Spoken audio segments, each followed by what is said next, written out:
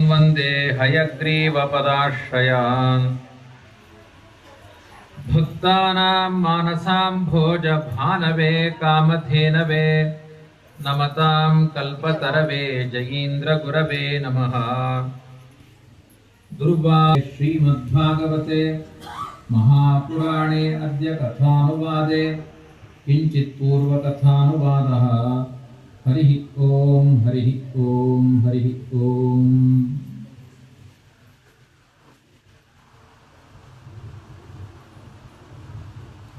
ಸರ್ವಶಕ್ತನಾದ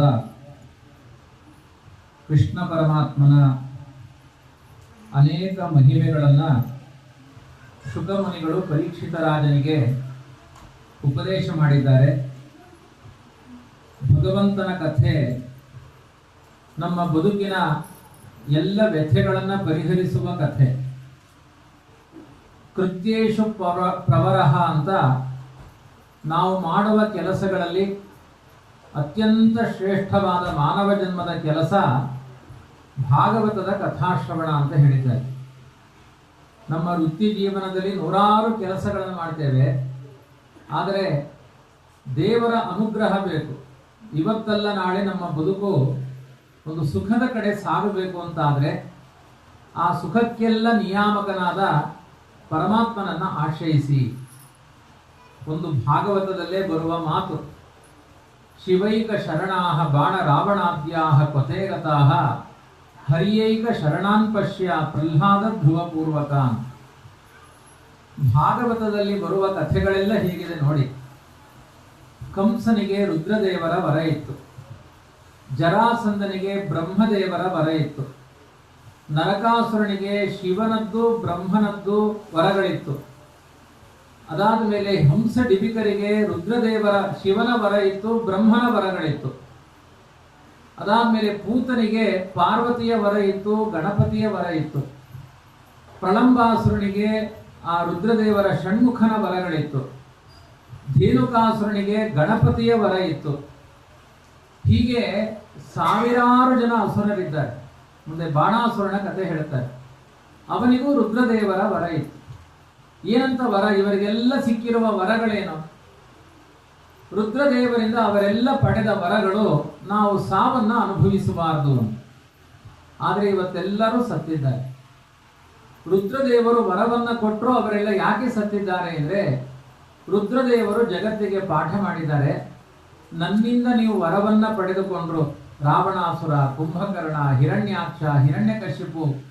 ನೀವು ಪುರಾಣದಲ್ಲಿ ನನ್ನ ಪ್ರವಚನ ಇನ್ನೊಂದು 1-1.5 ಗಂಟೆ ಉಂಟು. ನೀವು ಎಷ್ಟು ತಾಳಮದ್ದಳೆ ಕೇಳಿದ್ದೀರಿ, ಕಥೆಗಳನ್ನು ಓದಿದ್ದೀರಿ, ಅದನ್ನೆಲ್ಲ ಮನಸ್ಸಿನಲ್ಲಿ ನೆನಪಿಟ್ಟುಕೊಂಡು ಕೊನೆಗೆ ಒಂದು 10 ನಿಮಿಷ ಪ್ರಶ್ನೆಗಳನ್ನು ಕೇಳಿ. ನಾನೊಂದು ಪ್ರಶ್ನೆ ಕೇಳ್ತೇನೆ. ಈಗ ಅದಕ್ಕೆ ನೀವು ಪ್ರತಿಯಾಗಿ ಒಂದು ಪ್ರಶ್ನೆ ಕೇಳಬೇಕು. ನಾನೊಂದು ಪ್ರಶ್ನೆ ಕೇಳ್ತೇನೆ. ಬ್ರಹ್ಮದೇವರು, ರುದ್ರದೇವರು, ಗಣಪತಿ, ಷಣ್ಮುಖ, ಪಾರ್ವತಿ ಇವರೆಲ್ಲರೂ ಕೂಡ ತುಂಬಾ ಜನರಿಗೆ ವರ ಕೊಟ್ಟಿದ್ದಾರೆ. ವಿಷ್ಣು ಯಾರಿಗೂ ವರ ಕೊಟ್ಟಿಲ್ಲ, ವರ ಕೊಡುವುದೂ ಇಲ್ಲ ವಿಷ್ಣು. ವರ ಕೊಟ್ಟವರೆಲ್ಲ ಇವತ್ತು ವರ ಎಲ್ಲ ಏನಂತ ಕೊಟ್ಟಿದ್ದಾರೆ ಅಂದ್ರೆ ಸಾಯಬೇಡಿ ಅಂತ ವರ ಕೊಟ್ಟಿದ್ದಾರೆ. ಕೊಟ್ಟಿರುವುದೆಲ್ಲ ಯಾರಿಗೆ ಅಂದ್ರೆ ಒಳ್ಳೆಯವರಿಗೆ ಕೊಟ್ಟಿಲ್ಲ, ದೈತ್ಯರಿಗೆ ವರ ಕೊಟ್ಟಿದ್ದಾರೆ. ನೀವು ಗಮನಿಸಿ, ಕಂಸನಿಗೆ ವರ ಕೊಟ್ಟವರು ಶಿವ. ನಿಮಗನಿಸುತ್ತೆ ನನಗೊಂದು ವರ ಕೊಡಬಾರ್ದಾಗಿತ್ತ? ಸೊಂಟ ನೋವು, ಕಾಲು ನೋವು, ಕೈ ನೋವು, ಎಷ್ಟೋ ಜನ ಹಿಂದೆ ಕೂತಿದ್ದೀರಿ. ನೀವು ಕೇಳಿದ್ರೆ ಶಿವ ವರ ಕೊಡಲ್ಲ. ಗಣಪತಿಯೂ ನಿಮಗೆ ವರ ಕೊಡಲ್ಲ. ಸತ್ಯ ಸಂಗತಿ ಅರ್ಥ ಮಾಡಿಕೊಳ್ಳಿ. ನಾನು ಯಾವುದೋ ಒಂದು ಜನರ ಸಂತೋಷಕ್ಕೆ ಹೇಳೋದಲ್ಲ, ಈ ಭಾಗವತದಲ್ಲಿರುವ ಸಂಗತಿಯನ್ನು ಹೇಳ್ತಾ ಇದ್ದೀನಿ. ಶಿವ, ಗಣಪತಿ, ಸ್ಕಂದ, ಪಾರ್ವತಿ ಇವರೆಲ್ಲ ಫ್ಯಾಮಿಲಿ ಮೆಂಬರ್ಸ್. ಯಾರ್ಯಾರಿಗೆ ವರ ಕೊಟ್ಟಿದ್ದಾರೆ ಅದರಲ್ಲಿ ಒಂದೇ ಒಂದು ಒಳ್ಳೆಯ ಚೇತನ ಇಲ್ಲ. ಎಲ್ಲ ಹಾಳು ಬಿದ್ದು ಹೋದವರಿಗೆ ವರ ಕೊಟ್ಟದ್ದು. ಹಾಗಾದ್ರೆ ವರ ಕೊಡುವುದು ಯಾಕೆ ಅಂದ್ರೆ ಸಾಯಿ ಅಂತಾನೆ ವರ ಕೊಟ್ಟಿದ್ದು. ಯಾರು ವರ ಕೇಳ್ತಾರೆ ಅವರೆಲ್ಲ ದೈತ್ಯರಾಗಿರ್ತಾರೆ. ಯಾರು ವರ ಕೇಳುವುದಿಲ್ಲ ಅವರೆಲ್ಲ ದೇವತೆಗಳಾಗಿರ್ತಾರೆ. ವಿಷ್ಣು, ಇದೆಲ್ಲ ಒಂದು ಪರಿವಾರ, ವಿಷ್ಣುವಿನ ಪರಿವಾರ. ಅವರಲ್ಲೇ ಪರಸ್ಪರ ಸಭೆಗಳು ನಡೆಯುತ್ತೆ. ಬ್ರಹ್ಮನಿಗೆ ಹೇಳ್ತಾರೆ ನೀನು ಇವರಿಗೆ ವರ ಕೊಡು, ಹಂಚಿಕೊಡ್ತಾರೆ ಕೆಲಸವನ್ನು. ಶಿವನಿಗೆ ಹೇಳ್ತಾನೆ ವಿಷ್ಣು ನೀನು ಇವರಿಗೆ ವರ ಕೊಡು. ಗಣಪತಿಗೆ ಹೇಳ್ತಾನೆ ನೀನು ಇವರಿಗೆ ವರ ಕೊಡು. ವರ ಕೊಟ್ಟು ಕೂಡಲೇ ಅವರು ಒಳ್ಳೆಯ ಆವೇಶದಿಂದ ನಾನು ಏನ್ ಬೇಕಾದ್ರೂ ಮಾಡಬಲ್ಲೆ ಅಂತ ಮುಂದೆ ಹೋಗ್ತಾರೆ. ಅವಾಗ ಅವರನ್ನು ಸಂಹಾರ ಮಾಡ್ತಾರೆ. ವಿಷ್ಣು ಅವರನ್ನೆಲ್ಲ ಸಂಹಾರ ಮಾಡಿದ್ದಾನೆ. ಭಾಗವತದಲ್ಲಿ ಬರುವ ಕಥೆಗಳೆಲ್ಲ ಹಾಗೆ. ಅದಕ್ಕೆ ಒಂದು ಭಾಗವತದ ಶ್ಲೋಕ, ಶಿವೈಕ ಶರಣಾಹ ಬಾಣ ರಾವಣಾದ್ಯಾಹ ಕೊತೆಗತಃ.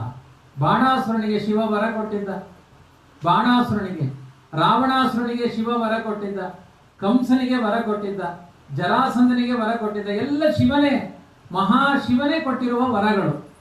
ಅವರೆಲ್ಲ ಇವತ್ತು ಎಲ್ಲಿದ್ದಾರೆ ಹೇಳಿ? ಅವರನ್ನೇ ಸರ್ವೋತ್ತಮ ಅಂತ ನಮಗೆ ವರ ಪಡೆದವರು ಅವರೆಲ್ಲ ಹೇಗೆ ತಪಸ್ಸು ಮಾಡಿದ್ದಾರೆ ಅಂದ್ರೆ, ವಿಷ್ಣುವನ್ನೇ ಕಂಡ್ರೆ ಆಗಲ್ಲ ಅವರಿಗೆ, ಅಂಥವ್ರು ಅವರೆಲ್ಲ. ವಿಷ್ಣುವಿನ ಹೆಸರು ಕೇಳಬಾರದು. ಯಾರಾದ್ರೂ ಮನೆಗೆ ಬಂದ್ರೆ ಜರಾಸಂಧ ಹರಿವಾಣದಲ್ಲಿ ಹಣ್ಣು ತನ್ನಿ ಅಂತ ಹೇಳ್ತಿರ್ಲಿಲ್ಲ ಅಂತ. ಯಾಕೆ ಅಂದ್ರೆ ಹರಿವಾಣ ಅನ್ಬೇಕಾದ್ರೆ ಒಂದು ಹರಿ ಶಬ್ದ ಇದೆ, ಹರವಾಣದಲ್ಲಿ ಹಣ್ಣು ತನ್ನಿ ಅಂತ ಇದ್ದ. ಯಾಕೆಂದ್ರೆ ನನಗೆ ಹರಿ ಅನ್ನುವ ಶಬ್ದ ಅಲರ್ಜಿ, ಇನ್ನು ಕೆಲವರಿಗೆ ಹರ ಅನ್ನುವ ಶಬ್ದ ಅಲರ್ಜಿ. ಭಾಗವತ ಹೇಳುತ್ತೆ, ಈ ದೇವತೆಗಳಲ್ಲಿ ನೀವು ಪಾಶ್ಚಾತ್ಯ ಮಾಡಬೇಡಿ, ಎಲ್ಲ ಒಂದೇ ಪರಿವಾರದವರು, ದೇವತೆಗಳೆಲ್ಲ ಒಂದೇ ಮನೆಯ ಸದಸ್ಯರು. ನೀವು ಅವರಲ್ಲಿ ಇವರಲ್ಲಿ ತಂದು ಹಾಕಿ ಎರಡು ಆಸ್ತಿ ಪಾಲು ಮಾಡುವುದು, ಮನೆ ಎರಡು ಮಾಡುವುದು, ಮನೆ ಒಂದು ಮೂರು ಬಾಗಿಲು ಮಾಡುವುದೆಲ್ಲ ದೇವತೆಗಳಲ್ಲಿ ಇಟ್ಟುಕೊಳ್ಳಬೇಡಿ. ನೋಡಿ, ಈಗ ಶಿವ ಯಾರ್ಯಾರಿಗೆ ವರ ಕೊಟ್ಟ ಅವರನ್ನೆಲ್ಲ ಕೊಲ್ಲಿಕ್ಕೋಸ್ಕರನೇ ವರ ಕೊಟ್ಟಿದ್ದು. ವಿಷ್ಣುವಿನ ಬಳಿ ಬಂದು ಪ್ರಾರ್ಥನೆ ಮಾಡ್ತಾನೆ, ನೀವು ಅವನನ್ನು ಕೊಲ್ಲು ಅಂತ ಹೇಳ್ತಾನೆ ಶಿವ. ಹಾಗಾಗಿ ಕೆಲವೊಮ್ಮೆ ಹಾವಿಗೆ ಹಾಲು ಹಾಕಿದ್ರೆ ಅದು ವಿಷವಾಗಿ ಪರಿಣಾಮ ಆಗುತ್ತೆ. ಹಾಗೆ ದೈತ್ಯರಿಗೆ ವರ ಕೊಡುವುದು ಯಾಕಿದ್ರೆ, ನೀನು ಸಾಯಿ ಅಂತಾನೆ ವರವನ್ನು ಕೊಡುವುದು. ನೀವು ಗಮನಿಸಿ, ಇದನ್ನೇ ನಾನು ಹೇಳಿದೆ ಕೊನೆಗೆ ಪ್ರಶ್ನೆ ಕೇಳಿ ಅಂತ. ಸಾತ್ವಿಕರಾದವರು ಯಾರು ಶಿವನ ಹತ್ರ ವರ ತೆಗೆದುಕೊಳ್ಳಿಲ್ಲ, ಸಾತ್ವಿಕರಾದವರು ಯಾರಿಗೂ ಶಿವ ವರ ಕೊಡ್ಲೂ ಇಲ್ಲ. ಹಾಗಾದ್ರೆ ಏನ್ ಕೊಡ್ತಾರೆ ಅವರು ಅಂದ್ರೆ, ತಾತ್ಕಾಲಿಕವಾಗಿ ಕೊಡುವ ವರಗಳೆಲ್ಲ ಅದು ನಮ್ಮ ಸುಖಕ್ಕೆ ಕಾರಣ ಅಲ್ಲ. ಈಗೇನೋ ಒಂದು ಕೊಡ್ತಾರೆ ಸುಖ ಅಂತ. ಈಗ 80 ವರ್ಷದ ಮುದುಕನಿಗೆ ನೀನು 30 ವರ್ಷದ ತಾರುಣ್ಯ ಬರಲಿ ಅಂತ ವರ ಕೊಟ್ರೆ ಏನಾಗುತ್ತೆ? ಮಗನಿಗೆ 50 ವರ್ಷ ಆಗಿರುತ್ತೆ, ಅವನೇ ಶಾಪ ಹಾಕ್ತಾನೆ. ನನ್ನ ಅಪ್ಪನಿಗೆ 80 ವರ್ಷ ಆಗಿತ್ತು, 30 ವರ್ಷದವನಾದ, ಎಂತ ಮಾಡುದು? ಮನೆಯಲ್ಲೇ ಶಾಪ ಶುರುವಾಗುತ್ತೆ. ಹಾನಿಕರವಾದ ವರಗಳನ್ನ, ಶಾಪಗಳನ್ನ ದೇವತೆಗಳು ಸಾತ್ವಿಕರಿಗೆ ಕೊಡುವುದಿಲ್ಲ. ಇದು ಭಾಗವತದ ನಿರ್ಣಯ. ಇದನ್ನೇ ಹೇಳುತ್ತೆ ಭಾಗವತ. ಶಿವೈಕ ಶರಣಾಹ ಬಾಣ ರಾವಣಾದ್ಯಾಹ ಕೊತೆಗತಃ. ಶಿವನನ್ನೇ ಸರ್ವೋತ್ತಮ ಅಂತ ನಂಬಿ, ಅಂದ್ರೆ ವಿಷ್ಣುವನ್ನ ದ್ವೇಷ ಮಾಡಿ ಹಾಗೆಲ್ಲ ಮಾಡಬಾರದು. ಇನ್ನು ಕೆಲವರು ಶಿವನನ್ನ ದ್ವೇಷ ಮಾಡಿ, ಶಿವ ಅನ್ನೋ ಹೆಸರೇ ಆಗಲ್ಲ. ಜಗತ್ತೆಲ್ಲ ಶಿವ ಶಿವ ಅಂತ ಕೊಂಡಾಡಬೇಕು. ಎಲ್ಲಿಯ ತನಕ ಶಿವನನ್ನ ಚಿಂತನೆ ಮಾಡೋದಿಲ್ಲ, ಮನಸ್ಸಿಗೆ ಏಕಾಗ್ರತೆಯೇ ಬರುವುದಿಲ್ಲ. ಎಲ್ಲಿಯ ತನಕ ವಿಷ್ಣುವಿನಲ್ಲಿ ಶರಣಾಗತಿಯನ್ನು ಹೊಂದುವುದಿಲ್ಲ, ಅಲ್ಲಿಯ ತನಕ ನಮ್ಮ ಬದುಕಿನ ರೋಗಗಳಿಗೆ ಚಿಕಿತ್ಸೆಯೇ ಇಲ್ಲ. ಹಾಗಾಗಿ ನಮ್ಮ ಪ್ರಸಿದ್ಧವಾದ ಮಾತು, ಔಷಧಂ ಜಾಹ್ನವೀ ತೋಯಂ ವೈದ್ಯೋ ನಾರಾಯಣೋ ಹರಿ. ಶಿವನಿಗೆ ಏನು ಹೆಸರು ಹೇಳಿ? ಇದನ್ನೆಲ್ಲ ನಾವು ಸರಿಯಾಗಿ ಅರ್ಥ ಮಾಡಿಕೊಳ್ಬೇಕು. ಹಿಂದೂ ಸಮಾಜ ನಮ್ಮಲ್ಲೇ ಒಡಕು ಉಂಟು ಮಾಡಲಿಕ್ಕೆ ನೋಡ್ತಾರೆ. ಏನು ಒಡಕು ಉಂಟು ಮಾಡ್ತಾರೆ? ಅವರು ಶಿವನ ಪರಿವಾರದವರು, ಇವರು ವಿಷ್ಣುವಿನ ಪರಿವಾರದವರು. ನೀವು ಹಾಗೆ ಹೇಳಬಾರದು. ಶಿವನ ಮನೆಯಲ್ಲಿ ವಿಷ್ಣು ಇದ್ದಾನೆ, ಶಿವನ ಮನೆಯಲ್ಲಿ ವಿಷ್ಣು ಇದ್ದ ಮೇಲೆ ವಿಷ್ಣುವಿನ ಮನೆಯಲ್ಲಿ ಶಿವ ಇದ್ದಾನೆ. ಹರಿಹರೇಶ್ವರರು ಒಟ್ಟಾಗಿ ಒಂದು ಸಮಾಜಕ್ಕೆ ಕಲ್ಯಾಣ ಮಾಡಿದ್ದಾರೆ. ಆದ್ರಿಂದ ನಾವು ತಪ್ಪು ತಿಳ್ಕೊಳ್ಬಾರ್ದು. ಹಿಂದೂ ಸಮಾಜದಲ್ಲಿ ಒಡೆಯುವ ಮಾತುಗಳಿದ್ದಾವೆ, ನಾವು ಮನಸ್ಸನ್ನು ಒಡ್ಕೊಳ್ಬಾರದು. ಶಿವ ಯಾವ ಸಾತ್ವಿಕರಿಗೂ ವರಗಳನ್ನು ಕೊಟ್ಟಿಲ್ಲ. ಯಾರ್ಯಾರಿಗೆ ವರ ಕೊಟ್ಟಿದ್ದಾರೆ ಅವರೆಲ್ಲ ನೆಗೆದು ಬಿದ್ದು ನೆಲ್ಲಿಕಾಯಿ ತಿಂದಿದ್ದಾರೆ. ಹೌದಾ ಅಲ್ವಾ? ನೀವು ನೋಡಿ, ಸಮಗ್ರ ಭಾಗವತ ಕೇಳಿ, ಪುರಾಣ ಕೇಳಿ, 18 ಪುರಾಣಗಳನ್ನು ವಿಮರ್ಶೆ ಮಾಡಿ, ಒಂದೇ ಒಂದು ಒಳ್ಳೆಯ ವ್ಯಕ್ತಿಗೆ ವರ ಕೊಟ್ಟಿಲ್ಲ. ಉದಾಹರಣೆಗೆ ನೀವು ಯಕ್ಷಗಾನ ನೋಡಿ, ನೀವೆಲ್ಲ ಯಕ್ಷಗಾನ ಪ್ರಿಯರು, ತಾಳಮದ್ದಳೆ ಎಲ್ಲ ವೇಷ ಹಾಕಿದ್ದನ್ನ ನೋಡಿ. ವಿಷ್ಣು ಬರ್ತಾನೆ, ಇಂದ್ರ ಬರ್ತಾನೆ, ಶಿವ ಬರ್ತಾನೆ. ಅವರೆಲ್ಲ ಹೇಗೆ ಬರ್ತಾರೆ? ದೈತ್ಯರು ಬರ್ತಾರೆ, ಆಮೇಲೆ ಕಂಸ ಬರ್ತಾನೆ. ಅವರ ವೇಷಗಳೇ ದೈತ್ಯರ ಆಕಾರಗಳು. ಯಾರದ್ದು ಸಾತ್ವಿಕ ಇಲ್ಲ. ಶಿವನಿಂದ ವರ ಪಡೆದವರು ಯಾರು ಸಾತ್ವಿಕ ರೂಪದಲ್ಲಿ ಬರುವುದಿಲ್ಲ. ಹಾಗಾಗಿ ಅವರಿಗೆ ಸಾಯಲಿಕ್ಕೆ ವರ ಕೊಡೋದು. ಭಾಗವತ ಈ ರಹಸ್ಯವನ್ನು ಹೇಳೋದು. ತಿಳ್ಕೊಳ್ಳಿ, ನಾವೆಲ್ಲ ಪ್ರತಿದಿನ ಶಿವ, ವಿಷ್ಣು, ಗಣಪತಿ, ದುರ್ಗೆ ಏನೆಲ್ಲ ಹೆಸರು ಹೇಳಿದೆ ಎಲ್ಲಾ ದೇವತೆಗಳ ಪೂಜೆಯನ್ನು ಮಾಡಬೇಕು. ಯಾಕೆ ಮಾಡಬೇಕು ಅಂದ್ರೆ, ಶಾಶ್ವತವಾದ ಸುಖದ ಕಡೆ ನಮ್ಮನ್ನ ಕರೆದುಕೊಂಡು ಹೋಗು. ದೃಷ್ಟಾಂತ ತೋರಿಸ್ತಾರೆ ಭಾಗವತದಲ್ಲಿ. ಮೊದಲಿಂದ ಕೊನೆಯ ತನಕ ಭಾಗವತ ಹೇಳಿಕೊಟ್ಟದ್ದೇ ಅದನ್ನ ನೋಡು. ಶಿವನಿಂದ ವರ ಪಡೆದ ಕಂಸ ಸತ್ತ, ಶಿವನಿಂದ ವರ ಪಡೆದ ಜರಾಸಂಧ ಸತ್ತ, ಶಿವನಿಂದ ವರ ಪಡೆದ ಬಾಣಾಸುರ ಸತ್ತ, ಶಿವನಿಂದ ವರ ಪಡೆದ ರಾವಣಾಸುರ ಸತ್ತ. ಆದರೆ ವಿಷ್ಣುವಿನ ಅನುಗ್ರಹ ಪಡೆದ ಧ್ರುವ ಇವತ್ತು ಚಿರಂಜೀವಿ. ಆಗಸದಲ್ಲಿ ಧ್ರುವ ನಕ್ಷತ್ರ ಕಣ್ಣಿಗೆ ಕಾಣುತ್ತೆ. ವಿಷ್ಣುವಿನಿಂದ ವರ ಪಡೆದ ಪ್ರಹ್ಲಾದ ಇವತ್ತು ಶಾಶ್ವತ ಸ್ಥಾನ. ಪ್ರಹ್ಲಾದ ಅಂದ್ರೆ ಯಾರು? ಕಲಿಯುಗದಲ್ಲಿ ರಾಘವೇಂದ್ರ ಸ್ವಾಮಿಗಳು, ಅವರೇ ಪ್ರಹ್ಲಾದ. ಅವತ್ತು ಪ್ರಹ್ಲಾದ, ಇವತ್ತು ರಾಘವೇಂದ್ರ ಸ್ವಾಮಿಗಳು. ಹರಿಯೇಕ ಶರಣಾಂ ಪಶ್ಯ ಪ್ರಹ್ಲಾದ ಧ್ರುವ ಪೂರ್ವಕ. ಈ ಜಗತ್ತಿಗೆ ಪಾಠ ಹೇಳ್ತಾ ಇರೋರು ಯಾರು ಗೊತ್ತಾ? ಶಿವನೇ ಈ ಪಾಠ ಹೇಳ್ತಾ ಇರೋದು. ಭಾಗವತ ಕಥೆ ಹೇಳಿದ್ದು ಯಾರು? ನಾನು ಮೊದಲನೇ ದಿನದಿಂದ ಹೇಳ್ತಾ ಇದ್ದೇನೆ. ರುದ್ರದೇವರೇ ಈ ಕಥೆಯನ್ನು ಹೇಳ್ತಾ ಇರೋದು. ಶುಕಾಚಾರ್ಯರಾಗಿ ವೇದವ್ಯಾಸ ದೇವರ ಮಗನಾಗಿ ಅವತಾರ ಮಾಡಿದ್ದಾರೆ. ಮತ್ತೊಂದು ಹೆಸರಿದೆ ಶಿವನಿಗೆ, ಏನು ಹೇಳಿ? ಗಂಗಾಧರ ಅಂತ ಹೆಸರು. ಗಂಗೆ ಅಂದ್ರೆ ಯಾವುದು? ವಿಷ್ಣು ಪಾದೋದ್ಭವ ಗಂಗಾ ಅಂತ. ದೇವರ ಪಾದದಿಂದ ಹುಟ್ಟಿದ ಗಂಗೆಯನ್ನ ತಲೆ ಮೇಲೆ ಇಟ್ಟುಕೊಂಡಿದ್ದಾನೆ ಅಂದ್ರೆ ಏನರ್ಥ?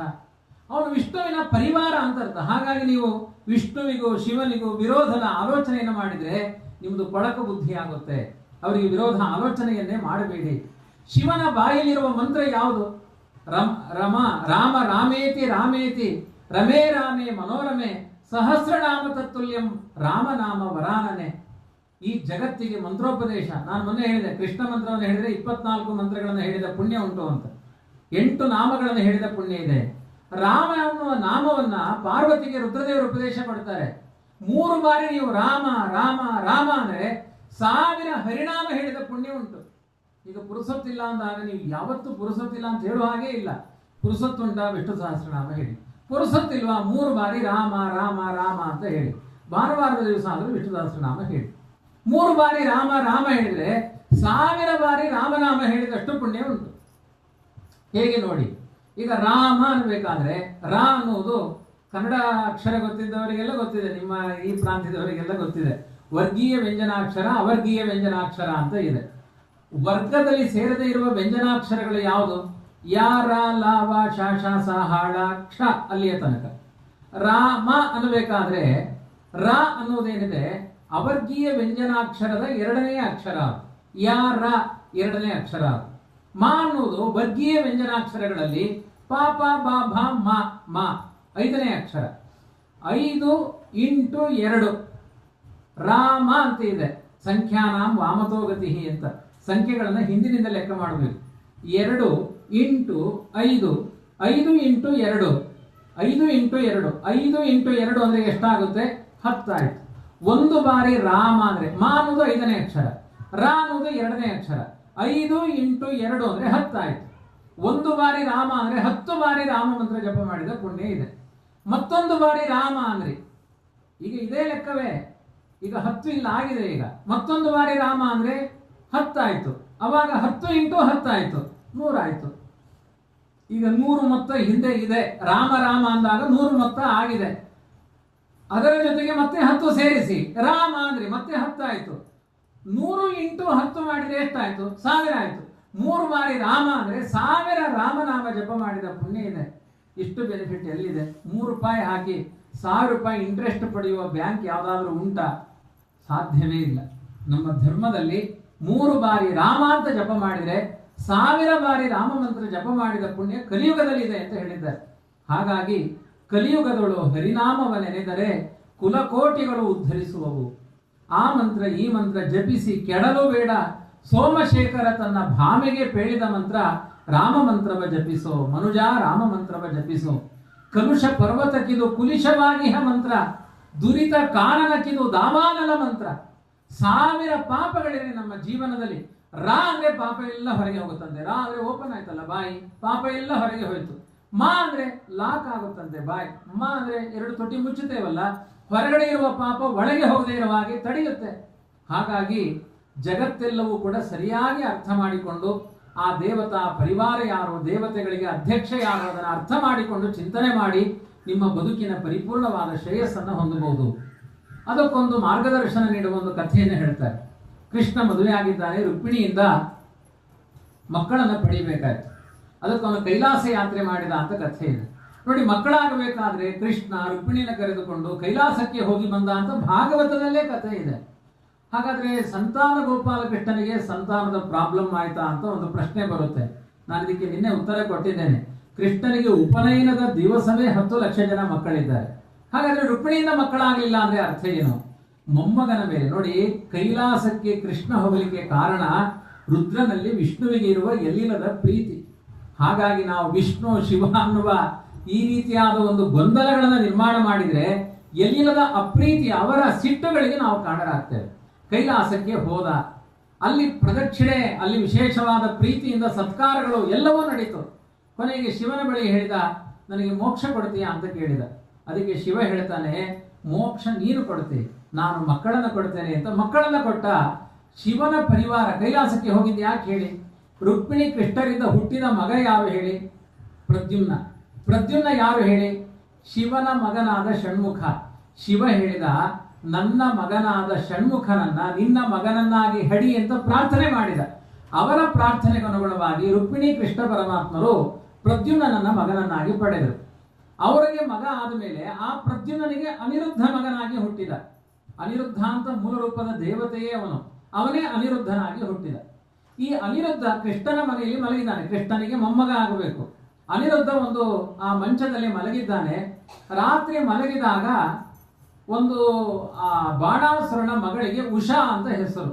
ಮೂಲ ರೂಪದಲ್ಲಿ ಆ ಅನಿರುದ್ಧನ ಹೆಂಡತಿಯೇ ಆಗಬೇಕು ಅವಳು. ರಾತ್ರಿ ಮಲಗಿದಾಗ ಕನಸಿನಲ್ಲಿ ತನ್ನ ಮಂಚದ ಪಕ್ಕದಲ್ಲಿ ಅನಿರುದ್ಧ ಬಂದು ಮಲಗಿದ್ದಾನೆ ಅಂತ ಕನಸು ಕಾಣಿತು. ಕನಸು ಕಂಡಿದ್ದು ಮಾತ್ರ ಅಲ್ಲ, ಅನಿರುದ್ಧನ ಜೊತೆಗೆ ಕನಸಿನಲ್ಲೇ ಪಿಕ್ನಿಕ್ಕಿಗೆ ಹೋದ್ಲು, ಅನಿರುದ್ಧನ ಜೊತೆಗೆ ಕೈಲಾಸ ಯಾತ್ರೆ ಮಾಡಿದ್ಲು. ಎಲ್ಲ ಎಂಜಾಯ್ಮೆಂಟ್ ಎಂಟರ್ಟೈನ್ಮೆಂಟ್ ಏನುಂಟು ಕಲಿಯುಗದಲ್ಲಿ ಎಲ್ಲ ಅನಿರುದ್ಧನ ಜೊತೆಗೆ ಅನುಭವಿಸಿದ್ಲು. ಕೃಷ್ಣನ ಮೊಮ್ಮಗ. ಅವಳಿಗೆ ಪ್ರಾಯ ಬಂದಿದೆ, 18 ವರ್ಷದ ತರುಣಿ. ತನ್ನ ಪಕ್ಕದಲ್ಲಿ ಗಂಡ ಮಲಗಿದ್ದಾನೆ ಕನಸಿನಲ್ಲಿ. ಮಧ್ಯರಾತ್ರಿ 3 ಗಂಟೆಗೆ ಎಚ್ಚರ ಆಯಿತು. ಅವಳ ಪಕ್ಕದಲ್ಲಿ ಒಬ್ಬಳು ಸೇವಕಿ ಇದ್ಲು, ಚಿತ್ರಲೇಖ ಅಂತ. ಅವಳಿಗೆ ಹೇಳ್ತಾಳೆ, ಚಿತ್ರಲೇಖೆ ನನಗೆ ಗಂಡ ಬೇಕು ಅಂತ ಹೇಳಲಿಕ್ಕೆ ಶುರು ಮಾಡಿದ್ಲು. ನಡುರಾತ್ರಿ 3:30 ಗಂಟೆಗೆ ಚಿತ್ರಲೇಖೆ ಕೇಳಿದ್ಲು, 3:30 ಗಂಟ ಬೇಕು ಅಂತ. ಅದು ಎಲ್ಲಿ? ನನಗೆ ಕನಸಿನಲ್ಲಿ ಬಿದ್ದ ಗಂಡನೇ ಬೇಕು ಅಂತ. ಕೆಲವರೆಲ್ಲ ಹಾಗೆ ಹೇಳ್ತಿರ್ತಾರೆ. ಎಷ್ಟೋ ಜನಕ್ಕೆ ಮದುವೆ ಆಗಲಿಲ್ಲ. ಯಾಕೆ ಅಂದ್ರೆ ನನಗೆ ಕನಸಿನಲ್ಲಿ ಕಂಡ ಗಂಡ ಬೇಕು ಅಂತ ಹಠ ಹಿಡಿದು ಕೂತಿದ್ದಾರೆ. ಆ ಕನಸಿನ ಗಂಡ ಯಾರು ಅಂತ ಗೊತ್ತೇ ಇಲ್ಲ. ಬೆಳದಿಂಗಳ ಬಾಲೆ ಅಂತ ಕೆಲವರಿಗೆ, ಕನಸಿನ ಗಂಡ ಅಂತ ಕೆಲವರಿಗೆ. ಅದು ಸಿಗುತ್ತಾನೇ ಇಲ್ಲ. ಅವಳು ಹೇಳಿದ್ಲು, ನನಗೆ ಇಂತಹ ಒಂದು ಚಂದದ ಒಬ್ಬ ಗಂಡ ಕಾಣಿಸಿದ ಕನಸಿನಲ್ಲಿ, ಅವನೇ ನನಗೆ ಗಂಡ ಆಗಬೇಕು ಅಂತ. ಅಂದ್ರೆ ಅದು ಜನ್ಮಾಂತರದ ಸಂಬಂಧ ಉಂಟವರಿಗೆ. ಚಿತ್ರಲೇಖ ಅಂತ ಅವಳ ಹೆಸರು. ಅವಳೊಂದು ಚಿತ್ರ ಬರೆದ್ಲು. ಅವಳು ಹೇಳಿದ ಲಕ್ಷಣಗಳನ್ನೆಲ್ಲ ಅಂದಾಜು ಮಾಡಿ ಒಂದು ಚಿತ್ರ ಬರೆದ್ಲು. ಮೊದಲು ಬರೆದ ಚಿತ್ರ ಅದು ಕೃಷ್ಣನ ಚಿತ್ರ ಬರೆದ್ಲು. ಸ್ವಲ್ಪ ಹೀಗೆ ಇದ್ದಾನೆ, ಆದ್ರೆ ಇದಲ್ಲ, ಇವನು ನೀನು ಬರೆದ ಚಿತ್ರ ಅದಕ್ಕಿಂತ ಚಂದ ಇದೆ, ನನ್ನ ಗಂಡನಿಗಿಂತ ಚಂದ ಇದೆ, ಆದ್ರೆ ನನಗೆ ಅದು ಬೇಡ, ನನ್ನ ಗಂಡನೇ ಬೇಕು ಅಂತ. ಮತ್ತೊಂದು ಚಿತ್ರ ಬರೆದ್ಲು. ಯಾರು? ಕೃಷ್ಣನ ಮಗ ಪ್ರದ್ಯುಮ್ನನ ಚಿತ್ರ ಬರೆದ್ಲು. ಇದು ಅಲ್ಲ ಅಂತ ಹೇಳಿದ್ದು, ಇದೇ ತರ ಇದ್ದಾನೆ, ಇದಲ್ಲ. ಆಮೇಲೆ ಅನಿರುದ್ಧನ ಚಿತ್ರ ಬರೆದ್ಲು ಚಿತ್ರಲೇಖೆ. ಯಾರು? ಕೃಷ್ಣನ ಮೊಮ್ಮಗ. ಇವನೇ ನನ್ನ ಗಂಡ, ಇವನು ಬೇಕು ಅಂತ ಹೇಳಿದ್ಲು. ನೀನು ಏನು ಯೋಚನೆ ಮಾಡಬೇಡ, ಈಗ ರಾತ್ರಿ ಮಧ್ಯರಾತ್ರಿ 3:30 ಗಂಟೆ ಆಗಿದೆ, 3:45 ನಿನ್ನ ಗಂಡ ಮಂಚ ಸಹಿತ ಇಲ್ಲಿ ಕರ್ಕೊಂಡು ಬರ್ತೇನೆ ಅಂತ. ಇವತ್ತೆಲ್ಲ ಕಿಡ್ನಾಪ್ ಅಂತ ಇದೆಯಲ್ಲ ಮಹಾಭಾರತದಲ್ಲಿ, ಇದೊಂದು ಕಥೆ. ನೇರ ಚಿತ್ರಲೇಖೆಯಲ್ಲಿ ಮಾಯಾ ರೂಪಗಳಿದೆ. ಅವಳು ಬಾಣಾಸುರನ ಸೇವಕಿ, ಮಾಯಾ ರೂಪಗಳಿದೆ. ಅವಳು ನೇರ ಅನಿರುದ್ಧ ಮೇಲೆ ಒಂದು ಉಪ್ಪರಿಗೆ ಮೇಲೆ ಮಲಗಿದ್ದ. ಆ ಉಪ್ಪರಿಗೆಗೆ ಹಾರಿದ್ಲು. ಅಲ್ಲಿ ಕಿಟಿಕಿ ಎಲ್ಲ ಓಪನ್ ಆಗಿತ್ತು, ಗಾಳಿ ಬೆಳಕು ಬರಲಿ ಅಂತ. ಮೇಲೆ ಹಾರಿಕೊಂಡು ಹೋಗಿ ಮಂಚದಲ್ಲಿ ಅವನು ಚಂದ ಮಾಡಿ ನಿದ್ದೆ ಮಾಡ್ತಾ ಇದ್ದ. ಸುಷುಪ್ತಿಯ ಅವಸ್ಥೆಯಲ್ಲಿ ದಗಾಢ ನಿದ್ರೆ. ಆ ನಿದ್ರಾವಸ್ಥೆಯಲ್ಲಿದ್ದಾಗ ಮಂಚ ಸಹಿತ ಅಪಹಾರ ಮಾಡಿದ. ಆ ಮಂಚ ಸಹಿತ ಚಿತ್ರಲೇಖೆಗೆ ಅಂತಹ ಬಲ. ನೇರ ಮಂಚ ಸಹಿತ ಹಿಡಿದುಕೊಂಡು ಬಂದು ಆ ಉಷಯ ಕೋಣೆಯಲ್ಲಿ ಹಾಕಿ ಬಾಗಿಲ ಹಾಕಿದ್ಲು. ಆಮೇಲೆ ಕಥೆ ಕೇಳಿ 1 ತಿಂಗಳು 2 ತಿಂಗಳಾಯ್ತು. ಆ ತನ್ನ ದಾಸರಿಗೆಲ್ಲ ಸಂಭಾವನೆ ಕೊಟ್ಟು ಹೇಳಿದ್ಲು, ನನ್ನ ಗಂಡ ನನ್ನ ಮನೆಯಲ್ಲಿದ್ದಾನೆ ಅಂತ ಯಾರಿಗೂ ಹೇಳಿಬೇಡಿ, ಗಾಂಧರ್ವ ವಿಧಿಯಿಂದ ಮದುವೆ ಆಗಿದೆ, ಅವಳು ಗರ್ಭಿಣಿ ಆಗಿದ್ದಾಳೆ, ವಿಷಯ ಯಾರಿಗೂ ಗೊತ್ತಿಲ್ಲ. ಆಚೆ ಕೃಷ್ಣನ ಮನೆಯಲ್ಲಿ ಎಲ್ಲರೂ ಕೂಡ ಆಲೋಚನೆ ಮಾಡ್ತಾ ಇದ್ದಾರೆ, ಮಲಗಿದ ಮಗ ಎಲ್ಲಿ ಹೋದ? ಇಲ್ಲಿ ಆದ್ರೆ ಓಪನ್ ಇಟ್ಟಾಗ ಚಿರತೆ ಬಂತು, ಅದು ಬಂತು, ಮಂಚ ಸಹಿತ ಹೋಗಿದ್ದಾನೆ. ಆದ್ರಿಂದ ಮಂಚ ಸಹಿತ ಹಿಡ್ಕೊಂಡು ಹೋಗುವ ಯಾವ ಪ್ರಾಣಿಗಳಿದೆ, ಏನಾಗಿದೆ? ರುಕ್ಮಿಣಿಗೆ ಕೃಷ್ಣ ಹೇಳಿದ, ನೀನೇನು ಚಿಂತೆ ಮಾಡಬೇಡ, ನನ್ನ ಮಕ್ಕಳು ನನ್ನ ಮೊಮ್ಮಕ್ಕಳಿಗೆಲ್ಲ ನಾನು ಸೊಸೆ ಹುಡುಕುವುದು, ಮಕ್ಕಳನ್ನು ಹುಡುಕುವುದಿಲ್ಲ, ಹೆಣ್ಮಕ್ಕಳನ್ನು ಹುಡುಕುವ ಪದ್ಧತಿ ಇಲ್ಲ, ಅವರವರೇ ನೋಡಿಕೊಳ್ಳುವ ಪದ್ಧತಿ ಅದು. ಹಾಗಾಗಿ ಏನು ಯೋಚನೆ ಮಾಡಬೇಡ, ನಿನ್ನ ಮೊಮ್ಮಗ ಸುಖವಾಗಿದ್ದಾನೆ ಅಂತ. ರುಕ್ಮಿಣಿಗೆ ಚಿಂತೆ ಇಲ್ಲ. ಆ ಪುರಜನರಿಗೆಲ್ಲ ಆಲೋಚನೆ, ಏನ್ ಮಾಡಬೇಕು ಅಂತ ಚಿಂತೆ.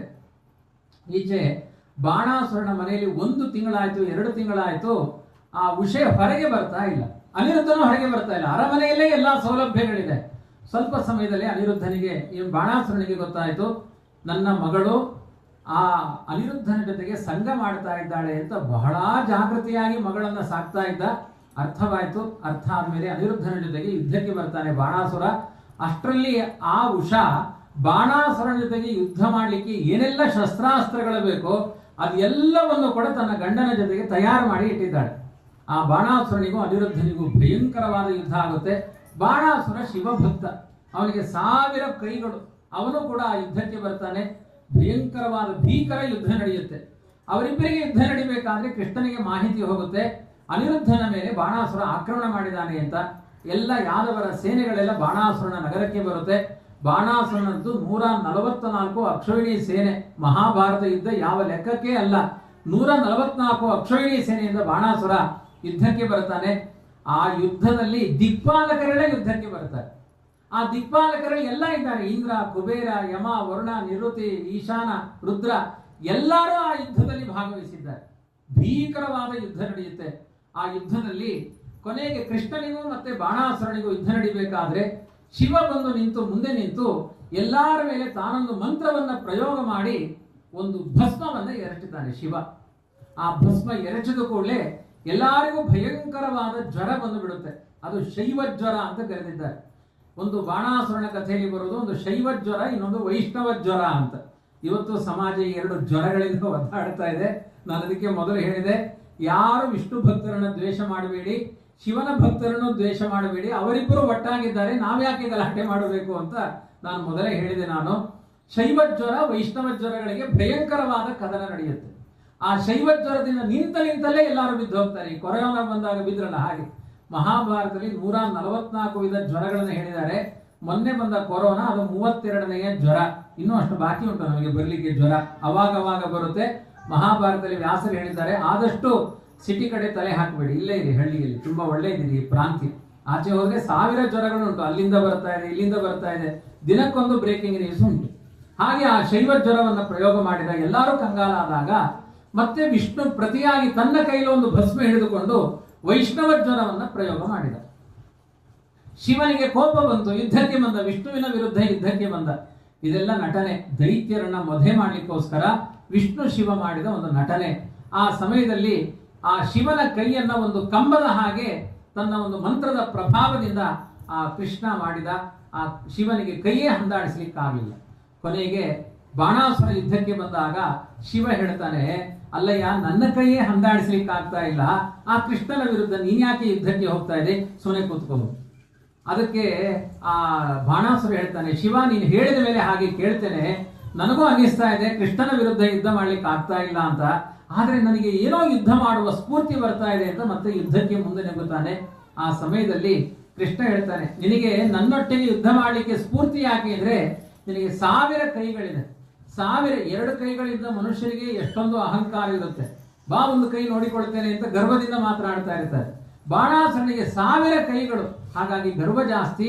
ನಿನಗೆ 1000 ಕೈಗಳಲ್ಲಿ 998 ಕೈಗಳನ್ನು ತುಂಡು ಮಾಡ್ತೇನೆ, ಅವಾಗ ನಿನಗೆ ಅಹಂಕಾರ ಬಿದ್ದು ಹೋಗುತ್ತೆ ಅಂತ ವಿಷ್ಣು ಅವನ ಎಲ್ಲಾ ಕೈಗಳನ್ನು, 2 ಕೈಗಳನ್ನು ಬಿಟ್ಟು ಉಳಿದ ಕೈಗಳನ್ನೆಲ್ಲ ತುಂಡು ಮಾಡ್ತಾನೆ.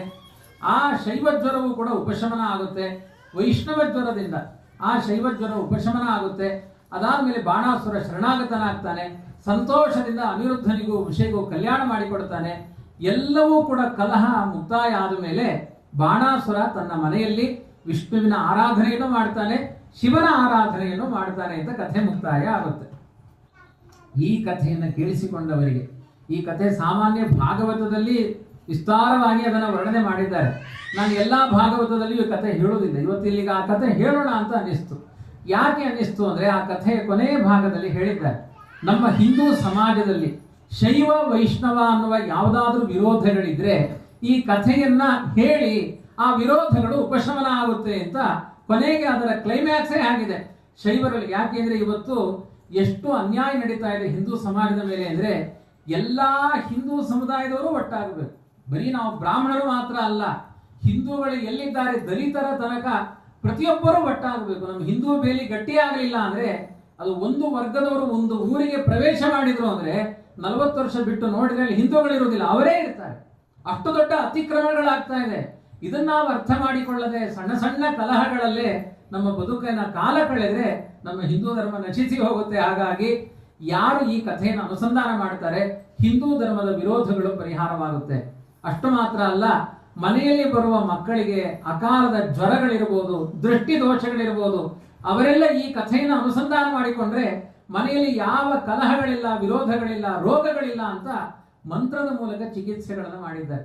ಆದ್ರಿಂದ ಭಾಗವತ ಅನ್ನುವುದು, ನಾನು ಮೊದಲನೇ ದಿನವೇ ಹೇಳಿದ್ದೇನೆ, ಪಿತೃಹತ್ಯೆಯ ಪಾಪ, ಮಾತೃಹತ್ಯೆಯ ಪಾಪ, ಅನೇಕ ಕೆಟ್ಟ ಸ್ತ್ರೀಯರ ಸಂಘ ಮಾಡಿದ ಪಾಪಗಳು, ಸಾವಿರ ವಿಧವಾದ ನಮ್ಮ ಪಾಪಗಳಿಗೆ ಚಿಕಿತ್ಸೆ ಭಾಗವತ.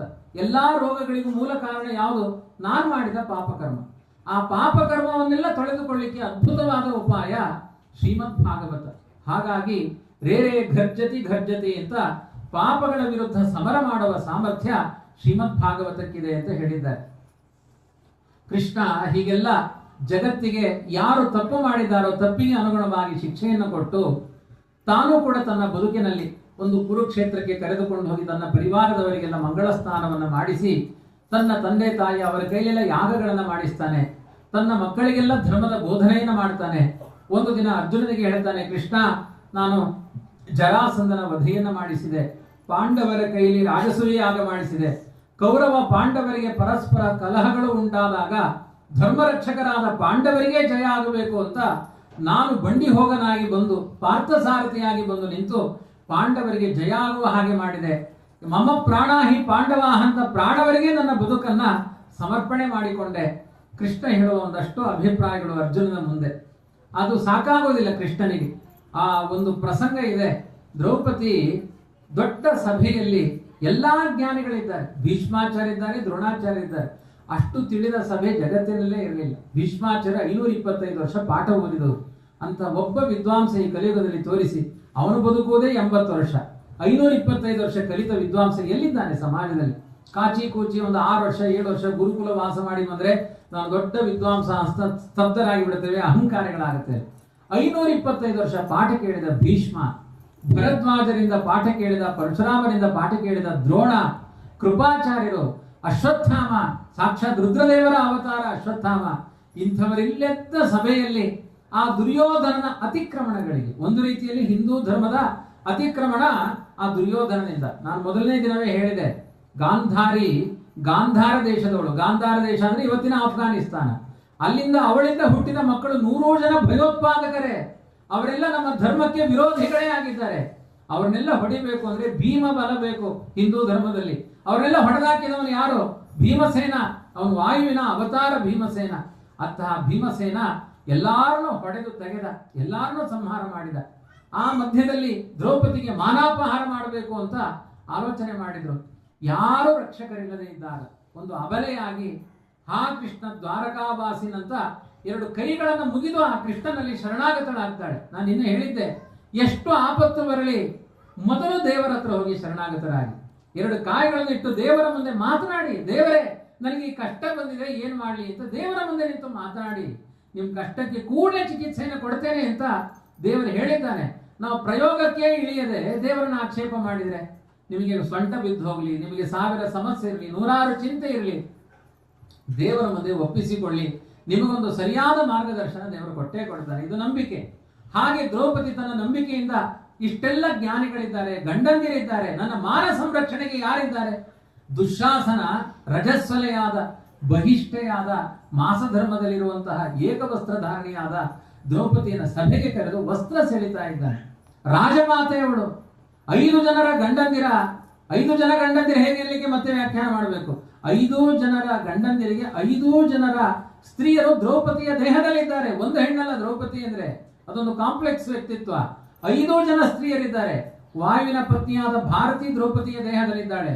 ಯಮನ ಪತ್ನಿಯಾದ ಶ್ಯಾಮಲೆ ದ್ರೌಪದಿಯ ದೇಹದಲ್ಲಿದ್ದಾಳೆ. ಇಂದ್ರನ ಪತ್ನಿಯಾದ ಶಚಿ ದ್ರೌಪದಿಯ ದೇಹದಲ್ಲಿದ್ದಾಳೆ. ನಕುಲ ಸಹದೇವರ ಪತ್ನಿಯಾದ ಉಷಾ ದ್ರೌಪದಿಯ ದೇಹದಲ್ಲಿದ್ದಾಳೆ. ಕೆಲವರಿಗೆಲ್ಲ ಸಂಶಯ, ಒಂದು ಹೆಣ್ಣಿನ ಮೇಲೆ 5 ಜನ ಆಕ್ರಮಣ ಮಾಡಿದ್ರು ಪುರುಷರು, ಇದು ಯಾವ ಸಂಸ್ಕೃತಿ? ನಮ್ಮ ಹಿಂದೂ ಧರ್ಮದಲ್ಲಿ ಆ ಪದ್ಧತಿ ಇಲ್ಲ. 1 ಗಂಡಿಗೆ 1 ಹೆಣ್ಣು, 1 ಗಂಡಿಗೆ 2 ಹೆಣ್ಣು ತಪ್ಪು, 1 ಹೆಣ್ಣಿಗೆ 2 ಗಂಡು ತಪ್ಪು. ಇದನ್ನು ಒಪ್ಪಿಲ್ಲ ಮಹಾಭಾರತ. ದೃಪದ ರಾಜನಿಗೆ ಸಂಶಯ ಬರುತ್ತೆ, ಇದು ಮಹಾಭಾರತದಲ್ಲಿ ಕೇಳ್ತಾನವನು, ಇದು ಹೇಗೆ ಸಾಧ್ಯ, ಹೇಗೆ ಒಪ್ಪಿಕೊಳ್ಳಿ? ವೇದವ್ಯಾಸರೇವರು ಬರ್ತಾರೆ, ಇಲ್ಲಪ್ಪ ನಿನ್ನ ಮಗಳು ಸಾಮಾನ್ಯ ಅಲ್ಲ, ಅಯೋನಿಜೆಯವಳು, ನಿನ್ನ ಗಂಡ ಹೆಣ್ಣಂದಿರ ಸಂಘದಿಂದ ಹುಟ್ಟಿದವಳಲ್ಲ, ಅವಳು ದೇವಲೋಕದಿಂದ ಅಗ್ನಿಯಲ್ಲಿ ಮಂತ್ರದ ಮೂಲಕ ಹುಟ್ಟಿದವಳು. ಹಾಗಾಗಿ ಮನುಷ್ಯ ಲೋಕದ ಬುದ್ಧಿಯಿಂದ ಆಲೋಚನೆ ಮಾಡಬೇಡ, ನಿನಗೆ ದಿವ್ಯವಾದ ಚಕ್ಷುಸ್ಸನ್ನು ಕೊಡ್ತೇನೆ. ದ್ರೌಪದಿ ಅಂದ್ರೆ ಒಂದಲ್ಲ, ಅಲ್ಲಿ 5 ಇದೆ, 5 ಪತ್ನಿಯರಿದ್ದಾರೆ. ಅವರವರ ಪತ್ನಿಯರು ಅವರವರ ಸಂಘ ಮಾಡ್ತಾರೆ. ಅದು ದೊಡ್ಡ ಕಥೆ ಇದೆ, ನಿನಗೆ ಅರ್ಥ ಆಗಲ್ಲ ಅಂತ ಅವನಿಗೆ ದಿವ್ಯ ಚಕ್ಷುಸ್ಸನ್ನು ಕೊಟ್ಟು ವಿಶ್ವರೂಪ ದರ್ಶನ ಮಾಡಿಸಿದ ಮೇಲೆ ಆ ದ್ರೌಪದಿಯ ಅಪ್ಪನಾದ ದೃಪದರಾಜರೇ ಒಪ್ಪಿಕೊಳ್ತಾನೆ. ಹೀಗೆಲ್ಲ ಕಥೆಗಳಿದೆ. ಅಂತಹ ಹೆಣ್ಣಿಗೆ ಅನ್ಯಾಯ ಆಗಬೇಕಾದ್ರೆ ಯಾರು ಸಂರಕ್ಷಕರು? ಕೃಷ್ಣ ಆ ಸಭೆಯಲ್ಲಿ ಇಲ್ಲ. ಕಣ್ಮುಚ್ಚಿ ಕರೆದ್ಲು, ಉಟ್ಟ ವಸ್ತ್ರ ಅಕ್ಷಯಾಂಬರ ಆಯಿತು. ಗೋವಿಂದ ಅಂತ ಕರೆದ್ಲು, ಅವಳ ಮಾನಾಪಹಾರ ಆಗಲಿಲ್ಲ. ನೋಡಿ, ನಮ್ಮ ಸಮಾಜದ ಎಲ್ಲಿಯ ತನಕ ಕೃಷ್ಣ, ಗೋವಿಂದ, ಶಿವ ಈ ನಾಮಸ್ಮರಣೆ ಇರುತ್ತೆ, ಅಲ್ಲಿಯ ತನಕ ನಮ್ಮ ಹಿಂದೂ ಸಮಾಜವನ್ನ ಯಾರಿಂದಲೂ ಹೊಡೆಯಲಿಕ್ಕೆ ಸಾಧ್ಯ ಇಲ್ಲ. ಈ ಇತಿಹಾಸವನ್ನು ತೋರಿಸಿಕೊಟ್ಟಳು ಒಂದು ಮಹಿಳೆ, ಒಂದು ತಾಯಿ. ಈ ಸಂಸ್ಕಾರ ಹೆಣ್ಮಕ್ಕಳಲ್ಲಿ ಬರಬೇಕು. ಯಾವ ಮನೆಯಲ್ಲಿ ಹೆಣ್ಣು ಸರಿಯಾಗಿದ್ದಾಳೆ ಅದು ಸಮಗ್ರ ಸಮಾಜದ ಹಿತ ಆಗುತ್ತೆ. ಅದರಿಂದ ಬರೀ ಮನೆಗೆ ಅಲ್ಲ, ಅಂತ ಒಂದು ಧರ್ಮವನ್ನು ತೋರಿಸಿಕೊಟ್ಲು. ಕೃಷ್ಣ ಏನ್ ಹೇಳ್ತಾನೆ? ಕೃಷ್ಣ ಪಾಂಡವರನ್ನೆಲ್ಲ ರಕ್ಷಣೆ ಮಾಡಿದ, ಪರಂಪರೆಯನ್ನೇ ರಕ್ಷಣೆ ಮಾಡಿದ. ಸಾವಿರ ಆಪತ್ತುಗಳು. ಕುಂತಿ ಹೇಳ್ತಾಳೆ, ನನ್ನ ಮಕ್ಕಳಿಗೆಲ್ಲ ವಿಷದ ಲಾಡುಗಳನ್ನು ಹಾಕಿ ಸಾಯಿಸಲಿಕ್ಕೆ ಪ್ರಯತ್ನ ಪಟ್ಟರು, ಮಲಗಿದಾಗ ಗಂಗಾ ನದಿಯಲ್ಲಿ ಬಿಸಾಡಲಿಕ್ಕೆ ಹೊರಟರು, ಮಲಗಿದಾಗ ಕಚ್ಚುವ ಸರ್ಪಗಳನ್ನು ಮೈ ಮೇಲೆ ಬಿಟ್ಟರು, ಅರಗಿನ ಮನೆಯಲ್ಲಿ ಬೆಂಕಿ ಹಾಕಿ ಸುಡಬೇಕು ಅಂತ ಪ್ರಯತ್ನ ಮಾಡಿದ್ರು, 14 ವರ್ಷ ವನವಾಸದಲ್ಲಿ ಸಂಹಾರ ಮಾಡಬೇಕು ಅಂತ ಪ್ರಯತ್ನ ಮಾಡಿದ್ರು. ಒಂದೋ ಎರಡೋ ಆಪತ್ತುಗಳು ಕೃಷ್ಣ, ವಿಪದ ಸಂತನ ಶಾಶ್ವತ. ನನ್ನ ಜೀವನದಲ್ಲಿ ಸಾವಿರ ಆಪತ್ತುಗಳು ಬಂತು, ಆದ್ರೂ ಅದೆಲ್ಲ ನಿನ್ನ ದಯೆಯಿಂದ ದಾಟಿದೆ. ಆದ್ರೆ ಅಲ್ಲಿಗೆ ನನ್ನ ಅನ್ಯಾಯ ಮುಗಿಲಿಲ್ಲ ಕುಟುಂಬದ್ದು. ದುರ್ಯೋಧನ ಸತ್ತ ಮೇಲೂ ಪರೀಕ್ಷಿತ ರಾಜ ಸಾಯಲಿ, ಅವನ ಪರಂಪರೆ ಸಾಯಲಿ, ಮಲಗಿದಾಗ ದ್ರೌಪದಿ 5 ಜನ ಮಕ್ಕಳನ್ನ ತಲೆ ಕಡಿ, ಇಂತಹ ಕೆಟ್ಟ ಕೆಟ್ಟ ಪ್ರಚೋದನೆಗಳನ್ನೆಲ್ಲ ಮಾಡಿದಾಗಲೂ ಒಂದು ಸಮಾಧಾನವಾದ ಉತ್ತರವನ್ನು ನೀಡಿದವನು ನೀನು, ಪರೀಕ್ಷಿತ ರಾಜನನ್ನು ಬದುಕಿಸಿದವನು ನೀನು. ಇಂಥ ಮಾತುಗಳನ್ನು ಆಡಿದಾಗ ಕೃಷ್ಣ ಹೇಳ್ತಾನೆ, ಅಮ್ಮ ಕುಂತಿ, ತುಂಬಾ ನನ್ನನ್ನು ಪ್ರಶಂಸೆ ಮಾಡಬೇಡ, ನಿನ್ನ ವಂಶದ ಪಾಲಿಗೆ ನನ್ನ ಋಣ ಜಾಸ್ತಿ ಇದೆ ಅಂತಾನೆ ಕೃಷ್ಣ.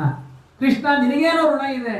ಕೃಷ್ಣ ಹೇಳ್ತಾನೆ, ಇಲ್ಲಮ್ಮ, ನಿನಗೆ ಗೊತ್ತಿಲ್ಲ, ನಿನ್ನ ಸೊಸೆ ದ್ರೌಪದಿ ಆ ಸಭೆಯ ನಡುವೆ ಸಮಗ್ರ ಸಮಾಜದಲ್ಲಿ ನೋಡಿ, ಕಷ್ಟಗಳು ಬಂದಾಗ ದೇವರನ್ನೇ ನಿಂದನೆ ಮಾಡುವರಿದ್ದಾರೆ. ಅಷ್ಟು ದೊಡ್ಡ ಸಭೆಯಲ್ಲಿ ಮಾನಾಪಹಾರ ಮಾಡಬೇಕಾದ್ರೆ 5 ಜನ ಗಂಡಂದಿರಿದ್ದಾಗ, ವೇದಾಂತ ತಿಳಿದ ಆಚಾರ್ಯ ಪುರುಷರಿದ್ದಾಗ ನನ್ನನ್ನೇ ಸ್ಮರಣೆ ಮಾಡಿಕೊಂಡು, ಇಲ್ಲ ನನಗೆ ಕೃಷ್ಣ ರಕ್ಷೆ ಕೊಡ್ತಾನೆ ಅಂತ ಕಡುಮುಚ್ಚಿ ಅಂತ ಆಪತ್ತಿನ ಸಮಯದಲ್ಲಿ ಗೋವಿಂದ ಅಂತಲ್ಲ, ಒಳ್ಳೆ AC ರೂಮಿನಲ್ಲಿ ಕುಳಿತುಕೊಂಡು ಕುರ್ಕುರೆ ತಿನ್ಕೊಂಡು ಗೋವಿಂದ ನಾರಾಯಣ ಅನ್ನೋದು ದೊಡ್ಡ ಸ್ಥಿತಿ ಅಲ್ಲ. ತುಂಬಾ ಆಪತ್ತುಗಳು ಬಂದಾಗ ನನ್ನನ್ನು ಯಾರ ಸ್ಮರಣೆ ಮಾಡಿಕೊಳ್ತಾರೆ ಅವರ ಪಕ್ಕದಲ್ಲಿ ನಾನು ಸಖನಾಗಿ ನಿಲ್ತೇನೆ. ಆ ದ್ರೌಪದಿ ಅಂಥ ದೊಡ್ಡ, ನಮ್ಮ ಮನುಕುಲದಲ್ಲೇ ಅಂಥ ದೊಡ್ಡ ಆಪತ್ತು ಬರಲಿಲ್ಲ.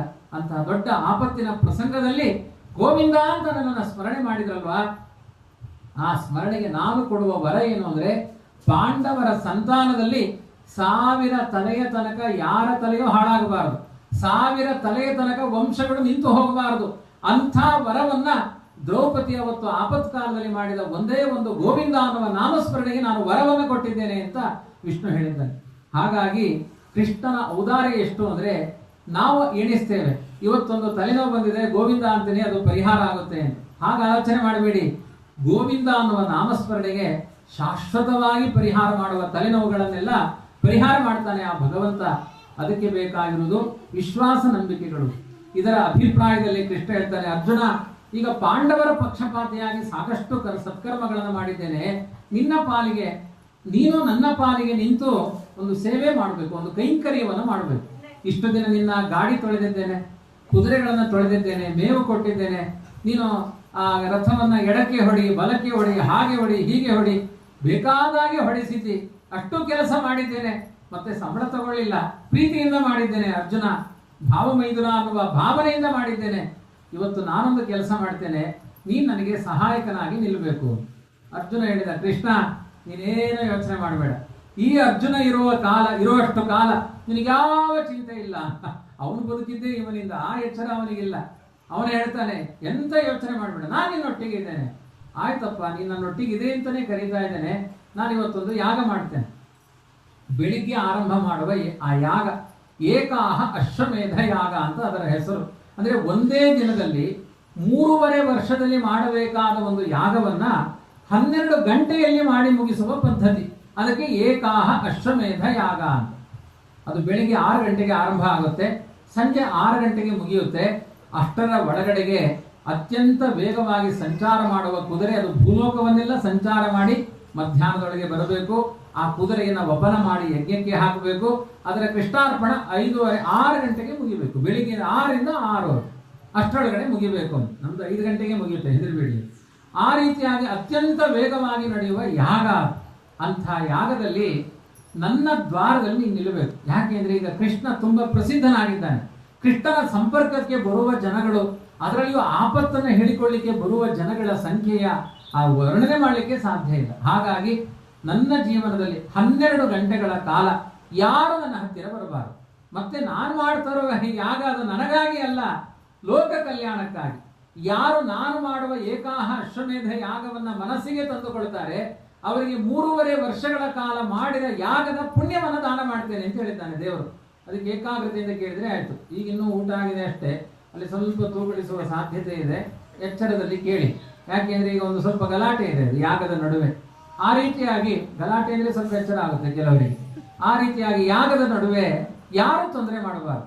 ಅರ್ಜುನ ಹೇಳಿದ, ನಾನು ನಿವಾತ ಕವಚರನ್ನು ಕೊಂದವನು, ನಾನು ಗಾಂಡೀವ ಧನುರ್ಧಾರಿ, ನಾನು ಮಾಡಿದ ಆ ಏನು ಖಾಂಡವ ವನವನ್ನೇ ದಹನ ಮಾಡಿದವನು, ನನ್ನ ಶಕ್ತಿ ಸಾಮರ್ಥ್ಯಗಳ ಬಗ್ಗೆ ಎಚ್ಚರ ಇಲ್ಲ ಕೃಷ್ಣ, ನೀನು ಏನು ಚಿಂತೆ ಮಾಡಬೇಡ, ನಿಶ್ಚಿಂತೆಯಾಗಿ ಯಾಗ ಮಾಡು. ಇದು ಅರ್ಜುನ ಗರ್ವಭಂಗಕ್ಕಾಗಿ ಮಾಡ್ತಾ ಇದ್ದಾನೆ ದೇವರು, ಅದು ಅರ್ಜುನನಿಗೆ ಗೊತ್ತಿಲ್ಲ. ನೀನೇನು ಯೋಚನೆ ಮಾಡಬೇಡ, ನಾನಿದ್ದೇನೆ, ಯಾರು ಬರ್ತಾರೆ ನೋಡೋಣ ಅಂತ ಕೆಲವರೆಲ್ಲ ಇರುತ್ತಲ್ಲ ಆ ಭಾವ. ಹಾಗೆ ನಿಂತಿದ್ದಾನೆ ದ್ವಾರದಲ್ಲಿ. 5:30 ತನಕ ಯಾವುದೇ ತೊಂದರೆಗಳಾಗಲಿಲ್ಲ. ಇನ್ನು ಅರ್ಧ ಗಂಟೆ ಇದೆ ಅಶ್ವಮೇಧ ಯಾಗ ಮುಗಿಲಿಕ್ಕೆ. ಅಷ್ಟರಲ್ಲಿ ಒಬ್ಬ ಬ್ರಾಹ್ಮಣ, ಬಡ ಬ್ರಾಹ್ಮಣ ಬೊಬ್ಬೆ ಹೊಡ್ಕೊಂಡು ಓಡೋಡಿಕೊಂಡು ಬಂದ. ಕೃಷ್ಣ, ನಿನ್ನನ್ನು ಬಿಟ್ಟರೆ ಇನ್ಯಾರೂ ಗತಿ ಇಲ್ಲ, ನನಗೊಂದು ರಕ್ಷೆ ಕೊಡು ಅಂತ ಬೊಬ್ಬೆ ಹೊಡೆದು ಯಾಗ ಮಂಟಪದ ದ್ವಾರಕ್ಕೆ ಬಂದ. ಕೃಷ್ಣನಿಗೆ ಶಬ್ದ ಕೇಳಿಸ್ತು, ಕೃಷ್ಣ ಹೇಳಿಲ್ಲ.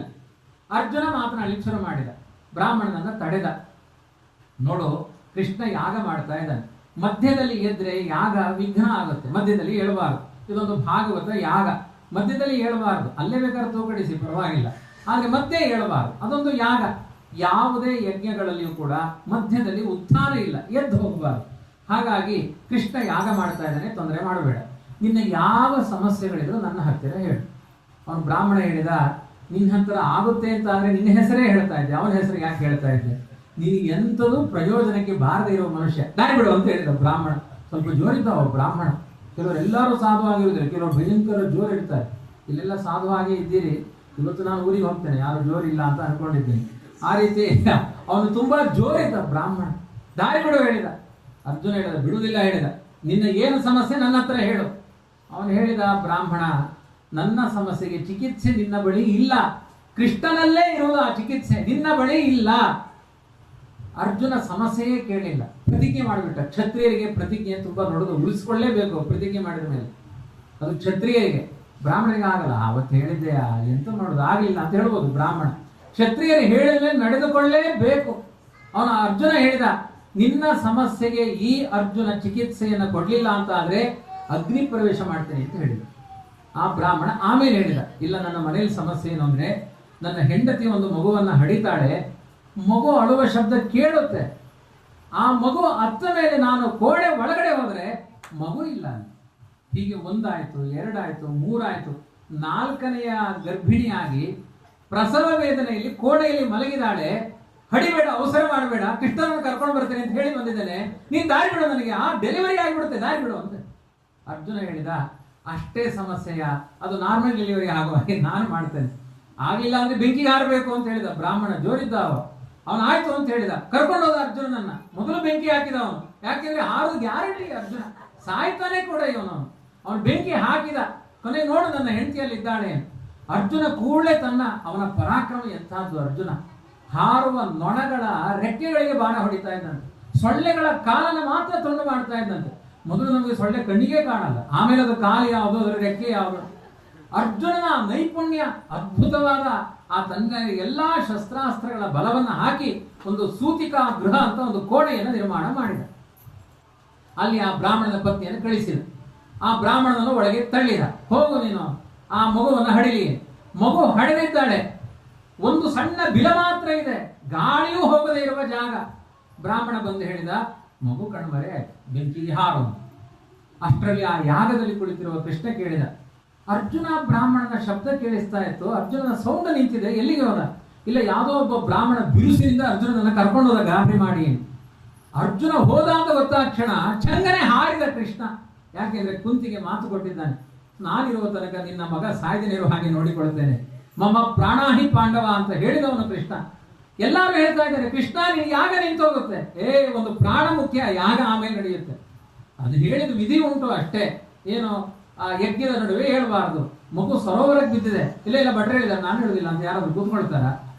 ಅಂಥ ಆಪತ್ಕಾಲ ಇದ್ದಾಗ ಹೋಗ್ಬೇಕು, ಅದು ವಿಧಿಗಳಿಗೆ ಏನು ದೋಷ ಇಲ್ಲ. ಆದ್ರಿಂದ ಕೃಷ್ಣ ಹಾರಿದ. ಅಲ್ಲಿ ಹೋಗಿ ನೋಡಿದ್ರೆ ಇನ್ನೇ ಅರ್ಜುನ ಬೆಂಕಿಗೆ ಹಾರಬೇಕು. ಅಷ್ಟರಲ್ಲಿ ಅರ್ಜುನ ಏನ್ ಮಾಡಿದ್ದಾನೆ, ಬರೀ ಬೆಂಕಿಗೆ ಯಾರೋ ಮನುಷ್ಯ ಅಲ್ಲ ಅವನು, ತನ್ನ ಇಂದ್ರನ ಅವತಾರ ಅರ್ಜುನ ತನ್ನ ಸೂಕ್ಷ್ಮ ರೂಪಗಳಿಂದ ಯೋಗ ಶಕ್ತಿಯಿಂದ 14 ಲೋಕಗಳ ಕಡೆಯೂ ಸಂಚಾರ ಮಾಡಿ ಬಂದಿದ್ದಾನಂತೆ 5 ನಿಮಿಷದಿಂದ. ಯೋಗ ಶಕ್ತಿಯಿಂದ ಎಲ್ಲಿದೆ ಆ ಮಕ್ಕಳು ಅಂತ ಎಲ್ಲಾ ಲೋಕಗಳಲ್ಲೂ ಹೋಗಿ ಎನ್ಕ್ವೈರಿ ಮಾಡಿದ, ಎಲ್ಲಿಯೂ ಸಿಗಲಿಲ್ಲ. ಕೊನೆಗೆ ಬೆಂಕಿಗೆ ಹಾರಲಿಕ್ಕೆ ತಯಾರಾದ. ಆ ಸಮಯದಲ್ಲಿ ಕೃಷ್ಣ ಬರ್ತಾನೆ, ಅರ್ಜುನ ಬೆಂಕಿಗೆ ಹಾರಬೇಡ. ಬ್ರಾಹ್ಮಣ ಹೇಳ್ತಾನೆ, ಕೃಷ್ಣ ನನಗೆ ಮಗು ಬೇಕು, ಅವನು ಸಾಯಬೇಕು ಅಂತ ನನ್ನ ಮಕ್ಕಳು ಬದುಕಬೇಕು. ಆ ಕೃಷ್ಣ ಹೇಳ್ತಾನೆ, ಅವನು ಬದುಕುತ್ತಾನೆ, ನಿನ್ನ ಮಕ್ಕಳನ್ನು ತಂದು ಕೊಡ್ತೇನೆ. ಪರಿಪೂರ್ಣವಾದ ಶಕ್ತಿ ಕೃಷ್ಣನಲ್ಲಿದೆ ಅನ್ನೋದನ್ನು ತೋರಿಸಿಕೊಡ್ತಾನೆ. ರಥದಲ್ಲಿ ಬ್ರಾಹ್ಮಣನನ್ನು ಕೂಡಿಸಿಕೊಳ್ತಾನೆ, ಅರ್ಜುನನನ್ನು ಕೂಡಿಸಿಕೊಳ್ತಾನೆ. ನೇರ ವೇಗವಾಗಿ ಸಮುದ್ರವೇ ಇಬ್ಬಾಗ ಆಗುವ ಹಾಗೆ ಮಾಡಿ 24,97,00,000 ಯೋಜನ ದೂರ ಇರುವ ಅನಂತಾಸನಕ್ಕೆ ಹೋಗಿ, ತನ್ನ ಮನೆಯದು ದೇವರ ಮನೆ ಅನಂತಾಸನ, ಶ್ವೇತದ್ವೀಪ, ವೈಕುಂಠ ಇದೆಲ್ಲ ದೇವರ ಮನೆಗಳು. ಆ ಅನಂತಾಸನಕ್ಕೆ ಹೋಗಿ ಆ ಎಲ್ಲಾ ಮಕ್ಕಳನ್ನು ದುರ್ಗಾದೇವಿ ರಕ್ಷಣೆ ಮಾಡಿರ್ತಾರೆ. ಈ ಕೆಲವೊಮ್ಮೆ ಗಂಡ ಮನೆಗೇ ಬರುವುದಿಲ್ಲ ಅಂದಾಗ ಕೆಲವೊಮ್ಮೆ ಪ್ರಾಬ್ಲಮ್ ಆಗುತ್ತೆ ಹೆಂಡತಿಗೆ, ಅದಕ್ಕೇನಾದ್ರೂ ಒಂದು ಉಪಾಯ ಮಾಡ್ತಾಳೆ. ಗಂಡ ಮನೆಗೆ ಬರಲಿ ಅಂತ ದುರ್ಗಾದೇವಿ ಅಲ್ಲಿ ಎಲ್ಲಾ ಮಕ್ಕಳನ್ನ ಬಚ್ಚಿಟ್ಟಿದ್ಲು. ಕೃಷ್ಣ ಮನೆಗೆ ಹೋದಾಗ ಖುಷಿ ಆಯ್ತು. 48 ನಿಮಿಷಗಳ ಕಾಲ ಆ ಮನೆಯಲ್ಲಿದ್ದು ಅನಂತ ಪದ್ಮನಾಭನ ರೂಪದಲ್ಲಿ ಐಕ್ಯವನ್ನು ಹೊಂದಿ, ನಂತರ ಆ 4 ಮಕ್ಕಳನ್ನ ಕರೆದುಕೊಂಡು ಬ್ರಾಹ್ಮಣನನ್ನು ಆ ರಥದಲ್ಲಿ ಕೂಡಿಸಿಕೊಂಡು, ಯಾಗ ಮುಗಿಲಿಲ್ಲಲ್ಲ, 72 ನಿಮಿಷದ ಒಳಗಡೆಗೆ, ರಾತ್ರಿ 7 ಗಂಟೆ ಒಳಗಡೆಗೆ ಮತ್ತೆ ಯಜ್ಞಕ್ಕೆ ಕುಳಿತುಕೊಂಡು ಪ್ರಾಯಶ್ಚಿತ್ತ ಆಹುತಿಗಳನ್ನು ಕೊಟ್ಟು ಯಜ್ಞವನ್ನ ಪರಿಪೂರ್ಣ ಮಾಡಿದ. 4 ಜನ ಮಕ್ಕಳನ್ನ ಬ್ರಾಹ್ಮಣನಿಗೆ ತಂದುಕೊಟ್ಟ. ಬ್ರಾಹ್ಮಣನಿಗೆ ಆದ ಸಂತೋಷ ಎಷ್ಟು! ಅವನ ಮನೆಯಲ್ಲಿ 8 ವರ್ಷದಿಂದ ಕಣ್ಣೀರಿಡುವ ಸಮಸ್ಯೆಯನ್ನ ಕೃಷ್ಣನ ಮನೆಯ ಮುಂಬಾಗಿಲಿಗೆ ಬಂದು ಕೃಷ್ಣ ಅಂತ ಪ್ರಾರ್ಥನೆ ಮಾಡಿದಾಗ ತನ್ನ ಕಷ್ಟ ಎಲ್ಲ ಪರಿಹಾರ ಮಾಡಿಕೊಂಡ ಬ್ರಾಹ್ಮಣ ಅರ್ಜುನನಿಗೆ ಕ್ಷಮೆ ಕೇಳ್ತಾನೆ. ನಿನಗೆ ಬೆಂಕಿ ಹಾಕಿದೆ, ಹಾರು ಅಂತ ಹೇಳಿದೆ, ತಪ್ಪಾಯ್ತು ಅರ್ಜುನ, ನಿನಗೆ ಮೊದಲ ನಮಸ್ಕಾರ, ಆಮೇಲೆ ಕೃಷ್ಣನಿಗೆ ನಮಸ್ಕಾರ. ಅರ್ಜುನ ಕೇಳ್ತಾನೆ, ಇಲ್ಲಪ್ಪ ನಾನೇನೂ ಮಾಡಲಿಲ್ಲ, ನಾನು ಬೆಂಕಿಗೆ ಹಾರಬೇಕಾಗಿತ್ತು, ನನ್ನನ್ನು ಬದುಕಿಸಿದ ಕೃಷ್ಣ. ಬದುಕಿಸಿದ್ದು 4 ಜನ ಮಕ್ಕಳನ್ನಲ್ಲ, 5 ಜನರನ್ನು, ನನ್ನನ್ನ ಮತ್ತೆ 4 ಜನ ಮಕ್ಕಳನ್ನ ಬದುಕಿಸಿದ್ದಾನೆ ಕೃಷ್ಣ. ಅವನಿಗೆ ನೀನೆಲ್ಲ ಕೃತಜ್ಞತೆಯನ್ನು ಹೇಳಬೇಕು. ಬ್ರಾಹ್ಮಣ ಹೇಳ್ತಾನೆ, ಇಲ್ಲ ಇಲ್ಲ, ನಾನು ಮೊದಲು ನಮಸ್ಕಾರ ನಿನಗೆ ಮಾಡೋದು. ಯಾಕೆ ಅಂದ್ರೆ ನಾನು ನೇರವಾಗಿ ಕೃಷ್ಣನ ಬಳಿಯೇ ಹೋಗಿದ್ರೆ ಅವಾಗ ಹುಟ್ಟುವ ಒಂದು ಮಗು ಮಾತ್ರ ಬದುಕುತ್ತಾ ಇತ್ತು. ನೀನು ಮೊದಲು ಬಂದಿದ್ರಿಂದ ನನಗೆ ಹಿಂದಿನ 4 ಜನ ಮಕ್ಕಳು ಸೇರಿದ್ರು, ಒಟ್ಟಿಗೆ 4 ಮಕ್ಕಳು ಬದುಕಲಿಕ್ಕೆ ಕಾರಣ ನೀನಾಗಿದೆ. ಇದನ್ನೇ ಕೃಷ್ಣ ಗೀತೆಯಲ್ಲಿ ಹೇಳ್ತಾನೆ, ಯತ್ರ ಯೋಗೇಶ್ವರ ಕೃಷ್ಣ ಯತ್ರ ಪಾರ್ಥೋ ಧನುರ್ಧರ ತತ್ರ ಶ್ರೀ ವಿಜಯೋಭೂತಿ ಧ್ರುವಾನೀತಿರ್ಮತಿರ್ಮಮ ಅಂತ. ಎಲ್ಲಿ ಕೃಷ್ಣನ ಚಿಂತನೆ ಇದೆ, ಎಲ್ಲಿ ಧನುರ್ಧಾರಿಯಾದ ಅರ್ಜುನನ ಚಿಂತನೆ ಇದೆ, ಅವರಿಗೆ ಕೀರ್ತಿ ಸಂಪತ್ತುಗಳಿಗೆ ಕೊರತೆಯೇ ಇರಲ್ಲ. ಇದನ್ನು ಅನುಭವಿಸಬೇಕು ಅಂತ ಹೇಳಿದ್ದಾರೆ. ಪರಿಣಾಮ ಇವತ್ತು ದೇಶವನ್ನ ರಕ್ಷಣೆ ಮಾಡುತ್ತೆ. ಅದರ ನಂಬಿಕೆ ವಿಶ್ವಾಸಗಳಿರಬೇಕು. ಯಾವ ವ್ಯಕ್ತಿಗಳಿಗೆ ದೇವರು ಧರ್ಮ ಅನ್ನುವ ವಿಶ್ವಾಸ ಇಲ್ಲ, ನಮ್ಮ ದೇಶಕ್ಕೆ ಸುಭಿಕ್ಷೆ ಆಗಲ್ಲ. ನಾವು ಹಿಂದೂ ಧರ್ಮದಲ್ಲಿ ಅನುಭವಿಸ್ತಾ ಇದ್ದೇವೆ. ಇವತ್ತು ಕೇಂದ್ರದಲ್ಲಿ ಸರ್ಕಾರವನ್ನು ನಡೆಸುವಂತಹ ವ್ಯಕ್ತಿಗೆ ದೇವರು ಧರ್ಮ ಅನ್ನುವ ವಿಶ್ವಾಸ ಇದ್ದಿದ್ರಿಂದ 500 ವರ್ಷಗಳ ಕಾಲದ ವಿವಾದ ಪರಿಹಾರ ಆಗಿ ಅಯೋಧ್ಯೆಯಲ್ಲಿ ರಾಮ ಮಂದಿರ ನಿರ್ಮಾಣ ಆಗುವ ಹಾಗೆ. ಯಾಕೆ ಅವನಿಗೆ ದೇವರು 500 ವರ್ಷದಲ್ಲಿ ಆಗದೇ ಇದ್ದದ್ದು ಹೀಗೆ ಯಾಕಾಯಿತು? ಆ ದೃಢವಾದ ವಿಶ್ವಾಸ. ಆದ್ರಿಂದ ಆ ಅತ್ಯಂತ ಅರ್ಥಪೂರ್ಣವಾದ ಅಂತಹ ಚಿಂತನೆಗಳಿರೋದ್ರಿಂದ ಎಂತೆಂಥ ದೇಶದ ವಿಘಟನೆಗಳು, ಬಾಂಗ್ಲಾದೇಶದ ಅತಿಕ್ರಮಣಗಳು, ಪಾಕಿಸ್ತಾನದ ಅತಿಕ್ರಮಣಗಳು, ಭಯೋತ್ಪಾದನೆಗಳು, ಏನೆಲ್ಲ ಅನ್ಯಾಯಗಳು ನಿಂತಿದೆ. ಸಕಾಲದಲ್ಲಿ ಎಷ್ಟು ಚಂದ ಮಳೆ ಬರ್ತಾ ಇದೆ. ಇದಕ್ಕೆಲ್ಲ ನಮ್ಮ ಕೇಂದ್ರ ಸ್ಥಾನ ಸರಿಯಾಗಿರಬೇಕು ಅಂತ ಅರ್ಥ. ಹಾಗಾಗಿ ನಾವು ಪೆದ್ದುತನದಿಂದ ನಮ್ಮ ಕೈಯಲ್ಲಿರುವಂತಹ ಏನು ಮತದಾನಗಳನ್ನ ಅಯೋಗ್ಯರಿಗೆ ಮಾಡಬಾರದು. ಅರ್ಥ ಮಾಡಿಕೊಂಡು ಅರ್ಥಪೂರ್ಣವಾದ ನಮ್ಮ ಹಿಂದೂ ಸಂಸ್ಕಾರಗಳು ಉಳಿಯುವಂತಹ ಮತದಾನ ಮಾಡಿದಾಗ ಮಾತ್ರ ನಮ್ಮ ಹಿಂದೂ ಸಂಸ್ಕಾರಗಳು ಉಳಿಯುತ್ತೆ ಎನ್ನುವುದನ್ನ ನಾವೆಲ್ಲ ಅರ್ಥ ಮಾಡಿಕೊಳ್ಳಬೇಕು. ಪ್ರತಿಯೊಂದು ನಂಬಿಕೆ. ನಮ್ಮ ಭಾರತ ದೇಶ ಅನ್ನೋದು ಮತ್ತೊಬ್ಬರು ಕಷ್ಟದಲ್ಲಿದ್ದಾಗ ಅದಕ್ಕೆ ಸ್ಪಂದನೆ. ನಿನ್ನೆ ಒಬ್ಬರು ನಾರಾಯಣ ಬಂದರು, ಇವತ್ತೊಬ್ಬರು ನಾರಾಯಣ ಬಂದರು. ನಾನು ಮೊನ್ನೆಯಿಂದ ಪುರಾಣದಲ್ಲಿ ಹೇಳಿದೆ, ನಾರಾಯಣ ಅಂದ್ರೆ ಆರ್ತ ವಿಷಿಣ್ಣ ಶಿತಲಾಚ ಭೀತಾ ಘೋರೇಶು ಚ ವ್ಯಾಧಿಷು ವರ್ತಮಾನ ಸಂಕೀರ್ತ್ಯ ನಾರಾಯಣ ಶಬ್ದ ಮಾತ್ರ. ನಾರಾಯಣ ಅನ್ನಿ 1000 ಕಷ್ಟಗಳು ಪರಿಹಾರವಾಗುತ್ತೆ. ಅದಕ್ಕೆ ಪ್ರತ್ಯಕ್ಷ ನಿದರ್ಶನ ನಾನು ಇಲ್ಲಿ ನೋಡಿದೆ. ನಿನ್ನೆ ಒಬ್ಬರು ನಾರಾಯಣ, ಇವತ್ತೊಬ್ರು ಆಯುರ್ವೇದ ನಾರಾಯಣ ಅನ್ನುವ ಡಾಕ್ಟರ್ ಬಂದಿದ್ರು. ಅವ್ರ ಹತ್ರ ಮಾತಾಡಿದೆ, 20 ನಿಮಿಷ ನನ್ನ ಕಾಲಹರಣ ಮಾಡಿಕೊಳ್ಳಿಲ್ಲ. ಅವ್ರ ಹತ್ರ ಮಾತನಾಡಿದೆ. ಅವ್ರು ಹೇಳಿದ್ರು, ನನಗೆ ಯಾವ ರೋಗ ಇಲ್ಲ, ಸಾವಿರಾರು ಜನರ ರೋಗ ನಾರಾಯಣ ಅಂತ ಬಂದವರ ರೋಗ ಎಲ್ಲ ಪರಿಹಾರ ಆಗಿದೆ ಎಂದು. ಈ ನಾರಾಯಣನಿಗೆ ಈ ಬಲ ಇದ್ದಾಗ ಆ ಶ್ರೀಮನ್ನಾರಾಯಣನಿಗೆ ಎಷ್ಟು ಬಲ ಇರಲಿಕ್ಕಿಲ್ಲ. ಅಷ್ಟು ಮಾತ್ರ ಅಲ್ಲ, ಅವ್ರು ಹೇಳಿದ್ರು, ನನಗೆ 76 ವರ್ಷ 60 kg ಮೂಟೆಯನ್ನು ಹೊತ್ಕೊಂಡು ಹೋಗ್ತೇನೆ ಅಂತ ಹೇಳಿದ್ರು. ಈಗ 20 ಮೂಟೆಯನ್ನು ಹೊತ್ತಲಿಕ್ಕಾಗದೇ ಇರುವ ಸ್ಥಿತಿ ಇದೆ. ಆದ್ರಿಂದ ನಾರಾಯಣ ಅನ್ನುವ ನಾಮಕ್ಕೆ ಏನೆಲ್ಲ ಬಲ ಇದೆ. ಈ ವಿಶ್ವಾಸದಲ್ಲಿ ಬದುಕುವಂತಹ ವ್ಯವಸ್ಥೆಗೆ ನಮ್ಮ ಬದುಕು ಸಾಗಬೇಕು. ನಮ್ಮ ಮನೆ, ನಮ್ಮ ಮನಸ್ಸು, ನಮ್ಮ ಮಾತು, ನಮ್ಮ ಕೃತಿಗಳು ಏನು ಮಾಡಿದ್ರು ಮಧ್ಯದಲ್ಲಿ ಅವರ ಪ್ರೀತಿಗಾಗಿ ಇರಬೇಕು. ನಮ್ಗೆ ಯಾವ ಪ್ರಶಂಸೆ, ನಮ್ಗೆ ಯಾವ ಆಡಂಬರ ಯಾವುದೂ ಇಲ್ಲದೆ ಸರಳ ವ್ಯಕ್ತಿತ್ವದಲ್ಲಿ ಆ ದೇವರಿಗಿಂತ ದೊಡ್ಡವ ನಾನಲ್ಲ. ಆದ್ರಿಂದ ಯಾರು ಏನೇ ಪ್ರಶಂಸೆ ಮಾಡಲಿ, ಏನೇ ಸ್ತೋತ್ರಗಳನ್ನು ಮಾಡಲಿ, ಅದೆಲ್ಲ ಸರ್ವಶಕ್ತನಾದ ನಾರಾಯಣನಿಗೆ. ಇದನ್ನೇ ಮುಂದಿನ ಭಾಗವತದಲ್ಲಿ ಹೇಳ್ತಾರೆ. ಕಾಯೇನ ವಾಚ ಮನಸೇಂದ್ರಿಯೈವ ಬುದ್ಧ್ಯಾತ್ಮನಾವ ಪ್ರಕೃತೆ ಸ್ವಭಾವ ಕರೋತಿ ಯದ್ಯತ್ ಸಕಲಂ ಪರಸ್ಮೈ ನಾರಾಯಣಾಯೇತಿ ಸಮರ್ಪಯಾಮಿ. ನಾವು ಭಾರತೀಯರು, ನಮಗೆಲ್ಲ ಕೆಲವು ಮಾಹಿತಿ ಇದೆ. ಶಾಲೆಗೆ ಹೋಗುವ ಮಕ್ಕಳ ಬಳಿ ರಾಷ್ಟ್ರ ಪ್ರಾಣಿ ಯಾವುದು ಅಂತ ಕೇಳಿದ್ರೆ ಕೂಡಲೇ ಹುಲಿ ಅಂತ ಹೇಳ್ತಾರೆ. ನಮ್ಮ ಗುರುಗಳು ವಿಶ್ವೇಶತೀರ್ಥರು ಯಾವಾಗಲೂ ಒಂದು ಆಂದೋಲನ ಮಾಡ್ತಾ ಇದ್ರು. ಪೇಜಾರು ಸ್ವಾಮಿಗಳು ಮೋದಿ ಸರ್ಕಾರದ ತನಕ ಹೋಗಿ ಹೇಳಿ ಬಂದರು. ಅವರು ಇನ್ನೂ ಅದು ಬದಲಾಗಲಿಲ್ಲ. ಪ್ರಧಾನಮಂತ್ರಿಗಳೇ ಎಲ್ಲಿಯ ತನಕ ರಾಷ್ಟ್ರ ಪ್ರಾಣಿ ಹುಲಿ ಆಗಿದೆ. ಹುಲಿ ಎನ್ನುವುದು ಕ್ರೂರ ಪ್ರಾಣಿ, ಅಟ್ಯಾಕ್ ಮಾಡುವ, ಹಸುಗಳನ್ನು ಹೊಡೆದು ತಿನ್ನುವ ಪ್ರಾಣಿ. ಕ್ರೂರ ಪ್ರಾಣಿಯಾದ ಆ ಹುಲಿಯನ್ನ ಬದಲಾಯಿಸಿ ರಾಷ್ಟ್ರ ಪ್ರಾಣಿ ಗೋವುಗಳು ಅಂತ ಮಾಡಿ ಶಾಂತಿ ಸಮೃದ್ಧಿಗಳು ಶಾಶ್ವತವಾಗಿ ನಿಲ್ಲಬೇಕು. ಭಯೋತ್ಪಾದನೆ ನಿಲ್ಲಬೇಕು ಅಂದ್ರೆ ಗೋವುಗಳು ರಾಷ್ಟ್ರ ಪ್ರಾಣಿ ಆಗಬೇಕು. ಇದೆಲ್ಲ ನಮ್ಮ ಪ್ರಾರ್ಥನೆ. ಇವತ್ತೆಲ್ಲ ನಾಳೆ ಆಗಬೇಕು, ಆಗುತ್ತೆ. ಇದು ಗಾವೋ ವಿಶ್ವಸ್ಯ ಮಾತರಃ, ಜಗತ್ತಿನ ತಾಯಿ ಆ ಗೋಮಾತ. ಯಾಕೆ ಈ ಮಾತನ್ನು ಹೇಳಿದೆ ಅಂದ್ರೆ ರಾಷ್ಟ್ರ ಪ್ರಾಣಿ ಹುಲಿ ಅಂತ ಗೊತ್ತಿದೆ ನಮಗೆ. ರಾಷ್ಟ್ರ ಪಕ್ಷಿ ಯಾವುದು? ನಿಮ್ಮ ತೋಟದಲ್ಲೆಲ್ಲ ಇದೆ. ಗುಂಡು ಹೊಡೆಯಬಾರದು, ಅದು ರಾಷ್ಟ್ರ ಪಕ್ಷಿ. ಅದು ನವಿಲು ರಾಷ್ಟ್ರ ಪಕ್ಷಿ, ಅದು ರಾಷ್ಟ್ರ ಪಕ್ಷಿ. ರಾಷ್ಟ್ರ ಪ್ರಾಣಿ ಹುಲಿ ಎಲ್ಲ ಗೊತ್ತಿದೆ ನಮಗೆ. ನಮ್ಮ ರಾಷ್ಟ್ರದ ಪರದೈವ ಯಾರು ನಮಗೆ ಗೊತ್ತಿಲ್ಲ. ಬದರಿ ಕ್ಷೇತ್ರದಲ್ಲಿರುವ ನಾರಾಯಣ, ಭಾಗವತ ಹೇಳುತ್ತೆ, ನಮ್ಮ ಭಾರತ ದೇಶದ ಅಧಿದೇವತೆ, ಪರದೈವ ಸಾಕ್ಷಾತ್ ಶ್ರೀಮನ್ ನಾರಾಯಣ. ಹಾಗಾಗಿ ಯಾವುದೇ ಏನೇ ಸತ್ಕರ್ಮಗಳನ್ನು ಮಾಡಿದ್ರು ಕಾಯೇನ ವಾಚ ಅಂತ ಹೇಳಿ ನಾರಾಯಣ ಏತೆ ಸಮರ್ಪಯಾಮಿ ಅಂತ. ಮತ್ತೆ ಯಾವುದೇ ಸನ್ಯಾಸಿಗಳಿರಲಿ, ಪ್ರತಿಯೊಬ್ಬ ಸನ್ಯಾಸಿಗಳ ಬಾಯಲ್ಲಿ ಬರುವ ಶಬ್ದ ಏನು ಗೊತ್ತು? ಯಾರಾದರೂ ನಮಸ್ಕಾರ ಮಾಡಿದಾಗ ನಾರಾಯಣ ನಾರಾಯಣ ನಾರಾಯಣ ಅಂತ ಹೇಳ್ತಾರೆ. ಅದು ಯಾಕೆ? ನಮ್ಮ ಭಾರತ ದೇಶದ ರಕ್ಷಕನಾಗಿ ನಿಂತವನು ನಾರಾಯಣ, ಧರ್ಮದೇವತೆಯಾಗಿ ನಿಂತಿದ್ದಾನೆ ಎನ್ನುವ ಎಚ್ಚರದಲ್ಲಿ ನಾರಾಯಣ ಅನ್ನುವ ನಾಮಸ್ಮರಣೆ ಇದೆ. ಅಂಥ ದೇವರಲ್ಲಿ ಶರಣಾಗತರಾದರೆ ನಮ್ಮ ಬದುಕಿನ 1000 ಕಷ್ಟಗಳನ್ನು ಪರಿಹಾರ ಮಾಡ್ತಾರೆ. ಭಾಗವತದ 10ನೆಯ ಸ್ಕಂದದಲ್ಲಿ ಕೊನೆಗೆ ಒಂದು ಆ ಚಂದದ ಒಂದು ಕಥೆಯನ್ನು ಹೇಳ್ತಾರೆ. ನಿಮಗೆಲ್ಲ ಗೊತ್ತು, ಕುಚೇಲ ಚರಿತ್ರೆ, ಸುಧಾಮ ಚರಿತ್ರೆ. ಸುಧಾಮ ಕುಚೇಲ ಅಂತ ಒಬ್ಬ ಬ್ರಾಹ್ಮಣ, ಅತ್ಯಂತ ಕಡು ಬಡವ. ಅವನಿಗೆ ಸುಶೀಲ ಅಂತ ಒಬ್ಬಳು ಪತ್ನಿ. ನಮ್ಮ ಪುರಾಣದಲ್ಲೆಲ್ಲ ಇರುವುದು ಒಂದು ಊರಿನಲ್ಲಿ ಒಬ್ಬ ಬಡ ಬ್ರಾಹ್ಮಣ ಇದ್ದ ಅಂತಾನೆ ಕಥೆ. ಪುರಾಣ ಕಾಲದ ಕಥೆ ಹಾಗೆ. ಯಾವ ಬ್ರಾಹ್ಮಣರು ಯಾರನ್ನೂ ದಬ್ಬಾಳಿಕೆ ಮಾಡಿ ಬದುಕಲಿಲ್ಲ. 10 ಜನರಿಗೆ ಉಪಕಾರಿಗಳಾಗಿ ಬದುಕಿದ್ದಾರೆ ಹೊರತು ದಬ್ಬಾಳಿಕೆ ಬ್ರಾಹ್ಮಣರಲ್ಲಿಲ್ಲ. ಹಾಗಾಗಿ 18 ಪುರಾಣಗಳಲ್ಲಿಯೂ ಬ್ರಾಹ್ಮಣನ ಕಥೆ ಆರಂಭ ಆಗೋದು ಹೇಗೆ ಗೊತ್ತಾ? ಒಂದು ಊರಿನಲ್ಲಿ ದರಿದ್ರ ಬ್ರಾಹ್ಮಣ ಆಸೀತ್ ಅಂತಾನೆ ಶುರು ಆಗುತ್ತೆ. ಒಬ್ಬ ಬಡ ಬ್ರಾಹ್ಮಣ ಇದ್ದ ಅಂತಾನೆ ಶುರು. ಆದರೆ ಇವತ್ತಿನ ಬ್ರಾಹ್ಮಣನ ಬಡ ಅಂತ ಹೇಳಿಕ್ಕಾಗಲ್ಲ. ಹಿಂದಿ ಬಡಾಹೇ ಆಯ್ತಾ, ಬಡ ಅಲ್ಲ, ಬಡ ಬ್ರಾಹ್ಮಣರು. ಯಾಕೆ ಅಂದ್ರೆ ಎಲ್ಲರ ಬಳಿ ಇರುವ ರಥಗಳನ್ನೆಲ್ಲ ನೋಡ್ತಾ ಇದ್ರೆ ಮನುಷ್ಯರು ಒಬ್ಬೊಬ್ಬರಿಗೂ ಒಂದೊಂದು ಕಾರುಗಳನ್ನು ನಿಂತಿದೆ. ಕಾರು ಬಾರ ಎಲ್ಲ ನೋಡಿದ್ರೆ ಇವರೆಲ್ಲ ಬಡ ಬ್ರಾಹ್ಮಣರು. ಬಡ ಬ್ರಾಹ್ಮಣರು ಯಾರು ಇಲ್ಲ ಇಲ್ಲಿ. ಭಾರಿ ವೈಭವ ಇದೆ ಎಲ್ಲರಿಗೂ. ತೋಟ ಏನು, ಅರಮನೆಗಳೇನು, ಎಲ್ಲ ವೈಭವಗಳೇನು. ಕೊನೆಗೆ ಒಂದು ಚಿಂತನೆ ಏನು ಅಂದ್ರೆ, ಇದು ಬ್ರಾಹ್ಮಣರು ಯಾರ ಬಳಿಯೂ ಯಾಚನೆ ಮಾಡದೆ ತಮ್ಮ ಸ್ವಧರ್ಮದಿಂದ, ತಮ್ಮ ಪ್ರಾಮಾಣಿಕವಾದ ಬುದ್ಧಿಶಕ್ತಿಯಿಂದ ತಾವು ಗಳಿಸಿದ ಸಂಪತ್ತು ಹೊರತು ಇನ್ನೊಬ್ಬರನ್ನ ಲೂಟಿ ಮಾಡಿದ ಸಂಪತ್ತಲ್ಲ ಅನ್ನೋದಂತೂ ಸತ್ಯವಾದ ಸಂಗತಿ. ಬ್ರಾಹ್ಮಣ ಸ್ವಾಭಿಮಾನದಿಂದಲೇ ಬದುಕಬೇಕು.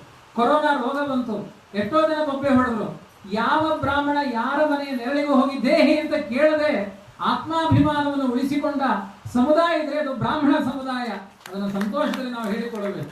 ಆದ್ರಿಂದ ಎಷ್ಟೇ ಕಷ್ಟಗಳು ಬರಲಿ ಅದನ್ನ ಎದುರಿಸಲಿಕ್ಕೆ ನೋಡ್ತಾನೆ ಹೊರತು ಬೇಡಪ್ಪ ಇನ್ನೊಬ್ಬರ ಸೊತ್ತಿಗೆ ನಮಗೆ ಬೇಡ, ಆಸೆ ಇಲ್ಲ, ದೇವರ ಕೊಟ್ಟ ನೆರಳು ಸಾಕು ಅಂತ ಬದುಕುವ ಭಾವನೆ.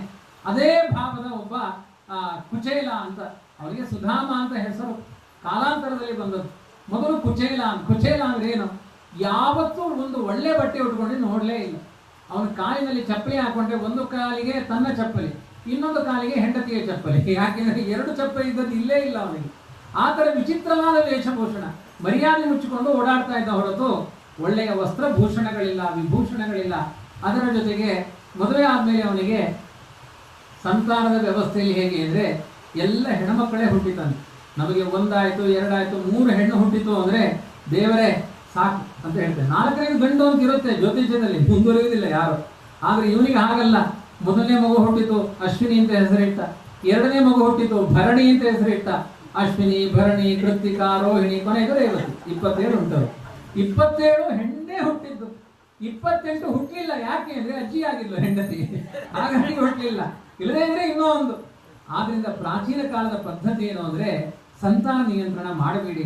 ಅದೊಂದು ರೀತಿಯಲ್ಲಿ ಭ್ರೂಣ ಹತ್ಯೆ. ಇದು ಸ್ವಾರ್ಥಕ್ಕಾಗಿ ಗೃಹಸ್ಥ ಜೀವನ ಅಲ್ಲ. ಎಷ್ಟು ಮಕ್ಕಳು ಹುಟ್ಟುತ್ತಾರೆ ಅದನ್ನ ಪಡಿತಾ ಇರಬೇಕು, ಅಷ್ಟು ಪುಣ್ಯ ಉಂಟು ಅಂತ ಇವತ್ತು ತುಂಬಾ ಹೇಳಬೇಕಾಗಿದೆ ಹಿಂದೂಗಳಿಗೆ. ನಾನು ಮೊದಲನೇ ದಿನವೇ ಹೇಳಿದೆ, ಟ್ರೈನಲ್ಲಿ ಬಸ್ಸಲ್ಲಿ ಹೋಗಬೇಕಾದ್ರೆ ಬೇರೆ ಮತದವರು ಅವರು ಹೆಣ್ಣು ಗಂಡು ಬರ್ತಾ ಇದ್ದಾರೆ ಅಂದ್ರೆ ಜೊತೆಗೆ ಪರಿವಾರದವರು 8-10 ಬಿಳಿ ಬಿಳಿ ಬಿಳಿ ಬಿಳಿ ಹಂದಿ ಮರಿಗಳ ಹಾಗೆ ಬರುತ್ತೇವೆ. ಹಿಂದೂಗಳೇನಾದ್ರೂ ಹೋಗ್ತಾ ಇದ್ದಾರೆ ಅಂದ್ರೆ ಅಲ್ಲಿ ಯಾರು ಇರಲ್ಲ, 8 ಲಗೇಜ್ ಇರುತ್ತೆ. ಯಾರೋ ಫಾರಿನ್ ಬಂದ ಹಾಗೆ ಆಗುತ್ತೆ.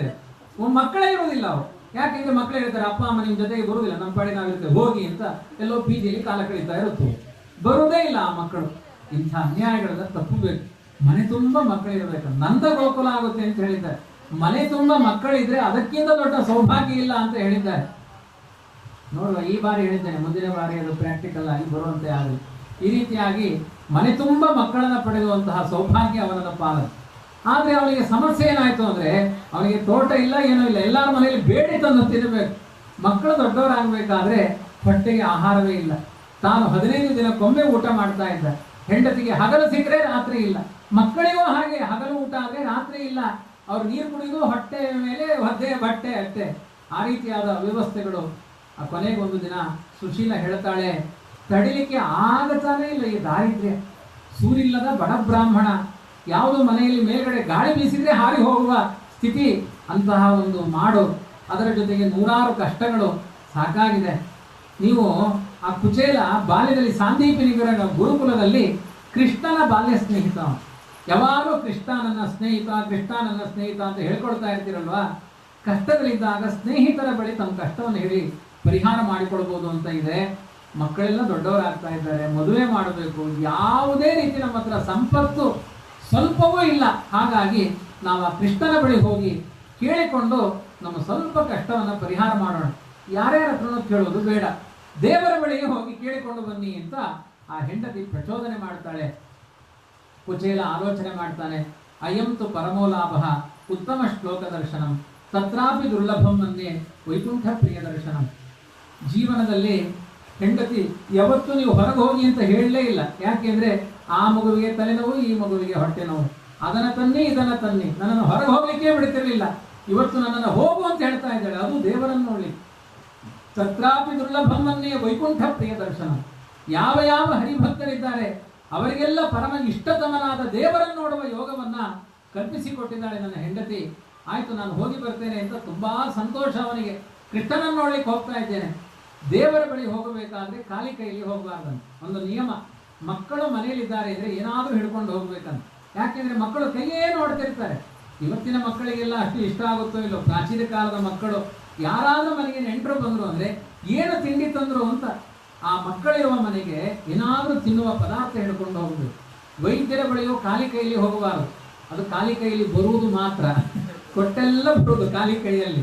ಆ ವೈದ್ಯರ ಬಳಿ ಖಾಲಿ ಕೈಯಲ್ಲಿ ಹೋಗಬಾರದು. ಗುರುಗಳ ಬಳಿಯೂ ಖಾಲಿ ಕೈಯಲ್ಲಿ ಹೋಗಬಾರದು, ಏನಾದ್ರೂ ಒಂದು ಹಿಡ್ಕೊಂಡು ಹೋಗ್ಬೇಕು. ಆಮೇಲೆ ಆ ದೇವರ ಬಳಿ ಹೋಗಬೇಕಾದ್ರೂ ಖಾಲಿ ಕೈಯಲ್ಲಿ ಹೋಗಬಾರದು. ಇದೆಲ್ಲ ನಿಯಮಗಳಿದ್ದಾರೆ. ಹಾಗಾಗಿ ಕುಚೇಲ ಕೇಳ್ತಾನೆ, ಸುಶೀಲಾ ಬಳಿ ಏನಾದ್ರೂ ಒಂದು ಕೊಡು, ಏನಾದ್ರೂ ಒಂದು ಉಪಾಯನ ದೇವರಿಗೆ ಕಾಣಿಕೆ ಕೊಡು. ಮನೆಯೆಲ್ಲ ಹುಡುಕುತ್ತಾಳೆ, ಯಾವ ಪದಾರ್ಥಗಳು ಇಲ್ಲ. ಕೊನೆಗೆ ಮತ್ತೆ ಭಿಕ್ಷೆಗೆ ಹೋಗ್ತಾರೆ ಗಂಡ ಹೆಂಡತಿ. ಬೇಡಿಕೊಂಡ್ರು ಬಂದ್ರೆ ಮೊದಲನೇ ಬಾರಿ ಭಿಕ್ಷೆಗೆ ಕಟ್ಟದಲ್ಲಿ ಕೊಟ್ಟಿದ್ದಾರೆ. 2ನೇ ಬಾರಿ ಭಿಕ್ಷೆಯಲ್ಲಿ 10 ಮನೆಗಳಿಗೆ ಹೋದ್ರೆ 4 ಮುಷ್ಟಿ ಅವಲಕ್ಕಿ ಸಿಕ್ಕಿತಂತೆ. ಅದನ್ನು ತೆಗೆದುಕೊಂಡು ಬಂದು ಒಂದು ಹರಿದ ಬಟ್ಟೆಯಲ್ಲಿ ಸುತ್ತಿ ಆ ಅವಲಕ್ಕಿಯನ್ನು ತೆಗೆದುಕೊಂಡು ಹೋಗಿ ಕೃಷ್ಣನಿಗೆ ಕೊಡಿ ಅಂತ. ಅದು ಯಾಕೆ ಅವಲಕ್ಕಿ ಅಂದರೆ ದೇವರು ಅಷ್ಟು ಸುಲಭವಾಗಿ ಯಾರನ್ನು ಬಿಡುವುದಿಲ್ಲ. ಇವರು ಗುರುಕುಲದಲ್ಲಿದ್ದಾಗ ಒಂದು ಕಥೆ ನಡೀತಂತೆ. ಇಲ್ಲಿ ಗುರುಕುಲಕ್ಕೆ ಹೋಗೋರಿಗಿದ್ರೆ ಅನುಭವಕ್ಕಿರುತ್ತೆ. ಗುರುಕುಲಕ್ಕೆ ಹೋಗಬೇಕಾದ್ರೆ ಅಮ್ಮಂದಿರು ಮಕ್ಕಳಿಗೆ ಸ್ವಲ್ಪ ಅವಲಕ್ಕಿಯನ್ನು ಹುರಿದು ಹಚ್ಚಿ ಕೊಟ್ಟು ಕಳಿಸ್ತಾರೆ. ಸೊಂಟೆ ಅವಲಕ್ಕಿ ಎಲ್ಲ ಕೊಟ್ಟು ಕಳಿಸ್ತಾರೆ. ಏನಂದ್ರೆ ಆಟದ ಪೀರಿಯಡಲ್ಲಿ ತಿಂದು ಬಿಡು ಮಿಸ್ಕಾಕೊಂಡು. ಕೆಲವರೆಲ್ಲ ಯಾತ್ರೆಗೆ ಹೋಗಬೇಕಾದ್ರೆ ಚಕ್ಕುಲಿ ಎಲ್ಲ ತಗೊಂಡು ಹೋಗಿರ್ತಾರೆ. ಪಬ್ಲಿಕ್ಕಲ್ಲಿ ತಿನ್ಲಿಕ್ಕಾಗಲ್ಲ. ಯಾಕೆಂದ್ರೆ 20 ಜನ ಒಂದು ಸರಿ ಓಪನ್ ಮಾಡಿದ್ರೆ ಅರ್ಧ kg ಸೊಂಟೆ ಇರುತ್ತೆ, ಓಪನ್ ಮಾಡಿದ್ರೆ ಬಸ್ಸಲ್ಲಿ 40 ಜನ. ಅದಕ್ಕೆ ಕೆಲವರು ಏನ್ ಮಾಡ್ತಾರೆ, ಎಲ್ಲ ಮಲಗಿದ ಮೇಲೆ ಮುಸ್ತಾಕೊಂಡು ರಾತ್ರಿ ಕುಟುಂಬ ಸೌಂಡ್ ಪಕ್ಕದಲ್ಲಿ, ಯಾಕಂದ್ರೆ ಯಾರಿಗೂ ಕೊಡ್ಲಿಕ್ಕಾಗಲ್ಲ, ಅಷ್ಟುಂಟದು. ಹಾಗೆ ಇವನಿಗೆ ಕುಚೇಲನಿಗೆ ಒಂದಷ್ಟು ಅಮ್ಮ ಅವಲಕ್ಕಿ ಕೊಟ್ಟು ಕಳಿಸಿಲ್ಲಂತೆ. ನೋಡು, ನೀನು ಗುರುಕುಲದಲ್ಲಿ ತುಂಬಾ ಹಸಿವೆ ಆದ್ರೆ ಇದನ್ನು ತಿನ್ನೋನು. ಗುರುಕುಲದಲ್ಲಿ 100 ಜನ ಮಕ್ಕಳು, ತಿನ್ಲಿಕ್ಕೆ ಆಗಲಿಲ್ಲ. ಒಂದು ದಿನ ಸಾಂದೀಪಿನಿಗಳು ಈ ಕುಚೇಲನನ್ನ ಕೃಷ್ಣನನ್ನ ಒಟ್ಟು ಮಾಡಿ ಕಟ್ಟಿಗೆ ತಗೊಂಡು ಬಂದು ಕಾಡಿನಿಂದ ಅಂತ ಕಳಿಸಿದ್ರಂತೆ. ಆ ಕಟ್ಟಿಗೆಯಲ್ಲಿ ಕಾಡಿಗೆ ತಗೊಂಡು ಆ ಕಟ್ಟಿಗೆ ತರಲಿ ಕಾಡಿಗೆ ಹೋದಾಗ ಸೊಂಟದಲ್ಲಿ ಅವಲಕ್ಕಿ ಹಿಡ್ಕೊಂಡು ಬಂದಂತೆ ಅವನು ಕುಚೇಲ. ಆ ಕಾಡಿನಲ್ಲಿ ತಿಂದು ಮುಗಿಸಿ ಬರೋಣ ಅಂತ. ಜೊತೆ ಕೃಷ್ಣ ಇದ್ದಾನೆ, ಏನ್ ಮಾಡೋದು? ಅದಕ್ಕೆ ಕೃಷ್ಣನಿಗೆ ಹೇಳಿದಂತೆ, ಕೃಷ್ಣ ಅಲ್ಲಿ ಯಾವುದೋ ಒಂದು ಒಣಗಿದ ಮರ ಬಿದ್ದಾಗಿ ಉಂಟು, ನೀನ್ ನೋಡಿ ಬಾ, ನನ್ನ ಕಾಲಿಗೇನೋ ಮುಳ್ಳು ಚುಚ್ಚಿದೆ, ನಾನು ತೆಗಿತಾ ಇರ್ತೇನೆ, ನೀನ್ ನೋಡ್ಕೊಂಡು ಬಾ. ಕೃಷ್ಣ ಸರ್ವಜ್ಞ, ಅವನ್ ತಿನ್ಲಿ ಅಂತಾನೆ ಹೋದ. ಅವ ಆಚೆ ಹೋದ್ರೆ ಅವನು ಬರೋದ್ರೊಳಗಡೆ ಪ್ರಾಣಾಯ ಸ್ವಾಹ, ಅಪಾನಾಯ ಸ್ವಾಹ, ವ್ಯಾನಾಯ ಸ್ವಾಹ, ಅಲ್ಲಿಗೆ ಮುಗಿತು, ಎಲ್ಲ ತಿಂದು ಮುಗಿಸಿದ. ಕೃಷ್ಣ ಬಂದ್ಮೇಲೆ ಹಬ್ಬ, ಆ ಮುಳ್ಳು ತೆಗೆದೆ, ಕಟ್ಟಿಗೆ ತಗೊಂಡ್ ಬರೋಣ ಅಂತ. ಕೃಷ್ಣನಿಗೆ ಗೊತ್ತಾಯ್ತಂತೆ, ಕುಚೇಲ ನನಗೆ ಕೊಡದೆ ತಿಂದಿದ್ದೀಯಲ್ಲ, ನಿನ್ನ ಕೈಯಲ್ಲಿ 3 ಅಡಿ ಅವಲಕ್ಕಿಯನ್ನ ತಿಂದು ನಿನ್ನ ಬದುಕಿನ ಎಲ್ಲಾ ಸಮಸ್ಯೆಗಳಿಗೆ ನಾನೇ ಚಿಕಿತ್ಸಕನಾಗಿ ಬರ್ತೇನೆ ಅಂತ ಆ ದಯಾಮಯನಾದ ಪರಮಾತ್ಮ ಬಾಲ್ಯವನ್ನು ನೆನಪಿಟ್ಟುಕೊಂಡಿದ್ದಾನೆ. ಹಾಗಾಗಿ ದೇವರ ಮುಂದೆ ಇಲ್ಲ ಅಂತ ಹೇಳಿದ್ರೆ ಎಲ್ಲವನ್ನೂ ತೆಗೆದುಕೊಳ್ತಾನೆ. ಜಾಗ್ರತೆ. ಆ ಬಡತನ ಬಂತು, ಕಷ್ಟ ಬಂತು, ದೇವರಿಗೆ ಕೊಡದೆ ತಿನ್ಲಿಕ್ಕೆ ಹೋಗಿದ್ದಕ್ಕೆ ಅಷ್ಟು ದಿನ ಕಷ್ಟವನ್ನು ಅನುಭವಿಸಿದ. ಈಗ ದೇವರಿಗೆ ಕೊಡ್ಲಿಕ್ಕೆ ಹೋಗಿದ್ದಾನೆ, ಕಷ್ಟ ಎಲ್ಲ ಪರಿಹಾರ ಆಯ್ತು. ಅರ್ಥ ಆಯ್ತಾ? ಕೆಲವೊಮ್ಮೆ ಎಷ್ಟೋ ನಮ್ಮ ಸಮಸ್ಯೆ ಪರಿಹಾರ ಆಗಿರಲ್ಲ. ಯಾಕೆಂದ್ರೆ ಹೆಂಡತಿ ಹೇಳಿರ್ತಾಳೆ, ನೋಡ್ರಿ ಈ ಬಾರಿ ಅಡಿಕೆಯಲ್ಲಿ ತುಂಬಾ ದುಡ್ಡು ಬಂದಿದೆ, ಒಂದು ಭಾಗವತ ಮಾಡಿ. ಅದೆಲ್ಲ ಸುಮ್ಮನೆ ಅದೆಲ್ಲ ಮಹೇಶ್ ಭಟ್ರು ಮಾಡೋದು, ನಾವೆಲ್ಲ ಮಾಡ್ಲಿಕ್ಕೆಲ್ಲ ಇಲ್ಲ. ಅವರು ಹಣೆ ಬಾರ 1 ವರ್ಷ 2 ವರ್ಷ 3 ವರ್ಷ ಅವರು ಸಂಕಲ್ಪ ಮಾಡಿದ್ದಾರೆ, 3ಕ್ಕೆ ಮುಕ್ತಾಯ, 4ಕ್ಕೆ ಬೇಡಪ್ಪ, ಸಿಕ್ಕಾಪಟ್ಟೆ ಜನ ಬರ್ತಾರೆ, ಖರ್ಚೆಲ್ಲ ಹಾಗೆಲ್ಲ ಏನಿಲ್ಲ, ಅವ್ರು ಮಾಡ್ತಾರೆ. ಮತ್ತೆ ಏನು ಯೋಚನೆ ಮಾಡಬೇಡಿ, ನಿಮ್ಮೊಟ್ಟಿಗೆ ನಾವಿದ್ದೇವೆ ಅಂತ ಎಲ್ಲರೂ ಹೇಳಿದ್ದಾರೆ. 4ನೇ ವರ್ಷವೂ ಭಾಗವತ ನಡೀಲಿ, ನನ್ನನ್ನೇ ಕರಿಬೇಕು ಅಂತಿಲ್ಲ, ಬೇರೆ ಜನ ಕಳಿಸಿ. ಆ ತರ ಒಳ್ಳೆ ದೇವರ ಕೆಲಸ. ದೇವರು ಯಾವುದನ್ನು, ಅದನ್ನೇ ಒಂದು ಪದ್ಯ ಉಂಟು ನೋಡಿ ದಾಸರದ್ದು, ಇಲ್ಲ ಕಾಸು ಎಂದು ಸುಳ್ಳು ಮಾತಾಡಿದರೆ ಎಲ್ಲವನ್ನೂ ಕಸಕೊಂಬ ಕಳ್ಳದರೆಗೆ ಜಯಮಂಗಳಂ ನಿತ್ಯ ಶುಭ ಮಂಗಳಂ ಅಂತ ದಾಸರ ಪದ್ಯ. ದೇವರ ಮುಂದೆ ಇಲ್ಲ ಅಂದ್ರೆ ಏನೂ ಇಲ್ಲದೆ ಇರುವ ಹಾಗೆ ಮಾಡ್ತಾರೆ. ಅವತ್ತು ಕೃಷ್ಣನನ್ನ ಮುಂದೆ ಕಳಿಸಿ, ಇಲ್ಲ ನನ್ನ ಏನೋ ತರಲಿಲ್ಲ, ಏನೋ ತಿನ್ನಿದೆಯಲ್ಲ ಕುಚೇಲ ಅಂತ ಕೇಳಿದ. ಅವನು ಎಂತ ಇಲ್ಲ, ಈ ಕಾಡಿನಲ್ಲಿ ಯಾವುದೋ ಚಟ್ಟೆ ಹಣ್ಣಿತ್ತು ಬಾಯಿಗೆ ಹಾಕೊಂಡೆ ಅಂತ ಸುಳ್ಳು ಹೇಳಿದ. ಇಲ್ಲ ಅಂತ ಹೇಳಿದೆ ಅಲ್ವಾ, ನಿನ್ನ ಬದುಕಿನಲ್ಲಿ ಏನೂ ಇಲ್ಲ, ಯಾವ ಪಾತ್ರೆಗೆ ಕೈ ಹಾಕಲಿ ಅಕ್ಕಿ ಇಲ್ಲ, ಬೇಳೆ ಇಲ್ಲ, ದಿನ ಇಲ್ಲ ಉಪಾಸನೆ. ಕೊನೆಗೆ ಆ ಪ್ರಾರಬ್ಧ ಪರಿಹಾರ ಆಗೋ ದಿವಸ ಯಾವುದು ಇಲ್ಲ ಅಂತ ಹೇಳಿದ್ದ ಅದೇ ಅವಲಕ್ಕಿಯನ್ನು ಹಿಡ್ಕೊಂಡು ಹೋದ. ಮನೆಯಲ್ಲಿ ಇಲ್ಲ ಅಲ್ಲ, ಬದುಕಿನಲ್ಲಿ ಎಲ್ಲವೂ ಸಿಕ್ಕಿತು. ಇದು ದೇವರ ಉಪಾಸನೆಯ ಪದ್ಧತಿ. ಹಾಗಾಗಿ ಎಲ್ಲರ ಬಳಿ ಇಲ್ಲ ಅಂತ ಹೇಳುವ ಹಾಗೆ ದೇವರ ಮುಂದೆ ಇಲ್ಲ ಅನ್ನುವ ಸೊಲ್ಲನ್ನ ಆಡಬೇಡ ಅಂತ ಭಾಗವತ ನಮಗೆ ಬೋಧನೆ ಮಾಡುತ್ತೆ. 4 ಮುಷ್ಟಿ ಅವಲಕ್ಕಿ ಹಿಡಿದುಕೊಂಡು ಹೋದ. ಕೃಷ್ಣನ ನಗರದಲ್ಲಿ ಪ್ರಯಾಣ ಮಾಡಿ ಹೋಗ್ತಾ ಇದ್ದಾನೆ. ಅಲ್ಲಿ ದ್ವಾರಕಾ ಪಟ್ಟಣದಲ್ಲಿ ಪ್ರತಿಯೊಂದು ಮನೆಗಳು ಕೂಡ ಬಂಗಾರದ ಅರಮನೆ, ಬಂಗಾರದ ಗೋಪುರಗಳು. ಅದನ್ನು ನೋಡಿ ಅತ್ಯಂತ ಸಂತೋಷದಿಂದ ನಾನು ಕೃಷ್ಣನ ಸ್ನೇಹಿತ ಅಂತ ಹೇಗೆ ಹೇಳಿಕೊಳ್ಳಿ. ಯಾಕೆಂದ್ರೆ ನಡು ತಗ್ಗಿದೆ, ಕುರುಚುಲುಗಡ್ಡ, 27 ಜನ ಮಕ್ಕಳ ಅಪ್ಪ ಅಂದ್ರೆ ಆಲೋಚನೆ ಮಾಡಿ, 60-70 ವರ್ಷದ ಹಣ್ಣನ್ನು ಮುದುಕ ಇವ. ಮೊದಲೇ ಅವನಿಗೆ ಆ ಬಡತನ ಅನುಭವಿಸಿ 20 ವರ್ಷ ಜಾಸ್ತಿ ಆಗಿದೆ ಅವನಿಗೆ, ಅಷ್ಟು ವೃದ್ಧಾಪ್ಯ ಬಂದಿದೆ ದೇಹಕ್ಕೆ. ನಾನು ಕೃಷ್ಣನ ಸ್ನೇಹಿತ ಅಂತ ಹೇಳಿದ್ರೆ ಯಾರಾದ್ರೂ ಕಲ್ಲು ತಗೊಂಡು ಹೊಡಿಬಹುದು. ಅಂಥ ಒಂದು ಸ್ಥಿತಿ ನನ್ನ ದೇಹದಲ್ಲಿದೆ, ಏನ್ ಮಾಡ್ಲಿ ಅಂತ ಆಲೋಚನೆ ಮಾಡಿ ಯಾರ ಬಳಿಯೂ ನಾನು ಕೃಷ್ಣನ ಸ್ನೇಹಿತ ಅಂತ ಹೇಳಿಲ್ಲ. ಕೃಷ್ಣ ಎಲ್ಲಿದ್ದಾನೆ ಅಂತ ಕೇಳಿಲ್ಲ. ದ್ವಾರಕೆಗೆ ಹೋಗುವುದು, ಎಲ್ಲಾ ಬಾಗಿಲ ಮುಂದೆ ಹೀಗೆ ನೋಡೋದು, ಕೃಷ್ಣ ಇದ್ದಾನ ಅಂತ ನೋಡುವುದು. ಅವತ್ತು ಕೃಷ್ಣನ ಜನ್ಮ ದಿನೋತ್ಸವ, ಅತ್ಯಂತ ವೈಭವದ ಸಡಗರ ಕೃಷ್ಣನ ಮನೆಯಲ್ಲಿ ದೊಡ್ಡ ಸಮಾರಾಧನೆ ನಡೀತಾ ಇದೆ. ಬ್ರಹ್ಮರುದ್ರಾದಿ ದೇವತೆಗಳೆಲ್ಲ ಅಲ್ಲಿಗೆ ಬಂದಿದ್ದಾರೆ. ಹಂಸ ತೂಲಿಕಾ ತಲುಪದಲ್ಲಿ ಕೃಷ್ಣ ಕುಳಿತಿದ್ದಾನೆ. ಸತ್ಯಭಾಮಿ ರುಕ್ಮಿಣಿಯರು ಛತ್ರ ಚಾಮರಗಳನ್ನ, ಅವನಿಗೆ ವ್ಯಜನಗಳನ್ನೆಲ್ಲ ಉಪಚಾರವಾಗಿ ಉಪಚರಿಸ್ತಾ ಇದ್ದಾರೆ. ಅಂತಹ ಪ್ರಸಂಗದಲ್ಲಿ ಸಾವಿರಾರು ಆ ದೇವಾನುದೇವತೆಗಳ ನಡುವೆ ಆ ನಡುತಗ್ಗಿ ಹೋಗುವ ಕುಚೇಲನನ್ನ ಕೃಷ್ಣ ದೂರದಿಂದ ನೋಡಿ ಚಂಗನೆ ಹಾರಿದನಂತೆ. ನಾವಾದ್ರೆ ಆ ಬಡ ಬ್ರಾಹ್ಮಣನ ಸ್ನೇಹಿತ ಅಂತ ಹೇಳ್ತಾನ ಅಂತ ಆದಷ್ಟು ಟ್ರೈನಲ್ಲಿದ್ರು ಇನ್ನೊಂದು ಬೋಗಿಗೆ ಹೋಗ್ಬಿಡ್ತೇವೆ, ಅವನ ಪಕ್ಕದಲ್ಲಿ ಬಂದು ಕೂತ್ಕೊಳ್ಬಾರ್ದು. ಬ್ರಹ್ಮಣ್ಯ ದೇವರು, ಅವನ ದೇಹ, ಅವನ ಆಕಾರ, ಅವನ ಬಡತನ ಯಾವುದನ್ನು ನೋಡಲಿಲ್ಲ. ಅವನೊಬ್ಬ ಬ್ರಾಹ್ಮಣ, ಅವರಿಗೆ ಬೇಕಾದ ಉಪಚಾರ ಮಾಡುವ ಕರ್ತವ್ಯ ನನ್ನ ಪಾಲಿಗಿದೆ. ಅವನ ಅವಲಕ್ಕಿ ತಂದಿದ್ದಾನೆ, ಸಮರ್ಪಣೆಗಾಗಿ ತಂದಿದ್ದಾನೆ. ಹಾರಿದ ಕೃಷ್ಣ ಬ್ರಾಹ್ಮಣನನ್ನು ನೋಡಿದ. ಒಬ್ಬ ಬ್ರಾಹ್ಮಣ ಮನೆಯ ಅಂಗಣಕ್ಕೆ ಬಂದ್ರೆ, ಅಜ್ಞಾತ ಬ್ರಾಹ್ಮಣ, ನಿಮ್ಗೆ ಯಾರು ಅಂತ ಗೊತ್ತಿಲ್ಲ, ಬ್ರಾಹ್ಮಣ ಬಂದಿದ್ದಾನೆ ಅಂದ್ರು. ಬ್ರಾಹ್ಮಣ ಬಂದಿಲ್ಲ, ಸಾಕ್ಷಾತ್ ಶ್ರೀಮನ್ ನಾರಾಯಣನೇ ಬ್ರಾಹ್ಮಣನ ರೂಪದಲ್ಲಿ ಬರ್ತಾನೆ. ಆ ಬ್ರಾಹ್ಮಣನನ್ನು ಹೇಗೆ ಸ್ವಾಗತ ಮಾಡಬೇಕು ಭಾಗವತದಲ್ಲಿ ಹೇಳ್ತಾರೆ. ವೈಷ್ಣವೇ ಬಂಧು ಸತ್ಕೃತ್ಯ, ಮೊದಲನೇ ಬಾರಿ ನಿಮ್ಮ ಅಳಿಯ ನಿಮ್ಮ ಮನೆಗೆ ಬರಬೇಕಾದ್ರೆ ಎಷ್ಟು ಆದರ ಮಾಡ್ತಿರೋ, ಬ್ರಾಹ್ಮಣ ಬರಬೇಕಾದ್ರೆ ಅದು ಅಳಿಯನಿಗೆ ಮೊದಲನೇ ಬಾರಿ ಮಾತ್ರ, ಎರಡನೇ ಬಾರಿ ಬಾರಾಡ ಅಂತ ಬರಲಿ, ಅವ್ನು ಬೇಕಾದ್ರೆ ಬರಲಿ. ಇಲ್ಲಿ ಹಾಗಲ್ಲ, ಬ್ರಾಹ್ಮಣ ಯಾವಾಗ ಬಂದಾಗಲೂ ಅಷ್ಟೇ ಆದರವನ್ನು ಮಾಡಬೇಕಂತ. ಮೊದಲನೇ ಬಾರಿ ಅಳಿಯ ಬಂದಾಗ ಮಾಡುವ ಆದರವನ್ನ ಬ್ರಾಹ್ಮಣನಿಗೆ ಮಾಡಬೇಕಂತ. ಕೃಷ್ಣ ಏನ್ ಮಾಡಿದ ಕೇಳಿ. ಬ್ರಾಹ್ಮಣನನ್ನ ಬಾ ಅಂತ ಕರೀಲಿಲ್ಲಂತೆ. ಸುಧಾಮ ಕುಚೇಲ ಅಂತ ಹೋದ, ಅಪ್ಪಿ ಹಿಡ್ಕೊಂಡಂತೆ ಅವನನ್ನ, ಎತ್ತಿ ಹಿಡ್ಕೊಂಡವನು ಕೆಳಗೆ ಬಿಡ್ಲೇ ಇಲ್ಲಂತೆ. ಅವನನ್ನ ಸೀದಾ ತೆಗೆದುಕೊಂಡು ಬಂದು ತಾನು ಕುಳಿತಿರುವ ಹಂಸತೂಲಿಕಾ ತಲ್ಪದಲ್ಲಿ ಕೂಡಿಸಿದ, ಮಂಚದಲ್ಲಿ ಕೂಡಿಸಿದ, ತೂಗು ಮಂಚದಲ್ಲಿ. ಸತ್ಯಭಾಮಿ ರುಕ್ಮಿಣಿಯರೆಲ್ಲ ಕಂಗಾಲಾಗ್ತಾ ಇದ್ದಾರೆ. ಇದೆಯಲ್ಲಿ ಬ್ರಾಹ್ಮಣನ ಹಿಡ್ಕೊಂಡು ಬಂದ ಈ ಕೃಷ್ಣ ಇದ್ದಕ್ಕಿದ್ದಾಗೆ ಅಂತ. ತುಂಬಾ ತನ್ನ ಕಾರ್ಯಕ್ರಮದ ದಿವಸ ಅವ್ರು ಮಾಡಿದ ಸೇವಾ ಕೈಂಕರ್ಯ ನೋಡಿ. ಬ್ರಾಹ್ಮಣನನ್ನ ತೂಗಿದ, ಅವ್ರಿಗೆ ಕೇಳಿದ, ಎಷ್ಟು ದೂರದಿಂದ ನಡೆದು ಬಂದಿದೆ, ನಿನ್ನ ಕಾಲಿಗೆ ಘಾಸಿಯಾಗಿದೆ ಅಂತ ಪಾದಪೂಜೆ ಮಾಡಬೇಕು. ಪಾದಪೂಜೆ ಮಾಡೋದು ಅಂದ್ರೆ ಸುಮ್ಮನೆ ನೀರಿನಲ್ಲಿ ತನಿಯ ತಮಿಗೆಯಲ್ಲಿ ನೀರು ಚೆಲ್ಲೋದಲ್ಲ, ಅದು ಬೇಕಾದಷ್ಟು ನಲ್ಲಿಯಲ್ಲಿ ನೀರು ಬರುತ್ತೆ. ಹಾಗೆ ಮಾಡಬಾರದು. ಬ್ರಾಹ್ಮಣ ಬಂದಾಗ ಅವನ ಪಾದಕ್ಕೆ ಎಣ್ಣೆ ಹಚ್ಚಬೇಕಂತ, ಮೈಗೆಲ್ಲ ಎಣ್ಣೆ ಹಚ್ಚಿ ಸ್ನಾನ ಮಾಡಿಸಬೇಕು ಅಂತುಂಟು. ಇಷ್ಟೆಲ್ಲ ಹೇಳಿದ್ರೆ ಯಾರು ಮನೆಗೆ ಕರೆಯೋದಿಲ್ಲ. ಕನಿಷ್ಠ ಪಕ್ಷ ಕಾಲಿಗೆ ಒಂದು ಎಣ್ಣೆ ಹಚ್ಚಿ ಬಿಸಿ ನೀರಿನಿಂದ ಅದಕ್ಕೆ ಅಭಿಷೇಕ ಮಾಡಿ ಕಾಲೆಲ್ಲ, ಯಾಕೆಂದ್ರೆ ನಡೆದು ಆಯಾಸ ಆಗಿರುತ್ತೆ. ಕಾರಲ್ಲಿ ಬಂದಾಗೆಲ್ಲ ಏನು ಬೇಡ, ನಡೆದು ಬಂದ ಬ್ರಾಹ್ಮಣನಿಗೆ ಅಷ್ಟೆಲ್ಲ ಉಪಚಾರ ಮಾಡಬೇಕು. ಅವನು ಮೈಗೆಲ್ಲ ಅಭ್ಯಂಗ ಮಾಡಿಸಿದನಂತೆ, ಚಂದ ಅವನಿಗೆ ಸ್ನಾನ ಮಾಡಿಸಿದ, ವಸ್ತ್ರ ಪೀತಾಂಬರಗಳನ್ನು ಉಡಿಸಿದ, ಅವನಿಗೊಂದು ಎಲೆ ಹಾಕಿದ, ತಾನೇ ಊಟ ಕೊಟ್ಟ, ಅದ್ಭುತವಾದ ಉಪಚಾರಗಳನ್ನು ಮಾಡಿದ.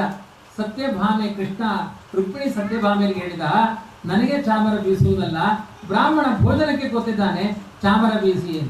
ಕಲಿಯುಗದಲ್ಲಿ ಫ್ಯಾನ್ ಹಾಕಿ ಹೋದ್ರೆ ಅವರ ಅಜ್ಜಿ ಪುಣ್ಯ. ಅವರೆಲ್ಲ ಯಾರು ಚಾಮರ ಬೀಸಲಿಕ್ಕೆ ಯಾರು ತಯಾರಿಲ್ಲ. ಚಾಮರ ಬೀಸ್ತಾ ನಿಂತರು ಸತ್ಯಭಾಮೆ ರುಕ್ಮಿಣಿಯರು ಆ ಕುಚೇಲನಿಗೆ. ಅವನಿಗೋ ದಾಕ್ಷಿಣ್ಯ. ಕೊನೆಗೆ ಕೃಷ್ಣ ಹೇಳಿದ, ಇವತ್ತು ಯಾರ ಬಳಿಯೂ ಮಾತನಾಡೋದಿಲ್ಲ, ನನ್ನ ಬಾಲ್ಯ ಸ್ನೇಹಿತ ಬಂದಿದ್ದಾನೆ, ಅವನೊಟ್ಟಿಗೆ ಕಾಲ ಕಳಿಬೇಕು ಅಂತ ಏಕಾಂತದ ಕೋಣೆಯಲ್ಲಿ ಕುಳಿತ. ಹಗಲೆಲ್ಲ ಮುಗಿತು, ರಾತ್ರಿ ಕಾಲ ಇಲ್ಲ, ಚಂದ ಊಟ ಮಾಡಿದ್ದಾರೆ, ಚಂದ ಮಾತನಾಡಿದ್ರು. ಕೇಳ್ತಾನೆ ಕೃಷ್ಣ, ಕುಚೇಲ ನಿನ್ನ ಸಂಸಾರ ಹೇಗೆ ನಡೀತಾ ಇದೆ? ಯಾವ ದುಃಖ ಹೇಳಿಕೊಳ್ಳಿಲ್ಲ ಅವನು ಕುಚೇಲನಿಗೆ. ಅವನಿಗೆ ಕ್ಷಣಕ್ಕೆ ಆನಂದ ಏನು ಅಂದ್ರೆ, ನನ್ನಂಥ ಒಬ್ಬ ದರಿದ್ರ ಬ್ರಾಹ್ಮಣನನ್ನ ಕೃಷ್ಣ ಸ್ವಾಗತ ಮಾಡಿದ. ಆ ವ್ಯವಸ್ಥೆ ಏನೋ, ಅವರ ಅಂತಃಕರಣ ಧರ್ಮ ಏನೋ, ಅವಮಾನ ಮಾಡಲಿಲ್ಲ ಕೃಷ್ಣ. ಬ್ರಾಹ್ಮಣ ಬಯಸುವುದು ಅದನ್ನು ಮಾತ್ರ. ನೀವು ಕೊಡುವ ದಕ್ಷಿಣೆ, ನೀವು ಕೊಡುವ ಉಪಚಾರ, ನೀವು ಕೊಡುವ ವೈಭವಗಳು ಯಾವುದೂ ಬೇಡ. ಬ್ರಾಹ್ಮಣನಿಗೆ ಒಂದು ಪ್ರಾಮಾಣಿಕವಾದ ಪ್ರೀತಿಯ ವಿಶ್ವಾಸಗಳು, ಅದನ್ನು ಮತ್ತೆ ಮತ್ತೆ ನೆನಪು ಮಾಡಿಕೊಂಡು ಅವನಿಗೆ ಕೃಷ್ಣನ ಭಾವನೆಯೇ ಹುಟ್ಟುತ್ತಾ ಇದೆ. ಈ ಕೃಷ್ಣ ಕೇಳ್ತಾ ಇದ್ದಾನೆ, ಅದರ ಬಗ್ಗೆ ಏಕಾಗ್ರತೆ ಇಲ್ಲ. ಎಷ್ಟು ಜನ ಮಕ್ಕಳು 27 ಅಂತಾನೆ, ಹೆಸರೇನು ಅಶ್ವಿನಿಯಿಂದ ರೇವತಿ ತನಕ ಹೆಸರು ಹೇಳ್ಕೊಂಡು ಹೋಗು ಅಂತ ಹೇಳ್ತಾನೆ. ಹೀಗೆ ಮಾತು ಅಲ್ಲಯ್ಯ, 27 ಜನ ಹೆಣ್ಮಕ್ಕಳಿದ್ರೆ ನೀ ನಿತ್ಯ ವೇದಾಧ್ಯಯನ ಮಾಡ್ತಾ ಇದೆಯಾ ಇಲ್ವಾ? ಇನ್ನು ಸಂಸಾರ ಅಂತ ಕಾಲಿಟ್ರೆ ಆ 100 ವ್ಯಾಪಾರಗಳ ನಡುವೆ ದೇವರೇ ಮರ್ತು ಹೋಗ್ತಾನೆ. ಕುಚೇಲ ಹೇಳ್ತಾನೆ, ಇಲ್ಲ ನಾನು ಗುರುಕುಲದಲ್ಲಿ ಆದ ವೇದಾಧ್ಯಯನವನ್ನ ಇಲ್ಲಿಯೇ ತನಕ ಬಿಡ್ಲಿಲ್ಲ. ಕೃಷ್ಣ ಹೇಳ್ತಾನೆ, ನಿನ್ನ ದೊಡ್ಡ ಸಂಗತಿ ಅಲ್ಲ, ನನ್ನ ಕತೆ ಕೇಳು. ನನಗೆ 16,108 ಜನ ಪತ್ನಿಯರು, ಒಂದೊಂದರಲ್ಲಿಯೂ 13 ಲೆಕ್ಕ ಮಾಡಿ ಬನ್ನಿ ಇವತ್ತು ಅಂತ ಹೇಳಿದ್ದೆ. ಅದು ಎಷ್ಟು ಸಂಖ್ಯೆಯಿಂದ ಲೆಕ್ಕ ನನಗೇ ಬರುವುದಿಲ್ಲ, ಆಯ್ತಾ? ಆದ್ರಿಂದ ಅಷ್ಟು ದೊಡ್ಡ ಪರಿವಾರದವರು, ಅದು ಎಷ್ಟೇ ಜನ ಇರಲಿ, ಸಾಂದೀಪಿನಿಗಳು ಹೇಳಿಕೊಟ್ಟ ವೇದಾಧ್ಯಯನವನ್ನ ಬೆಳಿಗ್ಗೆ 8 ಗಂಟೆ ತನಕ ಮಾಡದೆ ನಾನು ಯಾವ ಕಾರ್ಯಕ್ಷೇತ್ರಕ್ಕೆ ಹೋಗೋದಿಲ್ಲ. ಹಾಗಾಗಿ ನೀನು 27 ಅಂತ ಬಿಡ್ಲಿಕ್ಕೆ ಹೋಗ್ಬೇಡ. ನಂದು ಲೆಕ್ಕವೇ ಇಲ್ಲ, ಲಕ್ಷ ಮಕ್ಕಳಿದ್ದಾರೆ, ಆದ್ರೂ ನಾನು ವೇದಾಧ್ಯಯನ ಬಿಡ್ಲಿಲ್ಲ. 27ಕ್ಕೆ ಬಿಡಬೇಡ. ಇವತ್ತು ಯಾರಿಗೂ ಲಕ್ಷ ಮಕ್ಕಳಿಲ್ಲ, 27 ಇಲ್ಲ, ಇರುವುದು 1 ಅಥವಾ 2, ಆಯ್ತಾ? ಮುಗಿದು ಶ್ರೇಯ ಹಾಕಿ ಮುಗಿದೋಯ್ತು, 3ನೇದಿಲ್ಲ. ಆದ್ರೂ ಕೂಡ ಅವ್ರ ಅಪ್ಪನಿಗೆ ಹೇಳಿಲ್ಲ, ಅವ್ರು ಚಂದ ವೇದಾಧ್ಯಯನ ಎಲ್ಲ ಮಾಡ್ತಾ ಇದ್ದಾರೆ, ಆದ್ರೂ ಸಾಕು, ನಮಗೆ ಸಾಕು ಅಂತ. ಅಷ್ಟು ಒಂದು ನಮಗೆ ಧರ್ಮ ಕಾರ್ಯದ ಬಗ್ಗೆ ಮುಂದುವರಿಲಿಕ್ಕೆ ಮನಸ್ಸು 100 ಕಾರಣಗಳನ್ನು ಹೇಳುತ್ತೆ. ಬ್ರಾಹ್ಮಣನಾದವನು ಕನಿಷ್ಠ ಪಕ್ಷ 100 ಗಾಯತ್ರಿ ಜಪ ಮಾಡಬೇಕಂತ. 10 ಗಾಯತ್ರಿ ಜಪ ಮಾಡಬಾರದು. 10 ಮಾಡೋದು ಯಾವಾಗ ಹೇಳಿ? ಯಾರಾದರೂ ಮನೆಯಲ್ಲಿ ಹೊತ್ತುಕೊಂಡು ಹೋದಾಗ, ಸೂತಕ ಬಂದಾಗ 10 ಮಾಡಬೇಕು. ಹಾಗಾಗಿ ಯಾವುದಾದ್ರೂ ಬ್ರಾಹ್ಮಣ 10 ಗಾಯತ್ರಿ ಜಪ ಮಾಡ್ತಾ ಇದ್ದಾನೆ ಅಂದ್ರೆ ಯಾರೋ ಮನೆಗೆ ಹೋಗಿದ್ದಾರೆ ಅಂತ ಅರ್ಥ. ಹಾಗಾಗಿ ಬ್ರಾಹ್ಮಣನಾದವನು 100 ಗಾಯತ್ರಿಯಿಂದ ಜಪ ಮಾಡಲೇಬೇಕು. ಕುರಿಯಾದನ್ಯಂ ನವಾ ಕುರಿಯಾತ್ ಮೈತ್ರೋ ಬ್ರಾಹ್ಮಣ ಉಚ್ಯತೆ. ನೀನು ವೇದಾಧ್ಯಯನ ಮಾಡ್ತೀಯಾ ಇಲ್ವಾ, ವೈಷ್ಣದೇವ ಮಾಡ್ತೀಯಾ ಇಲ್ವಾ, 100 ಗಾಯತ್ರಿಯನ್ನಾದ್ರೂ ಜಪ ಮಾಡು.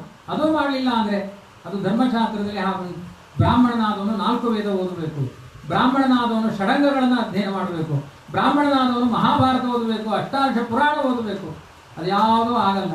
ಕೊನೆಗೆ ಹೇಳ್ತಾರೆ ನಿನ್ನ ವೇದವನ್ನಾದರೂ ಋಗ್ವೇದ ಮಧೀಶ್ವರ, ಋಗ್ವೇದ ಆದರೆ ಋಗ್ವೇದ ಓದು, ಇಲ್ಲ ಅದೂ ಆಗಲ್ಲ ಹೋಗ್ಲಿ ಪುರುಷ ಸೂಕ್ತ ಆದರೂ ಹೇಳಿ, ಅದೂ ಆಗಲ್ಲ ಹೋಗ್ಲಿ 100 ಗಾಯತ್ರಿ ಜಪ ಆದರೂ ಮಾಡು, ಅದೂ ಆಗಲ್ಲ. ಕೊನೆಗೆ ಧರ್ಮಶಾಸ್ತ್ರಕಾರ ಹೇಳ್ತಾರೆ ಯಾರು 100 ಗಾಯತ್ರಿ ಜಪವೂ ಮಾಡ್ಲಿಕ್ಕೆ ಆಗಲ್ಲ ಅಂತ ಹೇಳ್ತಾರೆ ಅವರಿಗೆ ಕೊನೆಯ ಚಿಕಿತ್ಸೆ ಏನು ಅಂದ್ರೆ ಸಮುದ್ರದ ತೀರಕ್ಕೆ ಕರ್ಕೊಂಡು ಹೋಗಿ ದೊಡ್ಡ ಬಂಡೆಯನ್ನು ಅವರ ತಲೆ ಮೇಲೆ ಕಟ್ಟಿ ಸಮುದ್ರಕ್ಕೆ ಬಿಸಾಡಿ ಅಂತಹ ಬ್ರಾಹ್ಮಣರನ್ನ ಅಂತ ಹೇಳಿದ್ದಾರೆ. ಅದು ಕೊನೆಯ ಚಿಕಿತ್ಸೆ ಅದು. ಹಾಗಾಗಿ ಇಷ್ಟಾದ್ರೂ ಮಾಡಬೇಕು ಬ್ರಾಹ್ಮಣರಾದವರು. 100 ಗಾಯತ್ರಿ ಜಪ ಮಾಡಲಿಲ್ಲ ಅಂದ್ರೆ ನೋಡಿ 10 ಗಾಯತ್ರಿ ಜಪದಿಂದ ನಾನು ಬ್ರಾಹ್ಮಣ ಅಂತ ಹೇಳ್ಕೊಳ್ಬಹುದಂತೆ. 50 ಗಾಯತ್ರಿ ಜಪ ಮಾಡಿದ್ರಿಂದ ಏನಾಗುತ್ತೆ ಅಂದ್ರೆ ನನ್ನ ಮನೆಯ ಹಿತ ಚಿಂತನೆ ಆಗುತ್ತೆ. ಬ್ರಾಹ್ಮಣ 100 ಗಾಯತ್ರಿ ಜಪ ಯಾಕೆ ಮಾಡಲೇಬೇಕು ಅಂದ್ರೆ 50 ಮಂತ್ರದಿಂದ ನಮ್ಮ ದೇಶಕ್ಕೆ ಒಳ್ಳೆಯದಾಗುತ್ತೆ ಎನ್ನುವ ಕಾರಣದಿಂದ 100 ಗಾಯತ್ರಿ ಜಪವನ್ನು ಬ್ರಾಹ್ಮಣರು ಮಾಡಲೇಬೇಕು. ಅವಾಗ ಈ ಬ್ರಾಹ್ಮಣ್ಯ ಸಾರ್ಥಕವಾಗುತ್ತೆ. ಇದನ್ನೆಲ್ಲ ಕೃಷ್ಣ ಕುಚೇಲನ ಮುಂದೆ ತನ್ನ ಭಾವನೆಗಳನ್ನು ಹಂಚಿಕೊಳ್ತಾನೆ. ಅಷ್ಟರಲ್ಲಿ ಬೆಳಿಗ್ಗೆ ಆಗುತ್ತೆ. ಆ ಸಂದರ್ಭದಲ್ಲಿ ಕೃಷ್ಣ ಆ ಕುಚೇಲನಿಗೆ ಹೇಳ್ತಾನೆ ಕಿಂ ಉಪಾಯನ ಮಾನೀತಂ, ಅಲ್ಲಯ್ಯ ನಾನೇ ನಿನಗೆ ಸಡಗರದಿಂದ ಪ್ರೀತಿ ಮಾತು ಎಲ್ಲ ಆಯ್ತು, ನನ್ನ ಮೇಲಿನ ಪ್ರೀತಿಯಿಂದ ನೀನೇನು ತಂದಿದೆ ಹೇಳು. ಕುಚೇಲನಿಗೆ ಏನು ಅಂದ್ರೆ ಆ ಬಟ್ಟೆಯಲ್ಲಿ ಮುಗ್ಗಿಟ್ಟ ಅವಲಕ್ಕಿಯನ್ನು ದೇವರು ಕೇಳಿಲ್ಲ ಅಂತ ಸಂತೋಷದಲ್ಲಿದ್ದ. ಈಗ ಕೇಳಿಬಿಟ್ಟ ದೇವರು. ಅವನಿಗೆ ತುಂಬಾ ಮುಜುಗರ. ಅವತ್ತು ಅಮ್ಮ ಕೊಟ್ಟಿದ್ದನ್ನ ಕೊಡ್ಲಿಕ್ಕೆ ಮುಜುಗರ, ನಾನೇ ತಿನ್ನಬೇಕು ಅಂತ. ಇವತ್ತು ಕೊಡಬೇಕು ಅನ್ನೋ ಭಾವ ಇದೆ. ಆ ದೇವರ ಸಂಪತ್ತನ್ನು ನೋಡಿ ಕೊಡ್ಲಿಕ್ಕೆ ಅವನಿಗೆ ನಾಚಿಕೆ. ಅಂದ್ರೆ ಏನರ್ಥ, ದೇವರ ಮುಂದೆ ನೀವು ಏನು ಕೊಡಬೇಕಾದ್ರೂ ಲಜ್ಜೆಯಿಂದ ಕೊಡಿ, ಅಹಂಕಾರದಿಂದ ಕೊಡಬೇಡಿ. ಲಜ್ಜೆ ಪಡ್ತಾ ಇದ್ದಾನೆ ಆ ಕುಚೇಲ, ನಾನು ಏನೋ ತಂದಿಲ್ಲ ಅಂತ ಹೇಳಿದ. ಕೃಷ್ಣನೇ ಹಾರಿ ಆ ಗಂಟನ್ನ ಕಿತ್ತುಕೊಂಡ, ಬಿಡಿಸಿ ನೋಡ್ತಾನೆ. ನಾವಾದ್ರೆ ಏನ್ ಮಾಡ್ತೇವೆ, ಅದನ್ನ ನೋಡ್ತೇವೆ, ಚೆನ್ನಾಗಿದೆ ಹೇಳ್ತೇವೆ, ಆಮೇಲೆ ಹೆಂಡತಿ ಹತ್ರ ಹೇಳ್ತೇವೆ ಆ ದನಕ್ಕೆ ಹಾಕಿಬಿಡು ಅಥವಾ ಆ ಕೆಲಸದೊಳಗೆ ಕೊಟ್ಬಿಡು ಅಂತ ಹೇಳ್ತೇವೆ. ಕೃಷ್ಣ ಹಾಗೆ ಮಾಡಲಿಲ್ಲ. ಆ ಅವಲಕ್ಕಿಯನ್ನು ಬಿಡಿಸಿದ, ನನಗೆ ತುಂಬಾ ಇಷ್ಟ ಅಂತ ಹೇಳಿದ. ಒಂದು ಮುಷ್ಟಿಯನ್ನು ಅವನ ಮುಂದೆ ತಿಂದಾಯ್ತು ಕೃಷ್ಣ. 2ನೇ ಮುಷ್ಟಿಯನ್ನು ತಿನ್ಲಿಕ್ಕೆ ಹೋದ. ಅವಾಗ ರುಕ್ಮಿಣಿ ಓಡಿಕೊಂಡು ಬಂದ್ಲಂತೆ, ಬೇಡ ಬೇಡ, ಒಂದು ಮುಷ್ಟಿಗೆ ಅವನಿಗೆ ವೈಕುಂಠ ಲೋಕವನ್ನೇ ಕೊಟ್ಟಿದ್ದೀರಿ, 2ನೇ ಮುಷ್ಟಿ ತಿಂದ್ರೆ ಅದಕ್ಕಿಂತ ಅದ್ಭುತವಾದ ಇನ್ನೊಂದು ಪದಾರ್ಥ ನಮ್ಮಲ್ಲಿ ಇಲ್ಲ, ಹಾಗಾಗಿ ನೀವು ತಿನ್ನಬೇಡಿ, ನನಗೆ ಕೊಡಿ ಅಂತ ಅವಳಿಸಿಕೊಂಡು ಆ ರುಕ್ಮಿಣಿ 2ನೇ ಮುಷ್ಟಿಯನ್ನು ತಿನ್ಲಂತೆ. ಇನ್ನೊಂದು ಮುಷ್ಟಿ ಅಲ್ಲೇ ಇತ್ತು, 3 ಮುಷ್ಟಿಯ ಅವಲಕ್ಕಿ ಅದು. ಇನ್ನೊಂದು ಮುಷ್ಟಿ ಆ ತನ್ನ ವಸ್ತ್ರದಲ್ಲೇ ಇತ್ತು. ಅದನ್ನ ಬ್ರಹ್ಮಾದಿ ದೇವತೆಗಳು ಬಂದು ತಿರುಪತಿಯಿಂದ ಒಂದು ಲಾಡು ತಂದಾಗ ಒಂದೊಂದೇ ತುಂಡು ತೆಗೆದು ತೆಗೆದು ತೆಗೆದು ಎಲ್ಲರಿಗೂ ಹಂಚುತ್ತೇವಲ್ವಾ, ಹಾಗೆ ಆ ಲಾಡನ್ನ ಹಂಚುವ ಹಾಗೆ ಸಣ್ಣ ಸಣ್ಣ ಅವಲಕ್ಕಿಯ ತುಂಡನ್ನ ಸಮಸ್ತ ಬ್ರಹ್ಮಾದಿ ದೇವತೆಗಳು ಹಂಚಿಕೊಂಡು ತಿಂದ್ರಂತೆ. ಭಾಗವತ ಹೇಳುತ್ತೆ, ಭಾವನೆಯಿಂದ ಕುಚೇಲ ತಂದ 3 ಹಿಡಿ ಅವಲಕ್ಕಿ 33 ಕೋಟಿ ದೇವತೆಗಳ ಹೊಟ್ಟೆಯನ್ನು ತುಂಬಿಸಿತು. ಅವರಿಗೆಲ್ಲ ಸಮಾಧಾನ ಆಯಿತು. ನೀವು ಭಾವನೆಯಿಂದ ದೇವರಿಗೆ ಸಮರ್ಪಣೆ ಮಾಡಿ, ಅದು ಜಗತ್ತಿಗೆ ಪೂರ್ಣತೆಯನ್ನು ತಂದುಕೊಡುತ್ತೆ ಅಂತ ಅದು ಒಂದು ಸೂಚನೆಯನ್ನು. ನಾವು ದೇವರ ಮುಂದೆ ಇಟ್ಟ ಪದಾರ್ಥದಲ್ಲಿ ಅದರ ಸಾರ ಪದಾರ್ಥವನ್ನು ತಾನು ತಿಂತಾನಂತೆ. ಅದರಲ್ಲಿ ಒಂದು ಪರಿಮಳ ಇದೆ, ಅದನ್ನು ತನ್ನ ಹೆಂಡತಿಗೆ ಕೊಡ್ತಾನೆ. ದೃಷ್ಟಿಯಿಂದ ನೋಡಿದ ಒಂದು ಸೌಂದರ್ಯ ಇದೆ, ಅದನ್ನು ಬ್ರಹ್ಮಾದಿ ದೇವತೆಗಳಿಗೆ ಕೊಡ್ತಾನೆ. ಈ ಭಾವನೆಯಿಂದ ಒಂದು ಹನಿ ನೀವು ನೀರಿಟ್ಟರು, ಪತ್ರಂ ಪುಷ್ಪಂ ಫಲಂ ತೋಯಂ ಯೋಮೇ ಭಕ್ತ್ಯಾ ಪ್ರಯಚ್ಛತಿ ತದಹಂ ಭಕ್ತ್ಯುಪರತಂ ಅಷ್ಟಾಮಿ ಪ್ರಯತಾತ್ಮನಃ. ನೀವು ಯಾವುದನ್ನು ಕೊಟ್ಟರು ಭಾವನೆಯಿಂದ ಕೊಡಿ, ಭಾವರಹಿತರಾಗಿ ಕೊಡಬೇಡಿ ಅಂತ ದೇವರು ಸೂಚನೆ ಮಾಡಿದ. ಭಾವನೆಯಿಂದ ಕೊಟ್ಟ, ಕೃಷ್ಣ ತಿಂದ. ಆಮೇಲೆ ಹೇಳಿದ ಕುಚೇಲನಿಗೆ ಕೃಷ್ಣ, ಕುಚೇಲ ನೀನು ಬಂದು 24 ಗಂಟೆ ಆಯಿತು, ನಿನ್ನ ಹೆಂಡತಿ ಮಕ್ಕಳೆಲ್ಲ ಕಾಯ್ತಾ ಇರ್ತಾರೆ, ಹೋಗಿ ಬಾ ಅಂತ ಹೇಳಿದ. ಕುಚೇಲ ಹೊರಟ. ಅವಾಗ ಕೃಷ್ಣ ಮತ್ತೆ ಕರೆದು ಹೇಳ್ತಾನೆ, ನೀನು ನಿನ್ನೆ ಯಾವ ಡ್ರೆಸ್ಸಲ್ಲಿ ಬಂದಿದೆ ಅದು ಮೂಲೆಯಲ್ಲಿ ಉಂಟು, ಅದೇ ಡ್ರೆಸ್, ಈ ಡ್ರೆಸ್ ಬಿಚ್ಚಿಟ್ಟು ಹೋಗು ಅಂತ ಹೇಳಿದ. ಪರೀಕ್ಷೆಗಳನ್ನು ಮಾಡಿದ ದೇವರು. ಯಾರಾದರೂ ಆದರೆ ಆ ಪರೀಕ್ಷೆಗಳಲ್ಲಿ ಇವನೆಂತ ಗ್ರಿಟ್ಟ, ಇಷ್ಟೆಲ್ಲ ಸಂಪತ್ತಿದ್ರು ಹೀಗೆ ಯಾಕೆ ಮಾಡಿದ, ಯಾವ ಆಲೋಚನೆ ಮಾಡಲಿಲ್ಲ. ಯಾಕೆ ಅಂದ್ರೆ ಕೃಷ್ಣ ಹೇಳ್ತಾನೆ, ನೀನು ನಿನ್ನ ನಿಜ ಡ್ರೆಸ್ಸಲ್ಲಿ ಹೋಗಲಿಲ್ಲ ಅಂದ್ರೆ ನಿನ್ನ ಹೆಂಡತಿಗೆ ನಿನ್ನ ಪರಿಚಯ ಆಗಲ್ಲ. ನಿಮಗೊಂದು ಕತೆ ಹೇಳ್ತೇನೆ, ಸತ್ಯವಾಗಿ ನಾನು ಅನುಭವಿಸಿದ ಕತೆ, ಇಲ್ಲಿ ಕೇಳಿ. ಏನು ಅಂದ್ರೆ ನಾನೊಮ್ಮೆ ಪ್ರಯಾಗ ಕ್ಷೇತ್ರಕ್ಕೆ ಹೋದೆ. ಪ್ರಯಾಗದಲ್ಲಿ ಒಂದು ವಿಧಿ ಇದೆ. ಯಾವುದೇ ಪುರುಷರು ತಮ್ಮ ಅಪ್ಪನಿಗೆ ಒಂದು ಪಿಂಡ ಪ್ರದಾನ ಮಾಡಬೇಕು ಅಂದ್ರೆ ಜುಟ್ಟು ಬಿಟ್ಟು ತಲೆಯೆಲ್ಲ ಬೋಳಿಸಿಕೊಂಡು ಪಿಂಡ ಪ್ರದಾನ ಮಾಡಬೇಕು ಅಂತ ಉಂಟು. ನನ್ನ ಪಾಠದ ಶಿಷ್ಯರು ಒಂದು 20 ಜನರನ್ನ ಕರ್ಕೊಂಡು ಹೋಗಿದ್ದೆ ನಾನು. ಅವ್ರಿಗೆ ಹೇಳಿದೆ, ನೋಡಿ ಯಾವಾಗಲೂ ಶೇವಿಂಗ್ ಮಾಡಿಕೊಂಡು ಟ್ರಿಮ್ ಆಗಿರಬೇಕು ಅಂತ ನೋಡ್ತಾ ಇದ್ರಿ, 60-70 ವರ್ಷ ಆಗಿದೆ, ನೀವು ಎಷ್ಟು ಚಂದ ಇದ್ರೂ ಕೂಡ ನಿಮ್ಮ ಹೆಂಡತಿಗೆ ನಿಮ್ಮ ಹಣೆ ಬಾರ ಗೊತ್ತಿದೆ. ಹಾಗಾಗಿ ತಲೆ ಚಂದ ಬೋಳಿಸಿಕೊಳ್ಳಿ, ಮಂಡೆ ಬೋಳಿಸಿಕೊಳ್ಳಿ, ನಂತರನೇ ಬಿಟ್ಟು ಬಿಡಿ, ಪಿಂಡ ಪ್ರದಾನ ಮಾಡಿ, ಪಿತೃಗಳಿಗೆ ಒಳ್ಳೆಯದಾಗುತ್ತೆ. ಅವರೆಲ್ಲ ನನ್ನ ಮಾತು ಕೇಳಿದ್ರು. 20 ಜನರು ತಲೆ ಬೋಳಿಸಿಕೊಂಡು ಜುಟ್ಟು ಬಿಟ್ಟು. ಅವರ ಹೆಂಡಂದರಿಗೆ ವಿಷಯ ಗೊತ್ತಿಲ್ಲ. ನಾನು ನದಿ ತೀರದಲ್ಲಿ ಕೂತು ಇಷ್ಟು ಉಪದೇಶ ಮಾಡಿದ್ದೆ. ಅವ್ರು ಬರ್ತಾ ಇದ್ದಾರೆ. ಅವರು ಒಬ್ರು ಹೆಂಡತಿ ಆ ಗಂಡನ ಹತ್ರ ಕೇಳ್ತಾ ಇದ್ದಾರೆ, ನನ್ನ ಮನೆಯವರು ಸಿಗ್ತಾ ಇಲ್ಲ 1 ಗಂಟೆಯಿಂದ, ಎಲ್ಲಾದ್ರೂ ನೋಡಿದ್ರ? ಹೇಳಿದೆ, ನಾನೇ ಕಣೆ ಗಂಡ. ಮತ್ತೇನ್ರಿ ವೇಷ ಬದಲಾಗ್ಬಿಟ್ಟಿದೆ. ಕೃಷ್ಣ ಹೇಳ್ತಾನೆ, ನೀನ್ ನಿನ್ ಡ್ರೆಸ್ ಅಲ್ಲಿ ಹೋಗ್ಲಿಲ್ಲ ಅಂದ್ರೆ ನಿನ್ ಗಂಡ ಹೋದ ಅಲ್ವಾ ಡೌಟ್ ಬರುತ್ತೆ, ಅಷ್ಟು ಚೆನ್ನಾಗಿ ಕಾಣಿಸ್ತಾ ಇದೆ ನೀನು. ಆದ್ರಿಂದ ನಿನ್ ಡ್ರೆಸ್ ಅಲ್ಲೇ ಹೋಗು. ಆಟೋ ಡ್ರೈವರ್ ಯಾವ ಡ್ರೆಸ್ ಅಲ್ಲಿ ಗಾಡಿ ಹಿಡ್ಕೊಂಡು ಹೋಗಿದ್ದ ಅದೇ ಡ್ರೆಸ್ ಅಲ್ಲೇ ವಾಪಸ್ ಮನೆಗೆ ಬರಬೇಕು. ಇಲ್ಲ ಅಂದ್ರೆ ಯಾರೋ ಬಂದ್ರು ಅನ್ಕೊಳ್ತಾರೆ ಹೆಂಡತಿ. ಹಾಗಾಗಿ ನೀನು ಆ ಡ್ರೆಸ್ ಅನ್ನು ಹಾಕೊಂಡು ಹೋಗು ಅಂತ ಹೇಳಿದ. ಅದೇ ತನ್ನ ವೇಷಭೂಷೆಗಳನ್ನು ತೊಟ್ಟುಕೊಂಡು ಕುಚೇಲ ತನ್ನ ಮನೆಗೆ ಹೊರಟು. ಕೆಲವರು ಹರಿಕಥೆ ದಾಸರು ಹೇಳ್ತಾರೆ, ಕೃಷ್ಣ ಹೋಗಿ ಬರ್ತೇನೆ, ಕೃಷ್ಣ ಹೋಗಿ ಬರ್ತೇನೆ ಅಂತ 5 ಸಲ ಹೇಳಿದ, ಏನಾದ್ರು ಕೊಡ್ಲಿ ಅಂತ ಹೇಳಿದ. ಭಾಗವತದಲ್ಲಿ ಹಾಗಿಲ್ಲ. ದಾರಿಯಲ್ಲಿ ಹೋಗುವ ಕುಚೇಲನ ಭಾವ ಏನು ಅಂತ ಭಾಗವತದಲ್ಲಿ ವ್ಯಾಸರು ಹೇಳ್ತಾರೆ. ಕುಚೇಲ ದಾರಿಯಲ್ಲಿ ಹೋಗುತ್ತಾ ಆಲೋಚನೆ ಮಾಡ್ತಾನೆ, ಎಂತಹ 14 ಲೋಕದ ಅರಸ ಕೃಷ್ಣ, ರಮಾ ಬ್ರಹ್ಮಾದಿಗಳಿಂದ ಒಂದೇನಾದವನು, ನನ್ನಂಥ ಒಬ್ಬ ಸ್ವಾಭಿಮಾನಿಯಾದ ಬಡ ಬ್ರಾಹ್ಮಣ ಹೋದಾಗ ಅವನು ಮಾಡಿದ ಸತ್ಕಾರ ಹೇಗಿತ್ತು. ಕ್ವಾಹಂ ದರಿದ್ರ ಪಾಪೀಯಾನ್ ಕ್ವ ಕೃಷ್ಣ ಶ್ರೀನಿಕೇತನ ಬ್ರಹ್ಮದೊಂದು ರೀತಿಸ್ಮಾಹಂ ಬಾಹುಭ್ಯಾಂ ಪರಿರಂಬಿತ. ಅತ್ಯಂತ ದರಿದ್ರನಾದ ಬಡ ಬ್ರಾಹ್ಮಣ ನಾನು, ಕ್ವಕೃಷ್ಣ ಶ್ರೀನಿಕೇತನ ಲಕ್ಷ್ಮೀಪತಿಯಾದ ಜಗದೋದ್ಧಾರ ನಾರಾಯಣ ಅವನು. ಅಂಥ ಕೃಷ್ಣ ತನ್ನ ಯಾವುದೇ ರೀತಿಯಾದ ಠೇಂಕಾರ ತೋರಿಸಿಕೊಳ್ಳದೆ ಏನೊಬ್ಬ ಬ್ರಹ್ಮಜ್ಞಾನಿ ಅಂತ ಹೇಳಿ ಯಾವ ಲಕ್ಷ್ಮಿಯನ್ನ ಆಲಿಂಗನ ಮಾಡಿಕೊಳ್ಳಬೇಕು ತೋಳುಗಳು, ಅಂತ ತನ್ನ ತೋಳುಗಳಿಂದ ನನ್ನನ್ನು ಆಲಿಂಗನ ಮಾಡಿಕೊಂಡು ಆ ಹಂಸತುಲಿಕಾ ತಲ್ಪದಲ್ಲಿ ಕುಡಿಸಿದ, ಅವರ ಜೊತೆಗೆ ಊಟ ಮಾಡಿದ, ನನ್ನ ಒಟ್ಟಿಗೆ ಊಟ ಮಾಡಿದ, ನನ್ನ ಜೊತೆಗೆ ಒಂದೇ ಹಾಸಿಗೆಯಲ್ಲಿ ಮಲಗಿದ. ಇದಕ್ಕಿಂತ ಭಾಗ್ಯ ಇನ್ನೇನಿದೆ. ಆದ್ರಿಂದ ನನಗೆ ಹಣ ಕೊಡ್ಲಿಲ್ಲ ದೇವರು, ಒಳ್ಳೇದಾಯ್ತು. ಯಾಕೆ ಅಂದ್ರೆ ಅಧನೋಯಂ ಧನಂ ಪ್ರಾಪ್ಯ. ಈ ಬಡವರಿಗೆ ಒಮ್ಮೆಲೆ ಹಣ ಬಂತು ಅಂದ್ರೆ ಒಂದು ಬಡವರಿಗೆ ಸೊಕ್ಕು ಬರುತ್ತೆ, ಅಹಂಕಾರ ಬರುತ್ತೆ. ಈ ಬಡ ಬ್ರಾಹ್ಮಣನಿಗೆ ಹಣ ಕೊಟ್ಟರೆ ಎಲ್ಲಿ ಅಹಂಕಾರ ಬರುತ್ತೋ ಅಂತ ನನಗೆ ಹಣವನ್ನು ಕೊಡ್ಲಿಲ್ಲ. ಧನಮ್ಮೆ ಭೂರಿನಾದದ, ನನಗೆ ಯಾವುದೇ ಹಣವನ್ನು ಕೊಡ್ಲಿಲ್ಲ. ಅಯಂತು ಪರಮೋ ಲಾಭ, ನನಗಾದ ಲಾಭ ಏನು? ಆ ಲಕ್ಷ್ಮಿಯನ್ನ ಆಲಿಂಗನ ಮಾಡಿಕೊಳ್ಳುವ ತೋಳುಗಳಿಂದ ಈ ನನ್ನ ಬಡ ಬ್ರಾಹ್ಮಣನನ್ನ ಆಲಿಂಗನ ಮಾಡಿಕೊಳ್ಳಲ್ಲ ದೇವರು, ಅದಕ್ಕಿಂತ ಸಂಭ್ರಮ ಇನ್ನೇನು ಅಂತ ಹೀಗೆ ಆ ದೇವರ ಕಾರುಣ್ಯವನ್ನ ಮನದಲ್ಲಿ ಆಲೋಚನೆ ಮಾಡಿಕೊಂಡು ಮುಂದೆ ನಡೆದು ಹೋಗ್ತಾ ಇದ್ದಾನೆ. ಅವನಿಗೆ ದಾರಿ ಹೋಗಿದ್ದೆ ಸಾಗಿದ್ದೇ ಗೊತ್ತಾಗಿಲ್ಲ, ಅಷ್ಟು ಸಮೃದ್ಧಿಯಿಂದ ಮುಂದೆ ಹೋಗ್ತಾ ಇದ್ದಾನೆ.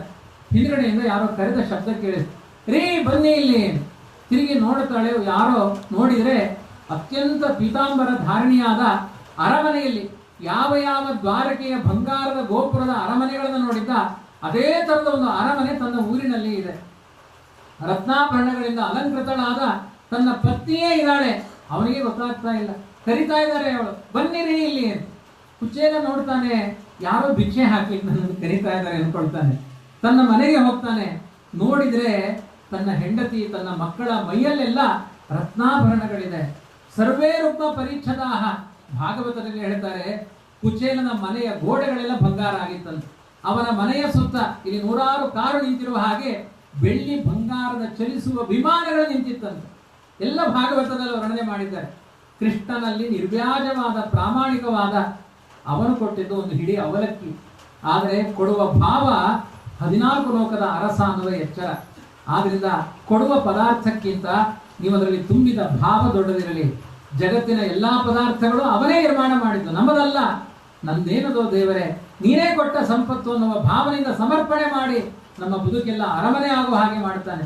ಹೋಗಿ ನೋಡ್ತಾನೆ, ಅವನು ಕುಳಿತುಕೊಳ್ಳುವ ಮಂಚ, ಅವನು ಮುಟ್ಟುವ ಗೋಡೆ, ಆ ಹೆಣ್ಮಕ್ಕಳ ದೇಹದಲ್ಲಿರುವ ಆಭರಣಗಳು ಎಲ್ಲ ನೋಡಿ ಹೇಳ್ತಾನೆ, ಇದು ಕುಲಗಳೇ ತಿನ್ನುವಷ್ಟು ದೇವರು ಸಮೃದ್ಧಿಯನ್ನು ಕೊಟ್ಟಿದ್ದಾನೆ.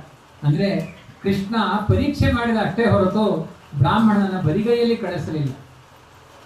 ಅಧಿಕ ಮಾಸದಲ್ಲಿ ಕೆಲವು ಸಂಪ್ರದಾಯ ಉಂಟು, ಎಲ್ಲವನ್ನು 33 ಸಂಖ್ಯೆಯಲ್ಲಿ ಕೊಡಬೇಕು. ನಿನ್ನೆ 33 ಅಪೂಪ ಅಂದಾಗ 33 ಎಣಿಸಿ ಇಟ್ಟಿದ್ರು, ಇಲ್ಲಿ 33 ಅಪೂಪ ಅಂತ. ಈಗ ಕೆಲವರು ಅಪೂಪ ಎಂತ ಕೊಡೋದು ಅಂತ ಕೆಲವರು 33 ತೆಂಗಿನಕಾಯಿ. ನಾನು ಇವಾಗ ಇಲ್ಲಿಗೆ ಬಂದಿದ್ದೇನೆ, ಇಲ್ಲ ಆಚಾರ 33 ಕೊಡಬೇಕು ಅಂತ ಹೇಳಿದ್ದಾರೆ. ಒಂದು 33 ಕುಂಬಳಕಾಯಿ ಹಿಡ್ಕೊಂಡು ನೀವು ಮೈಸೂರಿಗೆ ಹೋಗಿದ್ರೆ ನನ್ನ ಕಥೆ ಏನು ಸ್ವಂತ ಮುಂದೆ ಹೋಗಿರುತ್ತೆ. ಭಾರ ಆಗಬಾರ್ದು ಬ್ರಾಹ್ಮಣರಿಗೆ, ಹಾಗೆ ದಾನ ಮಾಡಬೇಕಂತ. ಬ್ರಾಹ್ಮಣರಿಗೆ ಭಾರವಾಗುವ ಪದಾರ್ಥಗಳಿದ್ರೆ ಮನೆಗೆ ತೆಗೆದುಕೊಂಡು ಹೋಗಿ ಕೊಡಬೇಕು. ನೀವು ಭಾರವಾದ ಪದಾರ್ಥ, ಇದು ಕಲಿಯುಗ, ಭಾರವೇ ಇಲ್ಲ. ನೀವು ಯಾವುದೇ ಕ್ಯಾಶು ಕೊಡಬೇಕಾಗಿಲ್ಲ, ಫೋನ್ ಪೇ ಟಣ್ ಮುಗಿದೋಯ್ತು, ಭಾರವೇ ಇಲ್ಲ. ಆ ರೀತಿ ದಾನಗಳನ್ನು ಮಾಡಬೇಕು. ಗೊತ್ತಾಗಬಾರ್ದು ಗುಪ್ತ ದಾನ ಅಂತ. ಆ ದಾನಗಳನ್ನು ಮಾಡಬೇಕಾದ್ರೆ ಕೆಲವರೆಲ್ಲ ಹೀಗೆ ತೋರಿಸ್ತಾರೆ ಸಭೆಯಲ್ಲಿ, ನೋಡಿ ಅಂತ ಒಮ್ಮೆ, ಆಮೇಲೆ ಕೊಡೋದು. ಹಾಗೆಲ್ಲ ಮಾಡಬಾರ್ದು. ಬ್ರಾಹ್ಮಣರಿಗೆ ದಾನ ಮಾಡಿದ್ದನ್ನ ಬಾಯಿಂದ ಹೇಳಬಾರದು, ಅದು ಗುಪ್ತ ದಾನ ಅಂತ ಮಾಡಬೇಕು. ಮೊನ್ನೆ ಒಬ್ಬರು ಹಾಗೆ ದಾನ ಮಾಡಿದರು. ಹೇಗೆ ಅಂದರೆ, ಒಂದು ಗೋಪಿ ಚಂದನದ ಒಳಗಡೆ 20 ಗ್ರಾಮ್ ಬಂಗಾರ ಇಟ್ಟು ದಾನ ಮಾಡಿದ್ದಾರೆ ಗೋಪಿ ಚಂದನ್. ನೀವೇ ಹಚ್ಚಿಕೊಳ್ಬೇಕು ಆಚಾರ್ಯ. 100 ರೂಪಾಯಿ ದಕ್ಷಿಣೆ ಮೇಲಿಟ್ಟಿದ್ದಾರೆ. ಅವರಿಗೆ ಗೊತ್ತಾಗಲಿಲ್ಲ. ಆ ಬ್ರಾಹ್ಮಣ ಏನು ಗೋಪಿ ಚಂದನ ಕೊಟ್ಬಿಟ್ಟು 100 ರೂಪಾಯಿ ಅಂತ ಹೇಳಿದ್ರು. ಯಾರೋ ಬಂದ ಬೇರೆ ಬ್ರಾಹ್ಮಣನಿಗೆ ಅವರು ದಾನ ಮಾಡಿದ್ರು. ಅವನು ದಿನಾ ಶ್ರದ್ಧೆಯಿಂದ ಗೋಪಿ ಹಚ್ಚಿಕೊಳ್ತಾ ಇದ್ದ. ಬೇಕಾದ್ರೆ ಬಂಗಾರ ಕಾಣಿಸ್ತು, 20 ಗ್ರಾಮ್ ಬಂಗಾರ ಅದರ ಒಳಗಡೆ ಉಂಟು. ಇವನು ಅದನ್ನ ಸಸಾರ ಮಾಡಿದ, ಅದೊಂದು ಗೋಪಿ, ಅದನ್ನೇನು ಹಚ್ಚಿಕೊಳ್ಳೋದು ಅಂತ. ಆದರೆ ಅದರಲ್ಲಿ 20 ಗ್ರಾಮ್ ಬಂಗಾರ ಇಟ್ಟು ದಾನ ಮಾಡಿದ. ದಾನಗಳನ್ನು ಗುಪ್ತ ದಾನ ಮಾಡಬೇಕು ಅಂತ ಈ ತರದ ಭಾವನೆಯಿಂದ ಕೃಷ್ಣ ಬ್ರಾಹ್ಮಣರಿಗೆ ತೋರಿಸಿಕೊಂಡು ದಾನ ಮಾಡಬೇಡಿ, ನಿಮ್ಮ ಠೇಂಕಾರಕ್ಕೆ ದಾನ ಮಾಡಬೇಡಿ, ದೇವರು ಕೊಟ್ಟು ದೇವರಿಗೆ ಎನ್ನುವ ಭಾವನೆಯಿಂದ ಅರ್ಪಣೆ ಮಾಡಿ ಎಲ್ಲಾ ಪಾಠಗಳನ್ನು ಮಾಡಿದ. ಅದನ್ನ ಆ ಕುಚೇಲ ತನ್ನ ಹೆಂಡತಿ ಮಕ್ಕಳಿಗೆ ಹೇಳ್ತಾನೆ. ಇಷ್ಟು ಸಂಪತ್ತನ್ನು ಕೊಟ್ಟಿದ್ದಾನೆ ದೇವರು. ದಾರಿದ್ರ್ಯ ಕೊಟ್ಟಾಗ ಯಾವ ಭಾವ ಇತ್ತು ಆ ಭಾವನೆಯಲ್ಲಿ ವ್ಯತ್ಯಾಸ ಆಗಬಾರದು.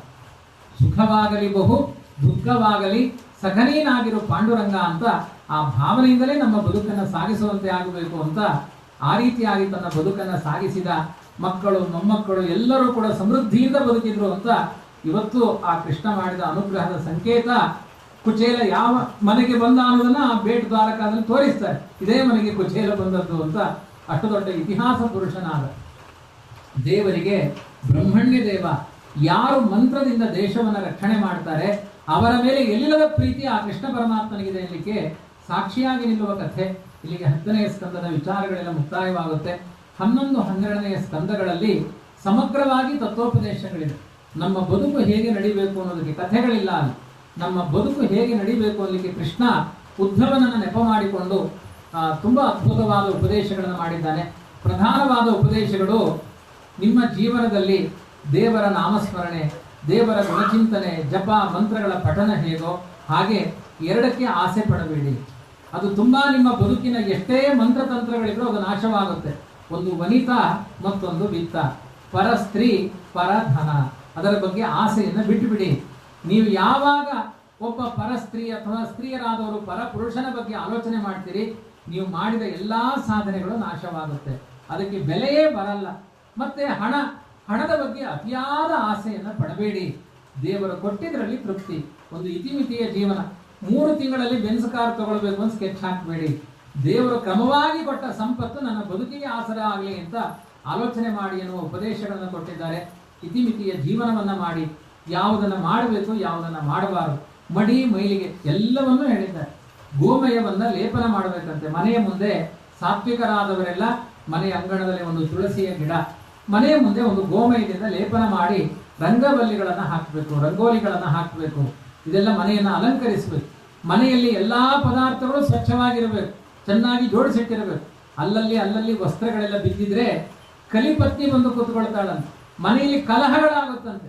ತುಂಬಾ ಗಲಾಟೆ ಮನೆಯಲ್ಲಿ ಆಗ್ತಾ ಇದೆ ಅಂದ್ರೆ ಪದಾರ್ಥ ಎಲ್ಲ ಅಲ್ಲಿ ಚೆಲ್ಲಿ ಹೋಗಿದೆ ಅಂತ ಅರ್ಥ. ಆದ್ರಿಂದ ಮನೆಯ ಸ್ವಚ್ಛತೆಯನ್ನು ಕೂಡ ಕಾಪಾಡಿ ಎಲ್ಲ ಉಪದೇಶಗಳನ್ನು, ಯಮ ನಿಯಮ, ಪ್ರಾಣಾಯಾಮ, ಪ್ರತ್ಯಾಹಾರ, ಮಡಿ ಮೈಲಿಗೆ ಎಲ್ಲ ಹೇಳಿದ್ದಾನೆ. ದೇವರಿಗೆ ಪೂಜೆ ಮಾಡಬೇಕು. ಪುರುಷ ಸೂಕ್ತದಿಂದ ದೇವರಿಗೆ ಅಭಿಷೇಕವನ್ನ ಮಾಡಿ, ಧರ್ಮ ಸೂಕ್ತ ಹೇಳಬೇಕು, ಪವಮಾನ ಸೂಕ್ತಗಳನ್ನು ಹೇಳಬೇಕು. ಅನೇಕ ಮಂತ್ರಗಳು, ಜಿತಂತೆ ಸ್ತೋತ್ರ ಅಂತ ಇದೆ, ವಿಷ್ಣು ಸಹಸ್ರನಾಮ ಇದೆ. ಪ್ರತಿದಿನ ಮನೆಯಲ್ಲಿ ಪಠನ ಮಾಡಿದವರಿಗೆ ಸಂಸಾರದ ತಾಪಗಳೇ ಇರೋದಿಲ್ಲ, ಮಕ್ಕಳಿಗೆ ಯಾವುದೇ ರೋಗ ಉಪದ್ರವಗಳಿರೋದಿಲ್ಲ ಅಂತ ಅದನ್ನೆಲ್ಲ ಯಮದಲ್ಲಿ ಸೇರಿಸಿಕೊಂಡು ಹೇಳಿಕೊಟ್ಟಿದ್ದಾನೆ. ಆಮೇಲೆ ಪದಾರ್ಥಗಳ ಶುದ್ಧಿ ಅಶುದ್ಧಿಗಳ ಬಗ್ಗೆ ಹೇಳಿದ್ದಾನೆ. ನಾವು ತಿನ್ನುವ ಪದಾರ್ಥಗಳಲ್ಲಿ ಸಾತ್ವಿಕ, ರಾಜಸ, ತಾಮಸ ಅಂತ ಇದೆ. ನಮ್ಮ ಮನಸ್ಸಿನ ಮೇಲೆ ಕೆಟ್ಟ ಪರಿಣಾಮವನ್ನು ಬೀಳುವ ಪದಾರ್ಥಗಳನ್ನು ತಿನ್ನಬೇಡಿ. ಉದಾಹರಣೆಗೆ ಇದನ್ನು ತಿನ್ನಬಾರದು, ಯಾವುದು ಈರುಳ್ಳಿ ಬೆಳ್ಳುಳ್ಳಿಯನ್ನು ತಿನ್ನಲೇಬಾರದು. ಬ್ರಾಹ್ಮಣರಾದವರು ಅದನ್ನು ತಿಂದರೆ ವೇದ ಮಂತ್ರಗಳ ಬಲ ಹೊರಟೋಗುತ್ತೆ ಅಂತ ಹೇಳಿದ್ದಾರೆ. ಅದನ್ನ ನ ಫಲಾಂಡುಂ ಭಕ್ಷಯೀತ, ಈರುಳ್ಳಿಯನ್ನು ತಿನ್ನಬೇಡಿ. ಲಶುನಂ ಭಕ್ಷಯೀತ, ಲಶುನ ಅಂದ್ರೆ ಬೆಳ್ಳುಳ್ಳಿ, ಅದನ್ನು ತಿನ್ನಬೇಡಿ. ರಾಹುವಿನ ಮುಖದಿಂದ ಹುಟ್ಟಿದ್ದು ಬೆಳ್ಳುಳ್ಳಿ ಅಂತ ಅದಕ್ಕೆ ಆಧಾರವನ್ನು ಕೊಟ್ಟಿದ್ದಾರೆ.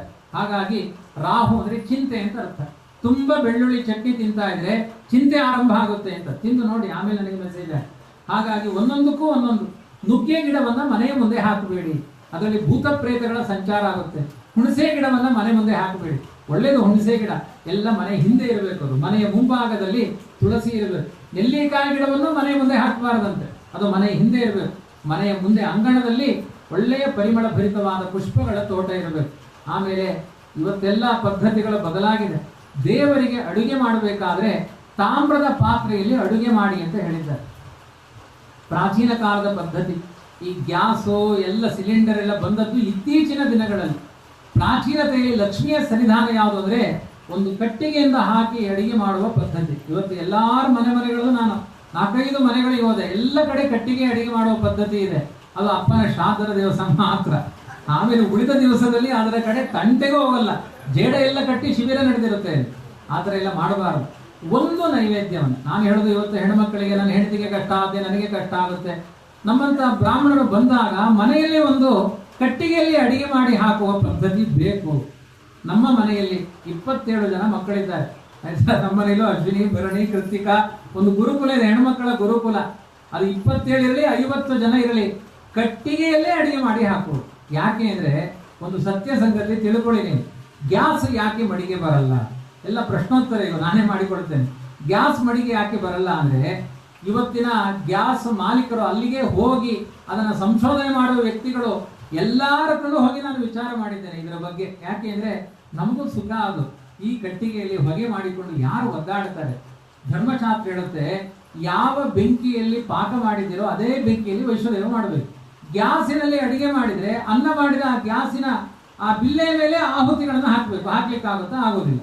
ಹಾಗಾಗಿ ಗ್ಯಾಸಲ್ಲಿ ಮಾಡಬಾರ್ದು. ಇನ್ನೊಂದು ಕಾರಣ, ಗ್ಯಾಸ್ ಎಲ್ಲ ಬರೋದು ಈ ಅರಬ್ ಕಂಟ್ರಿಯಿಂದ ಬರುತ್ತೆ ಗ್ಯಾಸ್. ಯಾಕೆ ಅಂದ್ರೆ ಈ ಹಿಂದೂಗಳಲ್ಲಿ ದಹನ ಮಾಡುವ ಪದ್ಧತಿ ಇದೆ, ಅವರು ದಪನ ಮಾಡುವ ಪದ್ಧತಿ ಅಂದ್ರೆ ಹೂಡುವ ಪದ್ಧತಿ ಇದೆ. ಕಾಲಾಂತರದಲ್ಲಿ ಹೂತು ಆ ಹೆಣಗಳಲ್ಲಿ ಒಂದು ಗ್ಯಾಸ್ ಕ್ರಿಯೇಟ್ ಆಗುತ್ತೆ, ಪಾತಾಳಕ್ಕೆ ಹೋಗಿ 5,000-6,000 ವರ್ಷಗಳ ಹಿಂದೆ. ಹಾಗಾಗಿ ಗ್ಯಾಸ್ ಎಲ್ಲ ಬರೋದು ಯಾರ್ದು ಗೊತ್ತಾಯ್ತದ ನಿಮಗೆ? ಎಲ್ಲ ಅವರ ಕಂಟ್ರಿ, ಅವರ ದೇಹ ಎಲ್ಲ ಕೊಣತು ಹೆಣ ಆಗಿ ಅದರ ಗ್ಯಾಸ್ ಅದೆಲ್ಲ ಕ್ರಿಯೇಟ್ ಆಗುತ್ತೆ. ಪ್ರಾಣಿ ಪಕ್ಷಿಗಳು ಅಂತ ಕೆಲವರು ಹೇಳ್ತಾರೆ. ಅಂತೂ ನೀವು ಮನೆಯಲ್ಲಿ ಗೋಬರ್ ಗ್ಯಾಸ್ ಹಾಕಿದ್ರು ಆ ಸೆಗಣಿಯಲ್ಲಿ ಕ್ರಿಮಿಕೀಟಗಳು ಹುಟ್ಟಬೇಕು, ಆ ಕ್ರಿಮಿಕೀಟಗಳು ಸಾಯಬೇಕು, ಅದು ಬಯೋಗ್ಯಾಸ್ ಆಗಬೇಕು. ಅದು ಆಗದೇನೆ, ಅದು ಆ ಕ್ರಿಮಿಕೀಟಗಳ ಸಾಯದೇನೆ ಇವತ್ತಿನ ಸೆಗಣಿಯಲ್ಲಿ ಇವತ್ತು ಬೆಂಕಿ ಬರುತ್ತಾ ತೋರಿಸಿ ಬರಲ್ಲ. ಹಾಗಾಗಿ ಪ್ರಾಣಿ ಹಿಂಸೆ ಮಾಡಿದ ಆ ಬೆಂಕಿಯಿಂದ ದೇವರಿಗೆ ಪಾಕ ಮಾಡಿ ಸಮರ್ಪಣೆ ಮಾಡಲು ಏನು ಅರ್ಥ ಇದೆ? ಯಾರು ನೀವು ಬದಲಾಗಲ್ಲ ಅನ್ನೋದು ನಿಶ್ಚಯ ಮಾಡಿಕೊಂಡೇ ಮೈಕಲ್ಲಿ ಹೇಳ್ತಾ ಇದ್ದಾರೆ. ಯಾರ ಮನೆಯಲ್ಲೂ ಬಟ್ರೆ ನೀವು 10 ದಿನ ಈ ಪ್ರವಚನ ಮಾಡಿ ನಮ್ಮನ್ನ ಬದಲಾಯಿಸಿ ತಾಕತ್ತಿದ್ರಿ ಅಂತ ಕುಳಿತಿದ್ದೀರಿ, ನನಗೆ ಗೊತ್ತು. ಆದ್ರೂ ಕೂಡ ನಾನು ಹೇಳಬೇಕಾದ ಧರ್ಮ ನಾನು ಹೇಳ್ತಾ ಇದ್ದೀನಿ. ಕನಿಷ್ಠ ಪಕ್ಷ ಇಷ್ಟು ಬದಲಾಗಿ, ಎಷ್ಟು ಅಷ್ಟೆಲ್ಲ ಬೇಡ. ಇವತ್ತು ನಾನು ನಿಮಗೆ ದೃಷ್ಟಾಂತ ಕೊಡ್ತೇನೆ, ನೀವು ಅಧ್ಯಯನ ಮಾಡಿ ಬನ್ನಿ. ತಿರುಪತಿ ವೆಂಕಟರಮಣ ಒಂದೊಂದು ಪಾತ್ರೆಗಳು 100-120 kg ಬಂಗಾರದ ಪಾತ್ರೆಗಳು. ಅವನಿಗೆ ಅಡಿಗೆ ಮಾಡುವುದು ಬಂಗಾರದ ಪಾತ್ರೆ, ಆದ್ರೆ ಅವನಿಗೆ ಅನ್ನ ಮಾಡುವ ಪಾತ್ರೆ ಉಂಟಲ್ವಾ, ಅಲ್ಲಿ ಗ್ಯಾಸ್ ಇಲ್ಲ. ಮತ್ತೆ ಅವನಿಗೆ ಅನ್ನ ಮಾಡುವ ಪಾತ್ರೆ ಉಂಟಲ್ವಾ, ಅದು ತಾಮ್ರದ ಪಾತ್ರೆ. ಅದನ್ನ ದಾಸರು ಹೇಳಿದ್ದಾರೆ ನೋಡಿ, ಕಿಲುಬು ತಳಿರಲ್ಲಿ ಉಂಬ, ಕೊಳಗಳಲ್ಲಿ ಕಾಸುಗಳ ಅಳಿಸಿಕೊಂಬ, ಇಲ್ಲ ಕಾಸು ಎಂದು ಸುಳ್ಳು ಮಾತಾಡಿದರೆ ಎಲ್ಲವನ್ನು ಕಸಕೊಂಬ, ಕಳ್ಳದೊರೆಗೆ ಜಯಮಂಗಳಂ ನಿತ್ಯ ಶುಭಮಂಗಳಂ ಅಂತ ಪುರಂದರದಾಸರ ಹಾಡು. ಕಿಲುಬು ತಳಿರಲ್ಲಿ ಉಂಬ. ಕಿಲುಬು ತಳಿರು ಅಂದ್ರೆ ಏನು? ತಳಿರು ಅಂದ್ರೆ ಪಾತ್ರೆ, ಕಿಲುಬು ಹಿಡಿಯುವ ಪಾತ್ರೆ ಯಾವ್ದು ಹೇಳಿ? ತಾಮ್ರ. ಅದರಲ್ಲಿ 1.5 ಗಂಟೆ ಮೇಲೆ ಬಿಟ್ರೆ ಅನ್ನ ಎಲ್ಲ ಹಸಿರಾಗುತ್ತೆ. ಅನ್ನ ಚಪ್ಪೆ ಆಗೋದ್ರೊಳಗಡೆ, ತಣ್ಣಗಾಗೋದ್ರೊಳಗಡೆ ಆ ತಾಮ್ರದಿಂದ ತೆಗಿಬೇಕು. ತಾಮ್ರದ ಪಾತ್ರೆಯಲ್ಲಿ ಕಟ್ಟಿಗೆಯನ್ನು ಹಾಕಿ ನೀವು ಪಾಕ ಮಾಡಿ ದೇವರಿಗೆ ಅನ್ನ ನೈವೇದ್ಯವನ್ನು ಸಮರ್ಪಣೆ ಮಾಡಿದರೆ ನಿಮ್ಮ ಮನೆಯಲ್ಲಿ 100 ವಾಸ್ತು ದೋಷಗಳು, ಮನೆ ಚಿಂತೆ, ಕೌಟುಂಬಿಕ ಕಲಹ ಎಲ್ಲ ಕ್ಷಣಾರ್ಧದಲ್ಲಿ ಪರಿಹಾರ ಆಗುತ್ತೆ. ಅಷ್ಟು ಶ್ರೀಮಂತನಾದರೂ ವೆಂಕಟರಮಣ ಎಲ್ಲಿ ನನ್ನ ಫ್ಯಾಮಿಲಿಯಲ್ಲಿ ಗಲಾಟೆ ಬರುತ್ತೋ ಅಂತ ತಾಮ್ರದ ಪಾತ್ರೆಯಲ್ಲಿ ಊಟ ಮಾಡ್ತಾ ಇದ್ದಾನೆ. ನಾವು ಚೇಂಜ್ ಮಾಡಿಕೊಂಡಿದ್ದೇವೆ. ಇವತ್ತು ಪ್ರೆಸ್ಟೀಜು, ಸ್ಟೀಲಿನ ಪಾತ್ರೆಗಳಲ್ಲಿ ಇವತ್ತೆಲ್ಲ ಸಂಶೋಧನೆ ಮಾಡಿದ್ದಾರೆ. ಅದು ಕಬ್ಬಿಣ ಸ್ಟೀಲ್ಗಳಲ್ಲಿ 40-50 ವರ್ಷ ಊಟ ಮಾಡ್ತಾ ಇದ್ರೆ ಕ್ಯಾನ್ಸರ್ ರೋಗ ಬರುತ್ತೆ ಅಂತ ಹೇಳ್ತಾ ಇದ್ದಾರೆ. ಇದು ಪ್ರಾಚೀನ ಕಾಲದ ಪದ್ಧತಿ ಅಲ್ಲ, ಕಂಚಿನ ತಟ್ಟೆಯಲ್ಲಿ ಊಟದ ಪದ್ಧತಿ ಇತ್ತು, ಅದು ಹೊರಟೋಯ್ತು. ನೆಲದ ಮೇಲೆ ಬೇಕಾದ್ರೂ ಊಟ ಮಾಡಿ, ಸ್ಟೀಲ್ ಬೇಡ ಅಂತ ಹೇಳುತ್ತೆ. ಅಂಥ ಒಂದು ಭಯಾನಕವಾದ ಸ್ಥಿತಿ ಇವತ್ತು. ಪ್ಲಾಸ್ಟಿಕ್ ಬಂದಿದೆ, ಸ್ಟೀಲ್ಗಿಂತ ಭಯಾನಕ ಪ್ಲಾಸ್ಟಿಕ್ ಪ್ಲೇಟ್ಗಳು ಬಂದಿದೆ. ಎಲೆಗಳು ಎಲ್ಲಂತೂ ತೋಟಗಳು ಬೇಕಾದಷ್ಟಿದೆ. ಎಲೆಯಲ್ಲಿ ಊಟ ಮಾಡಿ, ಯೂಸ್ ಅಂಡ್ ಥ್ರೋ. ಗಿಡದ ಬುಡಕ್ಕೆ ಹಾಕಿದ್ರೆ ಗೊಬ್ಬರ ಆಗುತ್ತೆ, ನೀವು ಬಾಯಿಗೆ ಹಾಕಿದ್ರೆ ಅಮೃತ ಆಗುತ್ತೆ. ಎಂಥ ಬಾಳೆ ಎಲೆಯ ರುಚಿ! ಕೆಲವು ಕಡೆ ಹೋಟೆಲ್ ಹಾಕಿರ್ತಾರೆ ಬಾಳೆ ಎಲೆಯ ಸುಗ್ರಾಸ ಭೋಜನ, ಅಷ್ಟು ಚಂದ ಅದು. ಸ್ವಲ್ಪ ಬಾಳೆ ಎಲೆ ಸುಟ್ಟು ಊಟ ಮಾಡಿದ್ರೆ ಎಷ್ಟು ಚಂದ ಅದು. ಇಂಥ ಪದ್ಧತಿಗಳನ್ನ ನಮಗೇನು ಶಕ್ತಿ ಇಲ್ಲ ಅಂತಲ್ಲ, ಮನಸ್ಸಿಲ್ಲ ಅಷ್ಟೇ. ಆದ್ರಿಂದ ನಾನು ಹೇಳೋದು, ನೀವು ಹುಳಿ ತಂಬುಳಿ ಏನೇನು ಮಾಡ್ತಿರೋ, ಭಕ್ಷ್ಯ ಭೋಜ್ಯ ಅದು ಹೇಗೆ ಮಾಡ್ತಿರೋ ಮಾಡಿಕೊಳ್ಳಿ. ಒಂದು ಸಣ್ಣ ತಾಮ್ರದ ಪಾತ್ರೆಯಲ್ಲಿ, ಒಂದು ಸಣ್ಣ ಒಲೆಯಲ್ಲಿ, ಒಂದು ನೀವು ಸ್ನಾನ ಮಾಡಿ ಪೂಜೆ ಸಂಧ್ಯಾವಂದನೆ ಮುಗಿದ್ರೊಳಗಡೆ ಅನ್ನ ಆಗಿ ಹೋಗಿರುತ್ತೆ. ಅಷ್ಟು ಅನ್ನವನ್ನ ಅದು ತಾಮ್ರದ ಪಾತ್ರೆಯಲ್ಲಿ ಅಡಿಗೆ ಮಾಡಿ ಒಂದೊಂದು ಅಗಳಿಗೆ ಅಶ್ವಮೇಧ ಯಾಗ ಮಾಡಿದ ಪುಣ್ಯ ಇದೆ ಅಂತ ವರ್ಣನೆ ಮಾಡಿದ್ದಾರೆ. ಇಷ್ಟೆಲ್ಲ ಲಾಭಗಳಿದ್ದಾಗ ಆ ಪ್ರಾಚೀನ ಸಂಸ್ಕಾರ ಬಿಡಬಾರದು. ಪುರಿ ಜಗನ್ನಾಥ ಕ್ಷೇತ್ರಕ್ಕೆ ಹೋಗಿ ಒಂದು ದಿನಕ್ಕೆ 1,80,000 ಜನ ಕನಿಷ್ಠ ಊಟ ಮಾಡ್ತಾರೆ. ಅಷ್ಟೂ ಜನರಿಗೆ ಮಣ್ಣಿನ ಪಾತ್ರೆಯಲ್ಲಿ ಅಡಿಗೆ ಮಾಡೋದು. ಒಂದೇ ಒಂದು ಕಬ್ಬಿಣದ ಪದಾರ್ಥಗಳಿಲ್ಲ ಅಲ್ಲಿ.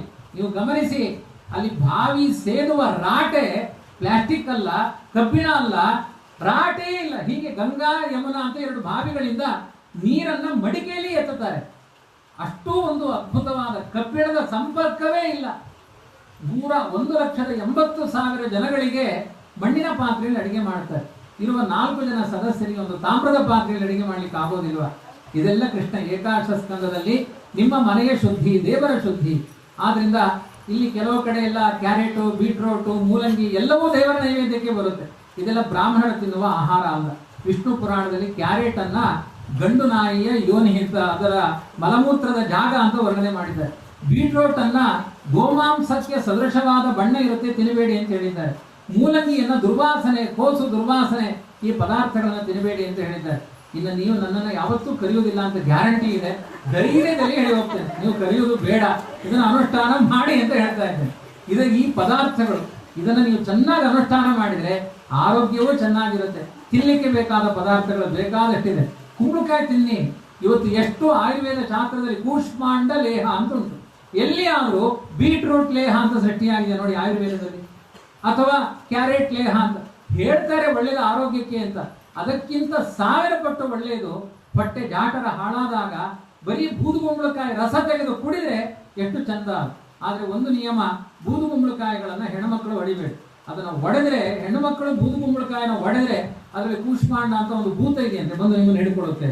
ಅದು ಗಂಡಸರಿಗೆ ಕೆಲಸ. ಎಷ್ಟು ಒಳ್ಳೇದಾಯ್ತು ನೋಡಿ, ಅಟುದೊಪ್ಪು ಕುಂಬುಡವನ್ನು ಹೆಚ್ಚುವ ಕೆಲಸವನ್ನ ಆ ಗಂಡು ಮಕ್ಕಳಿಗೆ ವಹಿಸಿ. ಆದ್ರಿಂದ ಇದೆಲ್ಲ ಒಂದಷ್ಟು ನಿಯಮ, ಇದೆಲ್ಲ ಒಂದಷ್ಟು ಶುದ್ಧಿ ಅಶುದ್ಧಿಗಳನ್ನ, ನಿರ್ಗಂಧ ಕುಸುಮಗಳನ್ನು ದೇವರಿಗೆ ಅರ್ಪಣೆ ಮಾಡಬೇಡಿ, ಇಂಗ್ಲಿಷ್ ಶಬ್ದಗಳನ್ನ ಮಾತನಾಡಬೇಡಿ ಅಂತ ಹೇಳಿದ್ದಾರೆ. ಅದೆಲ್ಲ ಭಾಗವತ ಏಕಾದಶದಲ್ಲಿ. ಪೂಜೆಗೆ ಕೂತಾಗ ಕನಿಷ್ಠ ಪಕ್ಷ ಇಂಗ್ಲಿಷಲ್ಲಿ ಒಂದು ರೋಸ್ ತಗೊಂಡು ಬಾ ಅಂದ್ರೆ ದೇವರಿಗೆ ಕೋಪ ಬರುತ್ತಂತೆ. ರೋಸ್ ಅನ್ಬಾರ್ದು, ರೋಸ್ ಹೋಗ್ತಾನೆ ದೇವರು, ಸ್ಥಳ ಕಮಲ ಅನ್ಬೇಕು. ಅದಕ್ಕೆ ಆ ರೀತಿ ಒಂದೊಂದೇ ಶಬ್ದಗಳಿಂದ ಪದಾರ್ಥಗಳು ಮೈಲಿಗೆ ಆಗುತ್ತೆ. ಆಮೇಲೆ ಏನು ಅದರ ವಾಸನೆಗಳಿಂದ ಪದಾರ್ಥಗಳ ಮೈಲಿಗೆ ಆಗುತ್ತೆ. ಹಾಗಾಗಿ ಇಂತಿಂಥ ಇತಿಮಿತಿ ಇರುವ ಪದಾರ್ಥಗಳನ್ನು ಸೇವನೆ ಮಾಡಿದರೆ ನಿಮಗೆ ಯೋಗ, ಪ್ರಾಣಾಯಾಮ, ಪ್ರತ್ಯಾಹಾರಗಳು, ಯೋಗ ಶಕ್ತಿ ಎಲ್ಲವೂ ಜಾಗೃತವಾಗುತ್ತೆ ಅಂತ ತುಂಬಾ ದೊಡ್ಡ ಒಂದು ನಮ್ಮ ಅನುಷ್ಠಾನದ ವಿಧಾನವನ್ನು ಕೂಡ ಏಕಾದಶಸ್ಕಂದದಲ್ಲಿ ಕೃಷ್ಣ ಪರಮಾತ್ಮ ತಿಳಿಸಿಕೊಟ್ಟಿದ್ದಾನೆ. ನಾನು ಸ್ವಲ್ಪ ಹೇಳಿದ್ದೇನೆ ಅಷ್ಟೇ, ಜಾಸ್ತಿಯನ್ನು ನಾನು ಹೇಳಲಿಕ್ಕೆ ಹೋಗಲಿಲ್ಲ. ತುಂಬ ವಿಚಾರಗಳನ್ನು ಈ ವಿಷಯದಲ್ಲಿ ಹೇಳಿದ್ದಾನೆ. ಮನೆಯಲ್ಲಿ ಒಂದು ಹಸು, ಮನೆಯ ಮುಂಭಾಗದಲ್ಲಿ ಒಂದು ತುಳಸಿ, ಮನೆಯಲ್ಲಿ ಒಂದು ಹೆಣ್ಮಕ್ಕಳ ದೀಪಾರಾಧನೆ, ಸಂಧ್ಯಾಕಾಲದ ರಾಮ ಮಂತ್ರದ ಜಪ ಭಜನೆಗಳು ಅಂತಹದ್ದಿದ್ರೆ ಯಾವ ದುಷ್ಟಶಕ್ತಿಗಳು ಕೂಡ ನಮ್ಮ ಭಾರತ ದೇಶದಲ್ಲಿ ಆಟ ಆಡೋದಿಲ್ಲ ಅಂತ ಇದು ನಮ್ಮ ಪ್ರಾಚೀನತೆ. ಈ ಪುಣ್ಯ ಭೂಮಿಯಲ್ಲಿ ಕ್ಷಣ ಮಾಡುವ ಸತ್ಕರ್ಮಗಳಿಗೆಲ್ಲ ಅತಿಶಯವಾದ ಫಲವನ್ನು ಉಪದೇಶ ಮಾಡಿದ್ದಾರೆ. ಹೀಗೆ ತುಂಬ ಉಪದೇಶಗಳನ್ನು ಉದ್ಧವನ ಪಾಲಿಗೆ ಕೃಷ್ಣ ಮಾಡಿ ಕೊನೆಗೆ ತಾನು ಪರಂಧಾಮಕ್ಕೆ ಹೋಗ್ತಾನೆ. ಯಾದವರಲ್ಲಿ ಪರಸ್ಪರ ಕಲಹ ಉಂಟಾಗುತ್ತೆ. ಯಾದವರೆಲ್ಲ ದರ್ಭೆಗಳಿಂದ ಹೊಡೆದು ಸಾಯ್ತಾರೆ ಸಮುದ್ರದ ತೀರದಲ್ಲಿ. ಅಂದರೆ ಮನುಷ್ಯನಾದವನು ಮನೆಯಲ್ಲಿ ಸಾಯಬಾರದಂತೆ, ಹೊರಗೆ ಸಾಯ್ಬೇಕಂತೆ. ಅದಕ್ಕೆ ಪ್ರಾಚೀನ ಕಾಲದಲ್ಲಿ 60-70 ಆದ್ಮೇಲೆ ಬದರಿ, ಕೇದಾರನಾಥ್ ಆ ಕಡೆ ಎಲ್ಲ ನಡ್ಕೊಂಡು ಹೋಗ್ತಾ ಇದ್ರು. ಅಂದ್ರೆ ಹೋಗ್ತೇನೆ ಅಂದ್ರೆ ಹೋಗಿ ಬರ್ತೇನೆ, ಮತ್ತೇನು ತಿರುಗಿ ಬರಲ್ಲ ಅಂತ ಅಷ್ಟು ದೃಢ ನಿಶ್ಚಯದಿಂದ ನಡೆದು ಹೋಗ್ತಾ ಇದ್ರು ಪಾದಯಾತ್ರೆ ಮಾಡಿಕೊಂಡು. ಹಾಗೆ ಮನೆಯಲ್ಲಿ ಮರಣ ಆಗಬಾರದಂತೆ. ಅಕಸ್ಮಾತ್ ಆದರೆ ಆ ಹೆಣವನ್ನು ತಂದು ತುಳಸಿ ವೃಂದಾವನದ ಮುಂದೆ ಕೂಡಲೇ ತಂದು ಹಾಕಿ. ಮನೆಯ ಮರಣ ಒಳ್ಳೆಯದಲ್ಲ ಆಯ್ತಾ. ಮನೆಯಲ್ಲಿ ಹುಟ್ಟಬೇಕು, ಬೀದಿಯಲ್ಲಿ ಮರಣ ಆಗಬೇಕು. ಈಗ ಉಲ್ಟಾ, ಎಲ್ಲ ಬೀದಿಯಲ್ಲಿ ಹುಡ್ತಾರೆ, ಆಸ್ಪತ್ರೆಯಲ್ಲಿ ಹುಡ್ತಾರೆ, ಮನೆಯಲ್ಲಿ ಸಾಯ್ತಾರೆ. ಇದು ಉಲ್ಟಾ ಆಗಬೇಕು. ಇದು ಮನೆಯಲ್ಲಿ ಮರಣ ಆಗಬಾರದು. ಹಾಗಾಗಿ ಕೊನೆ ಅಂದ್ರೆ ಅಷ್ಟೂ ದೃಢಕಾಯನಾಗಿ ದೇವರ ಸ್ಮರಣೆ ಮಾಡ್ತಾ ಮಾಡ್ತಾ ಅವನ ದೇಹ ಬಿಡಬೇಕು. ಸಮಗ್ರ ಯಾದವರ ಮರಣ ಕೃಷ್ಣ ಏನ್ ಹೇಳಿದಾನೋ ಹಾಗೆ ನಡೆಸಿದ್ದಾನೆ ನೋಡಿ. ಯಾರ ಮರಣವೂ ಮನೆಯಲ್ಲಿ ಆಗಲಿಲ್ಲ. ಯಾದವರಿಗೆಲ್ಲ ಒಂದು ಕಲಹ ಉಂಟಾಯಿತು. ಸಮುದ್ರದ ತೀರದಲ್ಲಿ ದರ್ಭೆಗಳಿಂದ ಹೊಡೆದುಕೊಂಡ್ರು, ಪ್ರಾಣತ್ಯಾಗ ಮಾಡಿದರು. ಲಕ್ಷ ಲಕ್ಷ ಯಾದವರು. ಅಂದ್ರೆ ಮುಂದೆ ಕಲಿಯುಗ ಆರಂಭ ಆಗಬೇಕು ಅಂತ ದೇವರು ಸಾತ್ವಿಕ ಚೇತನರನ್ನೆಲ್ಲ ಅಲ್ಲಿಗೆ ಸ್ಟಾಪ್ ಮಾಡಿದ. ಕೆಲವರನ್ನು ಮಾತ್ರ ಬಿಟ್ಟ. ಅದೆಲ್ಲ ನೀವು ಸಜ್ಜನರು ಇಲ್ಲಿದ್ದೀರಿ. ಆ ಕೃತಯುಗದ ತಪಸ್ಸನ್ನ ಕಲಿಯುಗದಲ್ಲಿ ಭಾಗವತದ ಮೂಲಕ ಮಾಡಲಿ ಎನ್ನುವ ಸಂದೇಶವನ್ನು ಕೊಟ್ಟ. ಯಾರು ಭಾಗವತದ ಕಥೆ ಕೇಳ್ತಾರೋ ಅವರು ಸಾತ್ವಿಕರು ಅಂತ ಸಂದೇಶವನ್ನು ಕೊಟ್ಟು ಕೃಷ್ಣ ಪರಂಧಾಮಕ್ಕೆ ತೆರಳಿದ. ಪರಂಧಾಮಕ್ಕೆ ಕೃಷ್ಣ ತೆರಳಿದ ಮೇಲೆ ಅವರನ್ನು ಅನುಸರಿಸಿಕೊಂಡು ಪಾಂಡವರು ಕೂಡ ಪರೀಕ್ಷಿತ ರಾಜನಿಗೆ ರಾಜ್ಯವನ್ನು ಕೊಟ್ಟು ಅವರು ತೆರಳಿದರು ಅನ್ನುವ ಕಥೆಗಳನ್ನೆಲ್ಲ ಹೇಳಿ ಮುಂದೆ ಘೋರವಾದ ಕಲಿಯುಗ ಇಲ್ಲಿ ಯಾರಿಗೂ ಪರಸ್ಪರ ಪ್ರೀತಿ ವಿಶ್ವಾಸಗಳಿಂದ ಬದುಕುವ ಕಾಲ ನಾಶವಾಗುತ್ತೆ. ಹಿಂದಿನ ಕಾಲದಲ್ಲಿ ಒಂದು ವಿವಾಹ ಅನ್ನುವ ಸಂಸ್ಕಾರ ಇತ್ತು, ಅದು ಪ್ರಜಾಭಿವೃದ್ಧಿಗೋಸ್ಕರ. ಇವತ್ತು ಹಾಗಲ್ಲ. ಸ್ವೀಕಾರೇವ ಉದ್ವಾಹೆ, ಮದುವೆ ಅಂದ್ರೆ ಅದರಲ್ಲಿ ವೈಭವಗಳಿರೋದಿಲ್ಲ. ಅವಳನ್ನ ಇವನು ಒಪ್ಪಿದ, ಇವನನ್ನ ಅವಳು ಒಪ್ಪಿದಳು ಅಂತ ಏನು ಇವತ್ತು ರಿಜಿಸ್ಟರ್ ಮ್ಯಾರೇಜ್ ಅಂತ ಇದೆ. ಮಾರೆ ಬದಲಾಯಿಸಿದ್ರು ಮದುವೆ ಆಯ್ತು ಅಂತ. ಈ ರೀತಿಯಾದ ಅಸತ್ ಸಂಪ್ರದಾಯಗಳು ಬರುತ್ತೆ ಅಂತ ಭಾಗವತದಲ್ಲಿ ಹೇಳಿದ್ದಾರೆ. ಆಮೇಲೆ ಒಂದು ತೀರ್ಥಯಾತ್ರೆ ಅಂತ ಇಲ್ಲ, ಪಿಕ್ನಿಕ್ಕಿಗೆ ಹೋಗೋದು ಅಂತ ಅದೊಂದು ಮೋಜುಗೋಜುಗಳು ನಡೆದುಕೊಂಡಿದೆ. ಹೀಗೆ ತಂದೆ ತಾಯಿಗಳನ್ನ ಸೇವೆ ಮಾಡದೇ ಇರುವ ದುಸ್ಥಿತಿ ಬರುತ್ತೆ. ಕಲಿಯುಗದಲ್ಲಿ ನೂರಾರು ಪಾಖಂಡ ಧರ್ಮಗಳೇ, ದೇವರಿಲ್ಲ ಧರ್ಮ ಇಲ್ಲ ಅನ್ನುವ ಧರ್ಮಗಳೇ ವ್ಯಾಪಕವಾಗಿ ತುಂಬಿಕೊಂಡು ದೇಶ ಎಲ್ಲ ಮ್ಲೇಚ್ಛಾಕ್ರಾಂತವಾಗುತ್ತೆ. ಅಂದ್ರೆ ಇವಾಗ ಎರಡು ಧರ್ಮಗಳು ಹಿಂದೂ ಧರ್ಮವನ್ನು ಆಕ್ರಮಣ ಮಾಡ್ತಾ ಇದೆ, ಒಂದು ಕ್ರಿಶ್ಚಿಯನ್, ಇನ್ನೊಂದು ಮುಸ್ಲಿಂ ಧರ್ಮಗಳು ಆಕ್ರಮಣ ಮಾಡ್ತಾ ಇದೆ. ಅದರಲ್ಲಿ ಎರಡರಲ್ಲಿ ಯಾವುದಕ್ಕೆ ಜಯ ಆಗುತ್ತೆ ಅಂತ ಭಾಗವತ ಹೇಳುತ್ತೆ. ಸಮಗ್ರ ನಮ್ಮ ಭಾರತ ದೇಶ ಇಸ್ಲಾಂ ಧರ್ಮದಿಂದ ಆಕ್ರಾಂತವಾಗಿ ಬಿಡುತ್ತೆ. ಕಲಿಯುಗದ ಕೊನೆಯಲ್ಲಿ ಅವರೇ ಅಧಿಕವಾಗಿ ಇರ್ತಾರೆ. ಅಂತಹ ಪ್ರಸಂಗದಲ್ಲಿ ಕಲ್ಕಿ ರೂಪಿಯಾದ ಪರಮಾತ್ಮ ತಾನು ಕುದುರೆಯನ್ನು ಏರಿ ಬಂದು ಆ ದುಷ್ಟರನ್ನೆಲ್ಲ ನಾಶ ಮಾಡಿ ಮತ್ತೆ ಕೃತಯುಗದ ಧರ್ಮವನ್ನ ಆರಂಭ ಮಾಡ್ತಾನೆ. ಯಾವತ್ತೂ ಕೂಡ ನಮ್ಮ ಭಾರತ ದೇಶದಲ್ಲಿ ರಾಮಾಯಣ, ಮಹಾಭಾರತ, ಭಾಗವತ ಚಿಂತನೆಗಳ ಕೊರತೆ ಆಗದೇ ಇರುವ ಹಾಗೆ ದೇವರೇ ರಕ್ಷಣೆ ಮಾಡ್ತಾನೆ ಅಂತ ಇಷ್ಟು ಕಥೆಗಳನ್ನ ಹೇಳಿ ಶುಕಾಚಾರ್ಯರು, ಪರೀಕ್ಷಿತ ರಾಜ, ಇನ್ನು ನಿನಗೆ ತಕ್ಷಕ ಬರ್ತಾನೆ, ಕಡಿತಾನೆ, ನಿನ್ನ ಜೀವನ ದೇವರ ಕಥೆಯನ್ನು ಕೇಳಿ ಅಂತ್ಯಕಾಲ ಬರ್ತಾ ಇದೆ, ನಿನಗೆ ಸದ್ಗತಿಯಾಗಲಿ ಅಂತ ಆಶೀರ್ವಾದ ಮಾಡಿ ಶುಕಾಚಾರ್ಯರು ಹೊರಟೋಗ್ತಾರೆ. ಪರೀಕ್ಷಿತ ದೇವರ ಧ್ಯಾನ ಮಗ್ನಾಗಿದ್ದಾಗ ಶೃಂಗಿಯ ಶಾಪದಿಂದ ತಕ್ಷಕ ಒಂದು ಕ್ರಿಮಿ ರೂಪದಲ್ಲಿ ಬರ್ತಾನೆ. ಅವನು ಆಲೋಚನೆ ಮಾಡ್ತಾನೆ, ಸಾವಿರಾರು ಜನ ನನ್ನ ಭೃತ್ಯರು ಮೃತ್ಯು ಬರಬಾರದು ಅಂತ ಕಾಯ್ತಾ ಇದ್ರು, ಒಂದು ಕ್ರಿಮಿ ರೂಪದಲ್ಲಿ ಒಂದು ಹಣ್ಣಿನಲ್ಲಿ ಒಂದು ಕ್ರಿಮಿ ಬರುತ್ತೆ, ಭಯಂಕರವಾದ ಕಣ್ಣಿನಿಂದ ನೋಡ್ತಾ ಇದೆ ಅಂದ್ರೆ ಇದೇ ನನ್ನ ಮೃತ್ಯು ಇರಬೇಕು ಅಂತ ಆ ಮೃತ್ಯು ತಕ್ಷಕ, ಕ್ರಿಮಿ ರೂಪನಾದ ತಕ್ಷಕನನ್ನ ತನ್ನ ಕಂಠದಲ್ಲಿ ಬಿಟ್ಟುಕೊಳ್ತಾನೆ. ಆ ತಕ್ಷಕ ಬ್ರಹ್ಮಶಾಪಕ್ಕೆ ಅನುಗುಣವಾಗಿ ಪರೀಕ್ಷಿತನನ್ನ ಕಚ್ಚುತ್ತಾನೆ. ಕಚ್ಚಿದ ತಕ್ಷಣ ಅವನ ದೇಹ ಭಸ್ಮ ಆಗುತ್ತೆ. ಎಲ್ಲರೂ ನೋಡ್ತಾ ಇರುವ ಹಾಗೆ ಆ ಪರೀಕ್ಷಿತ ನೇರ ವೈಕುಂಠ ಲೋಕದ ಕಡೆ ಪ್ರಯಾಣ ಮಾಡುವುದನ್ನು ನೋಡ್ತಾರೆ. ಭೇಜೆ ಖಗೇಂದ್ರ ಧ್ವಜ ಪಾದಮೂಲಂ, ವಿಷ್ಣುವಿನ ಪಾದಮೂಲವನ್ನೇ ಮುಟ್ಟುತ್ತಾನೆ ಆ ಪರೀಕ್ಷಿತ ರಾಜ. ಯಾವ ಪುರಾಣದಲ್ಲಿಯೂ ಕೂಡ ಕಥೆಯನ್ನು ಕೇಳಿದ ಮೇಲೆ ಅವರಿಗೆ ಸ್ವರ್ಗ ಆಯಿತು, ಸುಖ ಆಯಿತು ಅಂತ ಇಷ್ಟೇ ಕಥೆಗಳಿದೆ. ಆದರೆ ಭಾಗವತದಲ್ಲಿ ಕೃಷ್ಣನ ಕಥೆಯನ್ನು ಕೇಳಿದ ಪರೀಕ್ಷಿತನಿಗೆ ಮೋಕ್ಷವೇ ಆಯಿತು ಅಂತ ವರ್ಣನೆ ಮಾಡಿದ್ದಾರೆ. ಹಾಗಾಗಿ ಮೋಕ್ಷವನ್ನೇ ಕೊಡುವಂತಹ ಗ್ರಂಥ ಕಲಿಯುಗದಲ್ಲಿ ಶ್ರೀಮದ್ ಭಾಗವತ. ಇಷ್ಟು ಕಥೆ ಹೇಳಿದ ಮೇಲೂ ಕೆಲವರಿಗೆ ಸಂಶಯ, ಅಯ್ಯೋ ಭಾಗವತ ಕಥೆ ಕೇಳಬಾರದು, 7 ದಿನ ಕಥೆ ಕೇಳಿದ ಪರೀಕ್ಷಿತ ಕೊನೆ ದಿನ ಸತ್ತೋದಂತೆ, ನಮಗೂ ಏನಾದರೂ ಕಷ್ಟ ಬಂದಿತ್ತು ಅಂತ ಕೆಲವರು ಗಾಬರಿ ಆಗುವುದು. ಅದಕ್ಕೆ ಶುಕಾಚಾರ್ಯರು ಹೇಳ್ತಾರೆ, ಯಾರು ಭಾಗವತದ ಕಥೆಯನ್ನು ಕೇಳ್ತಾರೆ ಅವರ ಮನೆಯ ಹೆಬ್ಬಾಗಿಲಿನಲ್ಲಿ ಮೃತ್ಯು ದೇವತೆಯನ್ನ ನರಸಿಂಹ ರೂಪಿಯಾದ ಭಗವಂತ ಕಟ್ಟಿ ಹಾಕ್ತಾನಂತೆ. ಇವರು ಭಾಗವತ ಕಥೆ ಕೇಳುವ ಸಂಕಲ್ಪ ಮಾಡಿದ್ದಾರೆ. 7 ದಿನಗಳ ಕಾಲ ಅಲ್ಲ, ಅವರ ಜೀವನ ಪೂರ್ತಿ ಭಾಗವತದಿಂದ ಬದುಕು ಪವಿತ್ರ ಆಗಬೇಕು, ಅಪಮೃತ್ಯುಗಳು ಬರಬಾರದು ಅಂತ ನರಸಿಂಹ ಅವರ ಮನೆಗೆ ರಕ್ಷಕನಾಗಿ ನಿಲ್ತಾನೆ ಅಂತ ಭಾಗವತದಲ್ಲಿ ಹೇಳಿದ್ದಾರೆ. ನಾನು ಈಗಾಗಲೇ ಒಂದು 270, 280 ಭಾಗವತಗಳನ್ನು ಹೇಳಿದ್ದೇನೆ. ಒಂದೇ ಒಂದು ಭಾಗವತವೂ ಕೂಡ ಮಧ್ಯದಲ್ಲಿ ವಿಘ್ನ ಬಂತು ನಿಂತೋಯ್ತು ಅಂತ ಇಲ್ಲ. ಇದಕ್ಕೆ ಕಾರಣ ಆ ನರಸಿಂಹ ರೂಪಿಯಾದ ಭಗವಂತನ ದಯೆ. ದೇವರ ಕಥೆ ಕೇಳಿದವರಿಗೆ ವಿಘ್ನಗಳಿಲ್ಲ, ಸಮೃದ್ಧಿಗಳಿದ್ದಾವೆ. ಇದು ಸತ್ಯವಾದ ಸಂಗತಿ. ಯಾರು ಭಾಗವತ ಕಥೆ ಕೇಳ್ತಾರೆ ನಿಮ್ಮ ಮೃತ್ಯು ದೂರ ಆಗುತ್ತೆ. ನೀವು ಸಂಕಲ್ಪ ಮಾಡಿ, ನಾನು 2032ನೇ ಇಸ್ವಿಲಿ ಭಾಗವತ ಹೇಳಿಸ್ತೀನಿ, ಅಲ್ಲಿ ತನಕ ನೀವು ಗ್ಯಾರಂಟಿ ಸಾಯಲ್ಲ. 2027ನೇ ಇಸ್ವಿಲಿ ಮೃತ್ಯು ಇದ್ರೆ ದೇವರು ಮುಂದೆ ಹಾಕ್ತಾರಂತೆ ಆ ಮರಣವನ್ನ. ಇನ್ನು ಸುಳ್ಳು ಸಂಕಲ್ಪ ಮಾಡಬಾರ್ದು. ಮಾಡಿದ ಮೇಲೆ ಮತ್ತೆ ವೈಭವನೆ ಮಾಡಬೇಕು. ಕನಿಷ್ಠ ಪಕ್ಷ ಒಂದು 30 ಲಕ್ಷ ಖರ್ಚು ಮಾಡಬೇಕು. ಜಾಗ್ರತೆ, ಸಂಕಲ್ಪ ಮಾಡೋರಿಗೆ ಹೇಳಿದೆ ನಾನು, ಸುಮ್ಮನೆ ಮಾಡಬೇಡಿ. ಆ ತರ ಒಂದು ಭಾಗವತವನ್ನ ವೈಭವದಿಂದ ಮಾಡಬೇಕು ಅಂತ ಹೇಳಿದ್ದಾರೆ. ಇಂಥ ಭಾಗವತದ ಕಥೆಗೆ ತುಂಬಾ ಮಹತ್ವ ಇದೆ. ಸುಮ್ಮನೆ ಧಾರಾವಾಹಿ ಯಾವುದೋ ಕಥೆಗಳು ಕೇಳಿದ ಹಾಗೆ ಭಾಗವತ ಕೇಳಬೇಡಿ. ನಮ್ಮ ಜೀವನದ ಮೌಲ್ಯಗಳೆಲ್ಲ ಶ್ರೀಮದ್ ಭಾಗವತದಲ್ಲಿದೆ ಅಂತ ಕೊನೆಗೆ ಮಾರ್ಕಾಂಡೇಯರ ಚರಿತ್ರೆಯನ್ನು ಹೇಳ್ತಾರೆ. 70ನೇ ವರ್ಷದ ಶಾಂತಿಯಾಗಿದೆ ನಮ್ಮ ಮಹೇಶ ಭಟ್ರ ತಂದೆಗೆ. ಮಾರ್ಕಾಂಡೇಯರ ಚರಿತ್ರೆ ಹೇಳಬೇಕು. ಮೃಕಂಡುವಿನ ಮಗ ಮಾರ್ಕಾಂಡೇಯ. ಅವರು ಹುಟ್ಟಿದ ಮೇಲೆ 5 ವರ್ಷ ಮಾತ್ರ ಆಯುಷ್ಯ ಇತ್ತಂತೆ. ಏನ್ ಮಾಡಬೇಕು? ಒಳ್ಳೆಯ ಶಾಸ್ತ್ರಗಳ ಜ್ಞಾನ ಇದೆ ಆ ಮಗುವಿಗೆ, ಮೇಧಾವಿತನ ಇದೆ. ಅಂಥ ಜಾಣ ಮಗುವಿಗೆ ಆಯುಷ್ಯವೇ ಇಲ್ಲ. ಕೊನೆಗೆ ಎಲ್ಲ ದೇವತೆಗಳ ಬಳಿ ಹೋಗಿ ನಮಸ್ಕಾರ ಮಾಡಿಸಿದ್ರಂತೆ. ಎಲ್ಲಾರ ಕೇಳು ಪುರಾಣ ಕೇಳಿಸಿದ್ರಂತೆ. ಕೊನೆಗೆ ಅವರು ಪುರಾಣ ಕಥೆಗಳನ್ನು ಕೇಳುವುದು, ಸಜ್ಜನರ ಸೇವೆಯನ್ನು ಮಾಡಿದ ಪುಣ್ಯದಿಂದ ಪ್ರತಿಯೊಬ್ಬ ಋಷಿಮುನಿಗಳು ಅವನಿಗೆ ಮಾರ್ಕಾಂಡೇಯನಿಗೆ ಚಿರಂಜೀವೋಭವ ಚಿರಂಜೀವೋಭವ ಅಂತ ಹೇಳ್ತಾ ಇದ್ರು. ಕೊನೆಗೆ ಬ್ರಹ್ಮದೇವರ ಹತ್ತಿರ ಹೋಗಿ ನಮಸ್ಕಾರ ಮಾಡಿಸಿದ್ರಂತೆ. ಅಲ್ಲಿ ಬ್ರಹ್ಮದೇವರು ಚಿರಂಜೀವೋಭವ ಅಂತ ಹೇಳಿದ್ರು. ಎಲ್ಲ ಋಷಿಮುನಿಗಳಿಗೆ ಸಂತೋಷ ಆಯಿತು. ನಾವೆಲ್ಲ ಚಿರಂಜೀವ ಆಗು ಅಂತ ಹೇಳಿದ್ವು, ಸತ್ತು ಹೋಗಿದ್ರೆ ಅಪವಾದ ಬರ್ತಿತ್ತು. ಈಗ ಬ್ರಹ್ಮದೇವರೇ ಹೇಳಿದ್ದಾರೆ ಮಗು ಗ್ಯಾರಂಟಿ ಸಾಯಲ್ಲ. ಅವಾಗ ಬ್ರಹ್ಮದೇವರು ಹೇಳ್ತಾರೆ, ಸಜ್ಜನರನ್ನ ಸೇವೆ ಮಾಡಿದ ಪುಣ್ಯದಿಂದ, ಭಾಗವತದ ಕಥೆಯನ್ನು ಕೇಳಿದ ಪುಣ್ಯದಿಂದ ಈ ಕಲ್ಪ, ಇದು ನಾವು ಶ್ವೇತವಾರಾಹ ಕಲ್ಪೆ ಅಂತ ಸಂಕಲ್ಪದಲ್ಲಿ ಹೇಳ್ತೇವೆ. ಈ ಶ್ವೇತವರಾಹ ಕಲ್ಪ ಅನ್ನೋದು ಬ್ರಹ್ಮದೇವರೊಂದು ಹಗಲಿನ ಹೆಸರು. ಈ ಶ್ವೇತವರಾಹ ಕಲ್ಪ ಮುಗಿಯುವ ತನಕ ನೀನು ಚಿರಂಜೀವಿಯಾಗಿರುವಂತ 5 ವರ್ಷದಲ್ಲಿ ಸಾಯುವ ಮಗುವಿಗೆ ಭಾಗವತದ ಕಥೆ ಕೇಳಿದ ಪುಣ್ಯದಿಂದ ಈ ಕಲ್ಪ ಮುಗಿಯುವ ತನಕ ಆಯುಷ್ಯ ಅಭಿವೃದ್ಧಿಯಾಗಿದೆ ಅಂತ ಕೊನೆಗೆ ಕಥೆ ಹೇಳಿ ಮುಗಿಸಿದ್ದಾರೆ. ಹಾಗಾಗಿ ದೇವರ ಕಥೆಯಿಂದ ಆಯುಷ್ಯ ಅಭಿವೃದ್ಧಿ ಆಗುತ್ತೆ ಹೊರತು ಕ್ಷಯ ಆಗಲ್ಲ. ಇದು ಮಾರ್ಕಂಡೇಯರ ಚರಿತ್ರೆ.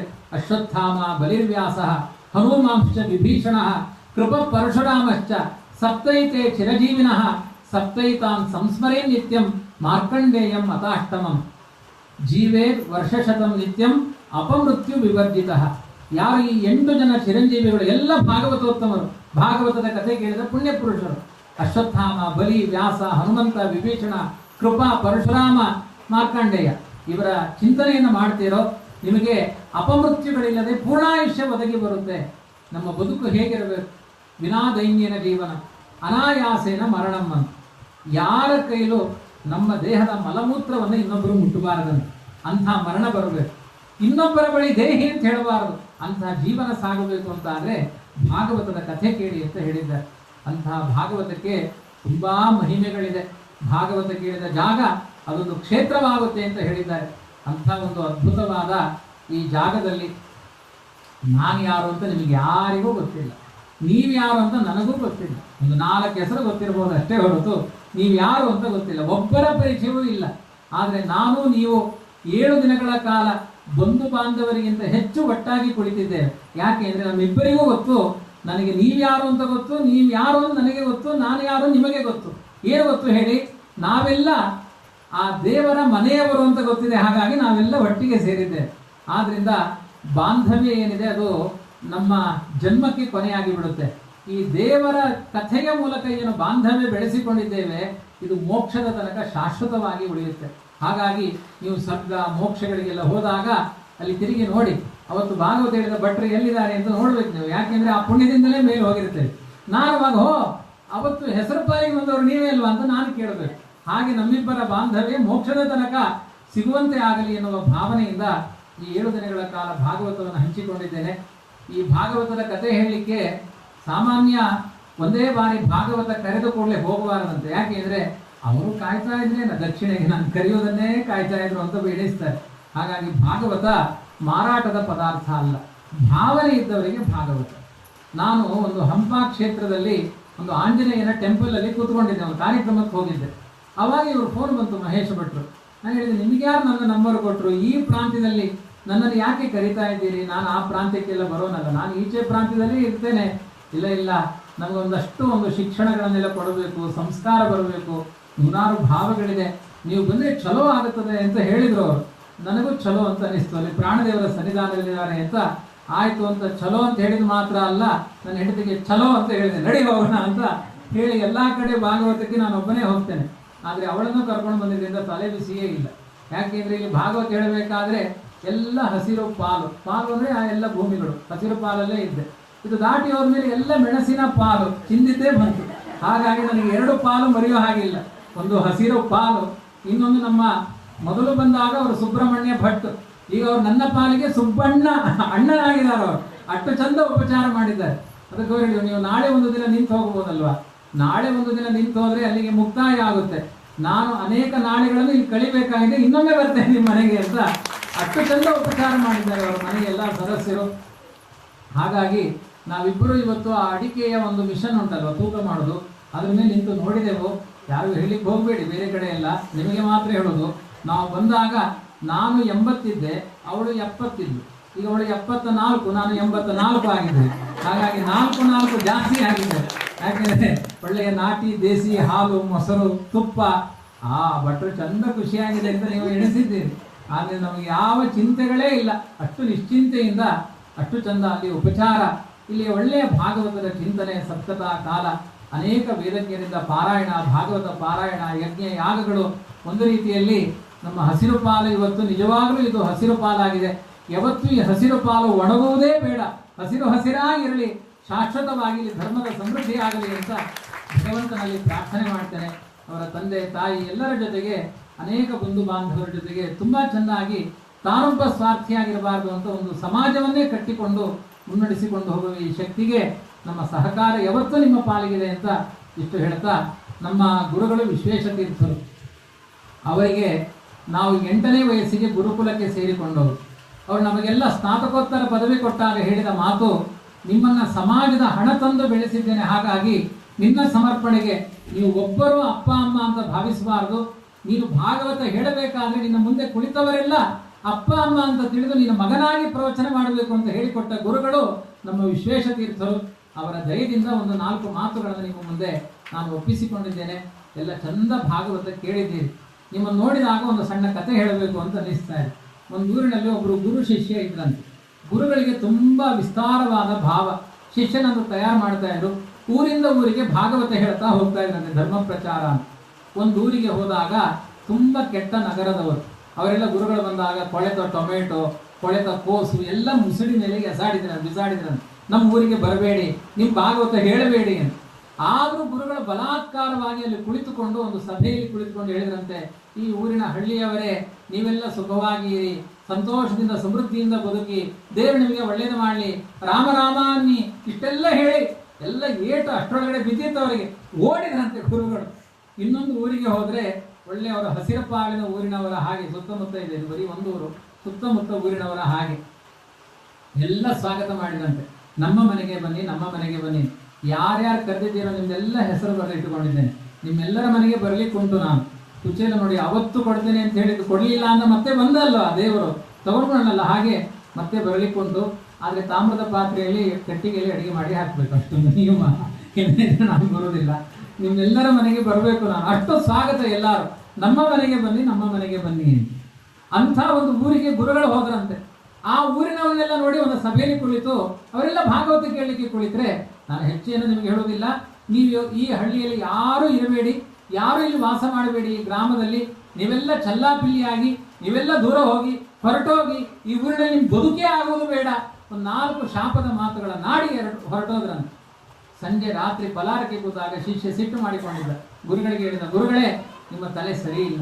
ಆ ಕೆಟ್ಟ ಊರಿನವರು ಒಬ್ಬೊಬ್ಬರು ರಾವಣ, ಕುಂಭಕರ್ಣ, ಜರಾಸಂಧ, ದುರ್ಯೋಧನ ಇದ್ದಾಗಿದ್ರು ರಕ್ಕಸರು.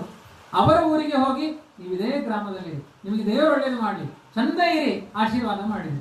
ಆ ಹಸಿರು ಪಾಲಿನ ಸುತ್ತಮುತ್ತ ಇರೋ ಊರಿನವರೆಲ್ಲ ಒಬ್ಬೊಬ್ಬರು ಸೀತಾಮಾತೆ ತರ ಇದ್ದಾರೆ, ಒಬ್ಬೊಬ್ಬರು ರಾಮಚಂದ್ರನ ಹಾಗೆ ಇದ್ದಾರೆ. ಅವರಿಗೆ ನೀವು ಈ ಊರಿನಲ್ಲಿ ಇರಲೇಬೇಡಿ, ಚಲ್ಲಾಪಿಲ್ಲಿಯಾಗಿ ಊರು ಬಿಟ್ಟು ಹೋಗಿ, ಹೀಗೆಲ್ಲ ಹೇಳಿದ್ರಲ್ವ, ಅನ್ಯಾಯ ಅಲ್ವಾ? ಅದು ಗುರುಗಳು, ನೀನು ಇನ್ನೂ ನನ್ನ ಜೊತೆಗಿದ್ದು ತುಂಬಾ ಕಾಲ ಪಾಠ ಕೇಳಬೇಕು, ನಿನಗೆ ಅರ್ಥ ಆಗಲಿಲ್ಲ ನನ್ನ ಮಾತಿನ ಅಭಿಪ್ರಾಯ. ನೋಡು, ಮೊದಲನೇ ಊರಿಗೆ ಹೋದವರೆಲ್ಲ ದುರ್ಯೋಧನ, ರಾವಣ, ಕುಂಭಕರ್ಣ ಇದ್ದ ಹಾಗೆ ಇದ್ರು. ಅವರೆಲ್ಲ ನಮ್ಮ ಭಾರತ ದೇಶದ ತುಂಬ ಚಲ್ಲಾಪಿಲ್ಲಿ ಆದರೆ ನಮ್ಮ ಸಮಗ್ರ ಭಾರತ ದೇಶ ಅದು ದುರ್ಯೋಧನದ ರಾಜಧಾನಿ ಆಗಿಬಿಡುತ್ತೆ. ಹಾಗಾಗಿ ಒಂದು ಊರು ಮಾತ್ರ ಹಾಳಾಗಲಿ ಅಂತ ನೀವು ಊರು ಬಿಟ್ಟು ಹೋಗಬೇಡಿ, ಈ ಒಂದು ಊರು ಮಾತ್ರ ಹಾಳು ಮಾಡಿ ನಮ್ಮ ದೇಶ ಹಾಳು ಮಾಡಬೇಡಿ ಅಂತ ಹೇಳಿದೆ. ಆದರೆ ಹಸಿರು ಪಾಲಿಗೆ ಹೋದ ಆ ಊರಿನವರು ಒಬ್ಬೊಬ್ಬರು ರಾಮಚಂದ್ರ, ಒಬ್ಬೊಬ್ಬರು ಸೀತಾದೇವಿ, ಅವರು ನಮ್ಮ ದೇಶದ ತುಂಬ ಚಲ್ಲಾಪಿಲ್ಲಿ ಆದರೆ ನಮ್ಮ ಸಮಗ್ರ ಭಾರತ ದೇಶ ರಾಮರಾಜ್ಯ ಆಗುತ್ತೆ, ಅದಕ್ಕೆ ಅಂಥ ಮಾತುಗಳನ್ನು ಆಡಿದೆ ಅಂತ ಆ ಗುರುಗಳೇ ಹೇಳಿದ್ರು. ಈ ಚಪ್ಪಾಳೆ ನಿಮಗೆ. ಹಾಗಾಗಿ ನೀವು ಚಲ್ಲಾಪಿಲ್ಲಿ ಆಗಬೇಡಿ. ತುಂಬ ಜನ ಎಲ್ಲ ಬೆಂಗಳೂರಿಗೆ ಹೋಗ್ತಾ ಇದ್ದಾರೆ, ಹಾಗೆಲ್ಲ ಹೋಗಬೇಡಿ. ಅದು ವಿಶ್ವದ ಡಸ್ಟ್ಬಿನ್, ಅದು ಬೆಂಗಳೂರು ಕಸದ ಬುಟ್ಟಿ, ಅದು ಹೋಗಬೇಡಿ. ಇಲ್ಲೇ ಸುತ್ತಮುತ್ತ ಇದ್ದು ಸ್ವಾಭಿಮಾನದಿಂದ ಧರ್ಮ ಸಂರಕ್ಷಣೆ ಮಾಡಿಕೊಂಡು ನಿಮ್ಮ ಆದರ್ಶಗಳನ್ನು, ಎಲ್ಲೇ ಭಾಗವತದ ಕಥೆ ಹೇಳಿ, ಸಂಸ್ಕಾರದ ಶಿಬಿರಗಳ ನಡೀಲಿ, ಹೆಚ್ಚಿನ ಸಂಖ್ಯೆಯಲ್ಲಿ ನೀವು ಒಟ್ಟಾಗಿ ಇದ್ದು ನಿಮ್ಮ ಸಂಘಟನೆ, ಹವ್ಯಕ ಸಮಾಜ ಅಂದರೆ ಒಂದು ಸಂಘಟನೆ ಇದೆ, ಗಟ್ಟಿ ಇದೆ, ಅಂತಹ ಒಂದು ಬಲ ಇನ್ನೂ ನಮ್ಮ ಧರ್ಮಕ್ಕೆ ಒಂದು ದೊಡ್ಡ ಸೇತುವಾಗಿ ನಿಲ್ಲುವಂತೆ ಆಗಲಿ ಅಂತ ವಿಶೇಷವಾಗಿ ಈ ಸಂದರ್ಭದಲ್ಲಿ ಪ್ರಾರ್ಥನೆ ಮಾಡ್ತಾ, ಎಲ್ಲರಿಗೂ ಮಂಗಳವಾಗಲಿ. ಭಾಗವತದ ಕಥೆಯನ್ನು ಕೇಳಿದಾಗ ಏನೆಲ್ಲ ಪುಣ್ಯ ಲಾಭಗಳಿದೆಯೋ ಅದೆಲ್ಲವೂ ಕೂಡ ನಮ್ಮ ಪಾಲಿಗೆ ಭಗವಂತ ಅನುಗ್ರಹಿಸುವಂತೆ ಆಗಲಿ ಅಂತ ಹೇಳ್ತಾ, ಏನಾದರೂ ದೋಷಗಳಿದ್ರೆ ಅದೆಲ್ಲ ನನ್ನ ಬುದ್ಧಿಯಿಂದ ಬಂದದ್ದು, ಗುಣಗಳೆಲ್ಲ ನಮ್ಮ ಗುರುಗಳ ಉಪದೇಶದಿಂದ ಬಂದದ್ದು ಅಂತ ಆ ಗುರುಗಳ ಪಾದಾರವಿಂದಕ್ಕೆ ನನ್ನ ಭಕ್ತಿಪೂರ್ವಕವಾದ ನಮಸ್ಕಾರಗಳನ್ನು ಸಲ್ಲಿಸಿ ಎಲ್ಲರನ್ನೂ ಅಭಿನಂದಿಸಿ ನನ್ನ ಮಾತನ್ನು ಮುಗಿಸ್ತಾ ಇದ್ದೇನೆ. ಶ್ರೀಕೃಷ್ಣಾರ್ಪಣ. ಶ್ರೀರಾಮ ಜಯ ರಾಮ ಜಯ ಜಯ ರಾಮ, ಶ್ರೀರಾಮ ಜಯ ರಾಮ ಜಯ ಜಯ ರಾಮ, ಶ್ರೀರಾಮ ಜಯ ರಾಮ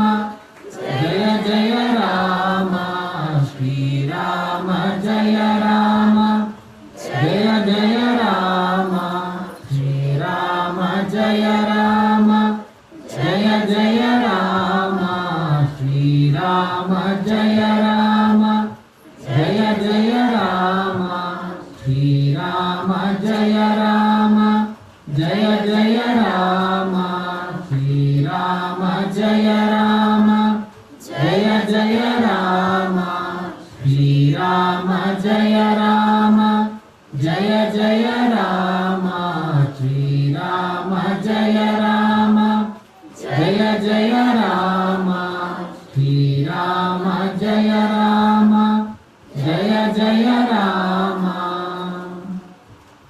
हरे हरे में हर पातकानि हरे हरे में कुरु मंगलानि हरे हरे में तव देहि दास्यं हरे हरे में त्वयि भक्तिरस्तु हरये नमः हरये नमः हरये नमः कायेन वाचा मनसेन्द्रियैर्वा बुद्ध्यात्मना वा हृतस्वभावात् करोमि यद्यत् सकलं परस्मै नारायणायेति समर्पयामि श्रीकृष्णार्पणमस्तु ಯಾರಿಗಾದರೂ ಪ್ರಶ್ನೆ ಇದ್ರೆ ಕೇಳಿ ಮೊದಲು ಪ್ರತಿಜ್ಞೆ ಮಾಡಿದ್ದೆ ಯಾರಾದರೂ ಮಾತನಾಡಿದ್ರೆ ಕೇಳೋದಾದ್ರೆ ಕೇಳ್ಬೋದೇನು ತೊಂದರೆ ಇಲ್ಲ ಜಿಜ್ಞಾಸೆಗಳಿದ್ರೆ ಕೇಳ್ಬೋದು ಒಂದು 10 ನಿಮಿಷ 5:30 ತನಕ ಏನು ಅಭ್ಯಂತರ ಇಲ್ಲಲ್ಲ ಮಳೆ ಬರ್ತಾ ಇದೆ ಮನೆಗೆ ಹೋಗ್ಲಿಕ್ಕಿಲ್ಲ ಮುಂದಿನ ಪ್ರಸಾದ ನೀವು ವ್ಯವಸ್ಥೆ ಮಾಡಿದ್ದೀರಿ ತೊಂದರೆ ಅವ್ರು ಕೇಳ್ತಾ ಇದ್ದಾರೆ ಹಾಂ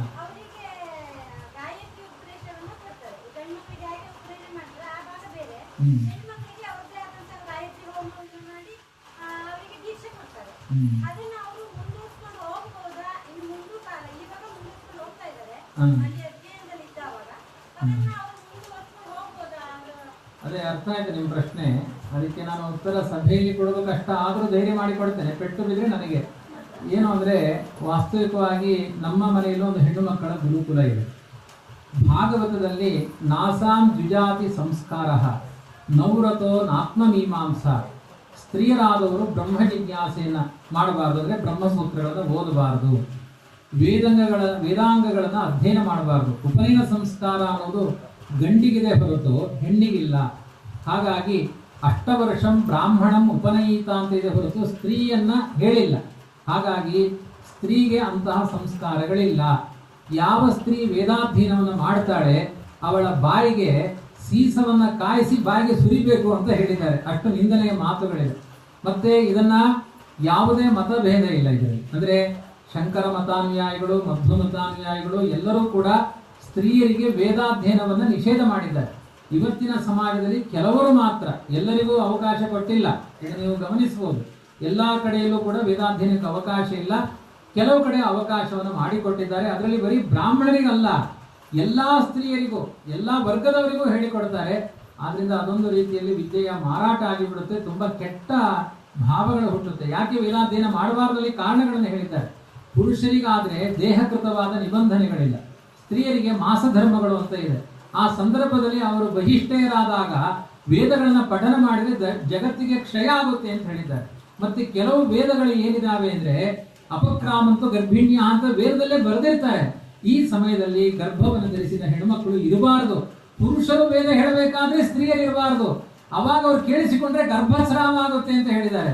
ಅಂತದ್ದು ಆ ಸ್ತ್ರೀಯರೇ ವೇದಗಳನ್ನು ಓದಿದ್ರೆ ಮಕ್ಕಳ ಮೇಲೂ ಕೆಟ್ಟ ಪರಿಣಾಮ ಆಗುತ್ತೆ. ಆದ್ರಿಂದ ಸ್ತ್ರೀಯರಿಗೆ ವೇದಾಧಿಕಾರ ಇಲ್ಲ. ಇನ್ನು ಮಾಡೋರು ಹೇಗೆ ಅಂತ ಅವರ ಬಳಿ ಹೋಗಿ ಕೇಳಿ.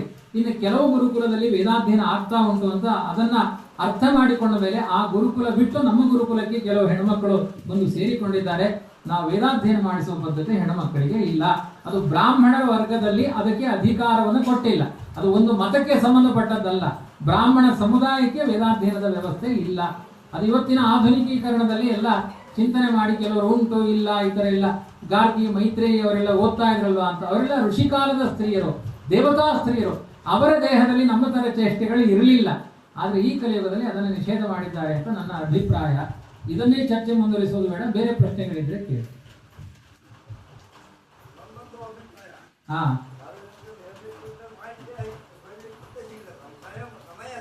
ಹಾ ಹಾ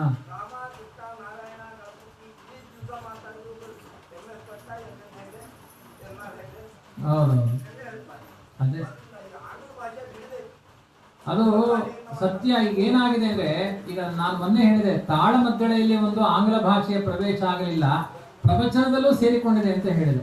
ನಾನು ಮಧ್ಯೆ ಮಧ್ಯದಲ್ಲಿ ಅದರಿಂದ ಪ್ರಭಾವಿತನಾಗಿ ಆದಷ್ಟು ಹೇಳೋದಿಲ್ಲ. ನಾನು ಒಂದು, ನೀವು ಗಮನಿಸಿ ಬರ್ಬೋದು, ನಾನು ಇಂಗ್ಲಿಷ್ ಶಬ್ದಗಳನ್ನು ಮಾತನಾಡ್ತೇನೆ, ಆಂಗ್ಲ ಶಬ್ದ ಕೂಡಲೇ ಅದಕ್ಕೆ ಪ್ರತಿನಿಧಿಯಾಗಿ ಒಂದು ಕನ್ನಡದ ಶಬ್ದ ಹೇಳಿರ್ತೇನೆ ಅದ್ರ ಜೊತೆಗೆ. ಯಾಕೆ ಹೇಳ್ತೇನೆ ಅಂದ್ರೆ, ಇದಕ್ಕೆ ಇನ್ನೊಂದು ಪರ್ಯಾಯ ಉಂಟು ಶಬ್ದ ಅಂತ ನಾನು ಹೇಳ್ಕೊಂಡು ಹೋಗ್ತೇನೆ. ನನ್ನ ಪ್ರವಚನದಲ್ಲಿ ಅದರ ಅಭಿಯಾನ ಇದೆ. ಆದ್ರೆ ಅದರ ಶಬ್ದ ಹೇಳಿ ಅದನ್ನು ಖಂಡಿಸಿಕೊಂಡು ಹೋಗ್ತಾ ಇರ್ತೇನೆ. ಅದು ನಿಮ್ಮ ಗಮನಕ್ಕೆ ಬಂದಿದೆಯೋ ಇಲ್ಲೋ. ಆದ್ರಿಂದ ಇವತ್ತೇ ಒಂದು ಕೆಲಸ, ಅವರು ಪ್ರಶ್ನೆ ಕೇಳಿದ್ದು ತುಂಬಾ ಚಂದ ಇದೆ. ಇವತ್ತೇ ಒಂದು ಕೆಲಸ ನೀವು ಮನೆಯಲ್ಲೆಲ್ಲ ಮಾಡಿ, ನಿಮ್ಮ ಮಕ್ಕಳ ಡೇಟ್ ಆಫ್ ಬರ್ತ್ ಅಂತ ಕೇಳಬೇಡಿ. ಅವ್ರು ಹುಟ್ಟಿದ ತಿಥಿ ನಕ್ಷತ್ರ ಆ ಕಾಲ ಯಾವುದು ಅಂತ ಹೇಳಿ. ಈಗ ಪರಾಭವ ಸಂವತ್ಸರ, ಅಧಿಕ ಜ್ಯೇಷ್ಠ ಮಾಸ, ಶುಕ್ಲ ಪಕ್ಷ, ಸಪ್ತಮಿ ಭಾನುವಾರ. ನೋಡಿ, ಸಪ್ತಮಿ ಭಾನುವಾರದ ದಿವಸ ಸಪ್ತಮಿ ತಿಥಿ ಬಂದ್ರೆ ಅದನ್ನ ರಾಜಯೋಗದ ದಿವಸ ಅಂತ ಹೇಳಿದ್ದಾರೆ. ಇವತ್ತು ಅಷ್ಟು ಪವಿತ್ರವಾದ ಕಾಲ. ನಾವು ಅದು ಸುಮ್ಮನೆ ಡೇಟ್ ಹೇಳಿದ್ರೆ ಅದರಲ್ಲಿ ಏನು, ಯಾವ ಡೇಟ್ಗಳಲ್ಲಿಯೂ ಅಮಾವಾಸ್ಯೆ ಇಲ್ಲ, ಅದರಲ್ಲಿ ಹುಣ್ಣಿಮೆ ಇಲ್ಲ ಆ ಡೇಟ್ಗಳಲ್ಲಿ. ಹಾಗಾಗಿ ನಿಮ್ಮ ಮಕ್ಕಳಿಗೆ ಡೇಟ್ ಆಫ್ ಬರ್ತ್ ಹೇಳಿಕೊಡಿ. ಅದು ಸಮಾಜದ ಮುಖಿಯಾಗಿಬೇಕು. ನೀನು ಹುಟ್ಟಿದ ದಿವಸ ಯಾವುದು ಅಂತ ಕೇಳಿದ್ರೆ ನಿನ್ನ ಸಂವತ್ಸರ, ತಿಥಿ, ಆಮೇಲೆ ಪಕ್ಷ, ವಾರ ಹೇಳಬೇಕು. ಹೇಳ್ತೀರಾ ಮಕ್ಕಳ? ಯಾರ್ಯಾರು ಹೇಳ್ತೀರಿ? ಕೈ ಎತ್ತಿ ನೋಡು. ಹೇಳು ನೀನು. ಶ್ರೇಯಾ ಹೇಳು. ಬುಧವಾರ ಹುಟ್ಟಿದ್ದು, ಕನ್ಯಾ ರಾಶಿ, ಸಂವತ್ಸರ ಯಾವುದು ಅದನ್ನ ಹೇಳ್ಬೇಕು. ಮನೇಲಿ ಹೋಗಿ ಕಲೀರಿ ಮಕ್ಕಳ. ಈಗ ನಮ್ಮ ಮಕ್ಕಳಿಗೂ ಗೊತ್ತಿರಲಿಲ್ಲ. ನಾನು ಎಲ್ಲ ಗುರುಕುಲದ ಮಕ್ಕಳಿಗೆ ಹೋದಲೆಲ್ಲ ಹೇಳ್ತೇನೆ. ಅವ್ರು ಹೇಳಿ ತುಂಬಾ ಚಂದ. ಅದು NS ಭಟ್ಟು MS ಭಟ್ಟು ಅಂತ ಹೇಳೋ ಬದಲು ಅಪ್ಪನ ಹೆಸರೇ ಹೇಳಿ. ಅದಕ್ಕೆ ನನ್ನ ಇನ್ಸಿಲ ನೀವೊಂದು ಗಮನಿಸಿ, ನಾನು ಬೆನ ಹಾಕಿದ್ದೀನಿ. ನೀವು ಪ್ರಶ್ನೆ ಕೇಳ್ತೀನಿ, BN ಅಂತ ಹಾಕಿದ್ರೆ ಬೆಮ್ಮತ್ತಿ ನಾಗರಾಜ ಅಂತ ನಮ್ಮ ಅಪ್ಪನ ಹೆಸರು. ನಾನು ಬೆಮ್ಮತ್ತಿ ನಾಗರಾಜ ಅಂತಾನೆ ಹೇಳಬೇಕು ಅಂತ ಎಲ್ಲಾ ಕಡೆ ಬೆನ ಅಂತಾನೆ ಹಾಕಿಕೊಳ್ತೇನೆ. ಒಂದು ವೇಳೆ ತಪ್ಪಾಗಿದ್ರೆ ಆ B ತೆಗಿರಿ ಅಂತ ಹೇಳ್ತೇನೆ. ಹಾಗಾಗಿ ಒಂದು ಪ್ರಯತ್ನದಲ್ಲಿ ನಾನು ಇದ್ದೇನೆ. ಸಮಗ್ರ ಸಮಾಜ ತಿದ್ದಲಿಕ್ಕೆ ಆಗೋದಿಲ್ಲ. ಮತ್ತೆ B ಅಂತ ಬರೆದಲ್ಲಿ ಮಸಿ ಬೆಳೆಯುವಂತಹ ಆಂದೋಲನ ನಮ್ಮಲ್ಲಿ ಇಲ್ಲ. ಹಾಗಾಗಿ ನಾವೇ ತಿದ್ದುಕೊಳ್ಬೇಕಷ್ಟೇ. ಆದ್ರೆ ನೀವೆಲ್ಲರೂ ಕೂಡ ಸ್ವತಃ ನಿಮಗೂ ಅಷ್ಟೇ, ದೊಡ್ಡವರು ಸಣ್ಣವರು ಅಂತಲ್ಲ, ಎಲ್ಲರೂ ನೀವು ಹುಟ್ಟಿದ ದಿನ ಯಾವುದು ಅಂತ ಕೇಳಿದ್ರೆ ನಿಮ್ಮ ಸಂವತ್ಸರ, ಆ ಮಾಸ, ಪಕ್ಷ ಅದನ್ನ ಹೇಳೋದನ್ನ ಅಭ್ಯಾಸ ಮಾಡಿಕೊಳ್ಳಿ. ಇಲ್ಲಿ ಆ ಸಂಪ್ರದಾಯವೂ ಹೊರಟೋಗಿದೆ ಹಿಂದೂಗಳಲ್ಲಿ, ಆ ಕಲ್ಚರ್ ನಿಂತೋಗಿದೆ. Date of birth, Aadhaar card ಇಷ್ಟೇ ತಲೆಯಲ್ಲಿದೆ. ಅದು ನಮ್ಮ ಸಂಸ್ಕಾರಗಳಲ್ಲ. ಖಂಡಿತವಾಗಿಯೂ ಅವರಿಗೆ ಕೇಳಿದ್ದು ತುಂಬಾ ಅರ್ಥಪೂರ್ಣವಾಗಿದೆ. ಇನ್ನು 5 ನಿಮಿಷ ಉಂಟು.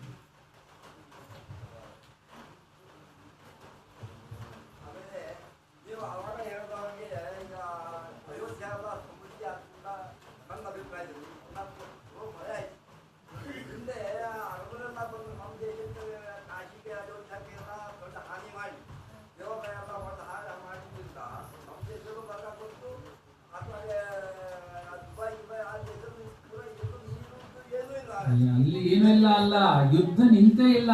ಯುಕ್ರೇನು, ಇರಾನು, ಅಮೇರಿಕ ಎಲ್ಲ ಎಷ್ಟು ದಿನ ಪ್ರಾಣ ಸಂಕಟದಲ್ಲಿ ಲಕ್ಷ ಜನ ಸಾಯ್ತಾ ಇದ್ರೆ ನಮಗೆ ಗೊತ್ತಿಲ್ಲ. ಅದು ನಮ್ಮ ಭಾರತ ದೇಶದಲ್ಲಿ ಪೆಟ್ರೋಲು, ಡೀಸೆಲ್ ಎಲ್ಲ ಸಮೃದ್ಧಿಯಿಂದ ಸಿಗುತ್ತಾ ಇದೆ. ಪ್ರತಿಯೊಬ್ಬರ ಮನೆಯಲ್ಲೂ ಚಂದ ಊಟ ಮಾಡಿದ ಮೇಲೆ ತಾಂಬೂಲ ಹಾಕಿಕೊಳ್ಳುವಷ್ಟು ಟೈಮ್ ಇದೆ. ಯುಕ್ರೇನ್, ಇರಾನ್ ಆ ದೇಶಗಳಲ್ಲೆಲ್ಲ ತಾಂಬೂಲ, ಇಲ್ಲಿ ತಿನ್ಲಿಕ್ಕೆ ಆಹಾರಗಳಿಲ್ಲ. ಒಂದು ಗೋಧಿ ಹಿಟ್ಟಿಗೆ ಪಾಕಿಸ್ತಾನದಲ್ಲಿ 570 ರೂಪಾಯಿ ಆಗಿದೆ ಒಂದು ಕೆಜಿಗೆ. ಇದು ನಮ್ಮ ಭಾರತ ದೇಶದಲ್ಲಿ ಈ ಸಮೃದ್ಧಿ ಇದೆ ಅಂದ್ರೆ ಇಂಥ ಧರ್ಮ ಚಿಂತನೆಗಳೇ ಮುಖ್ಯ ಕಾರಣ, ಇನ್ಯಾವುದೋ ಆಡಳಿತ ಕಾರಣ ಅಲ್ಲ. ಅದನ್ನ ಮನಸ್ಸಲ್ಲಿ ಇಟ್ಕೊಳ್ಬೇಕು. ಮನೆಗಳಲ್ಲಿ ಈ ಆಂದೋಲನ ಆಗಬೇಕು. ಧರ್ಮದ ದೀಪ ಬೆಳಗಲೇಬೇಕು. ನಾವು ಮಕ್ಕಳು ಸೂರ್ಯೋದಯಕ್ಕಿಂತ ಮೊದಲು ಏಳಬೇಕು. ಅವಾಗ ಹಿಂದೂ ಧರ್ಮ ಸರಿಯಾಗಿ ಜಾಗೃತ ಆಗುತ್ತೆ. ಅವ್ರಿಗೆ ಅವ್ರಿಗೆ ಸೂರ್ಯೋದಯಕ್ಕಿಂತ ಮೊದಲು ಹೇಳಿಲ್ಲ ಅಂದ್ರೆ ಏನಾಗುತ್ತೆ, ಶಾಲೆಗೆ ಹೋಗೋ ಗಡಿಬಿಡಿ, ಬಾಯಿ ಒಂದು ಮಂತ್ರ ಹೇಳೋದಿಲ್ಲ ಮಕ್ಕಳು. ಮಕ್ಕಳ ಮೊದಲು ಸರಿ ಮಾಡಬೇಕು. 1 ಗಂಟೆ ದೇವರ ಮುಂದೆ ಕುಳಿತುಕೊಳ್ಳದೆ ನೀನು ಶಾಲೆಗೆ ಹೋಗಬೇಡ. ನಾವು ನಿಯಮ ಹಾಕಿಕೊಳ್ಬೇಕು, ಮಕ್ಕಳಿಗೂ ನಿಯಮ ಹಾಕಬೇಕು. ಅವಾಗ ಮಾತ್ರ ಸರಿ ಆಗುತ್ತೆ. ಇದನ್ನೆಂದ್ರೆ ಸುಮ್ಮನೆ ಮೈಕಲ್ ಉಪದೇಶ ಆಗುತ್ತೆ.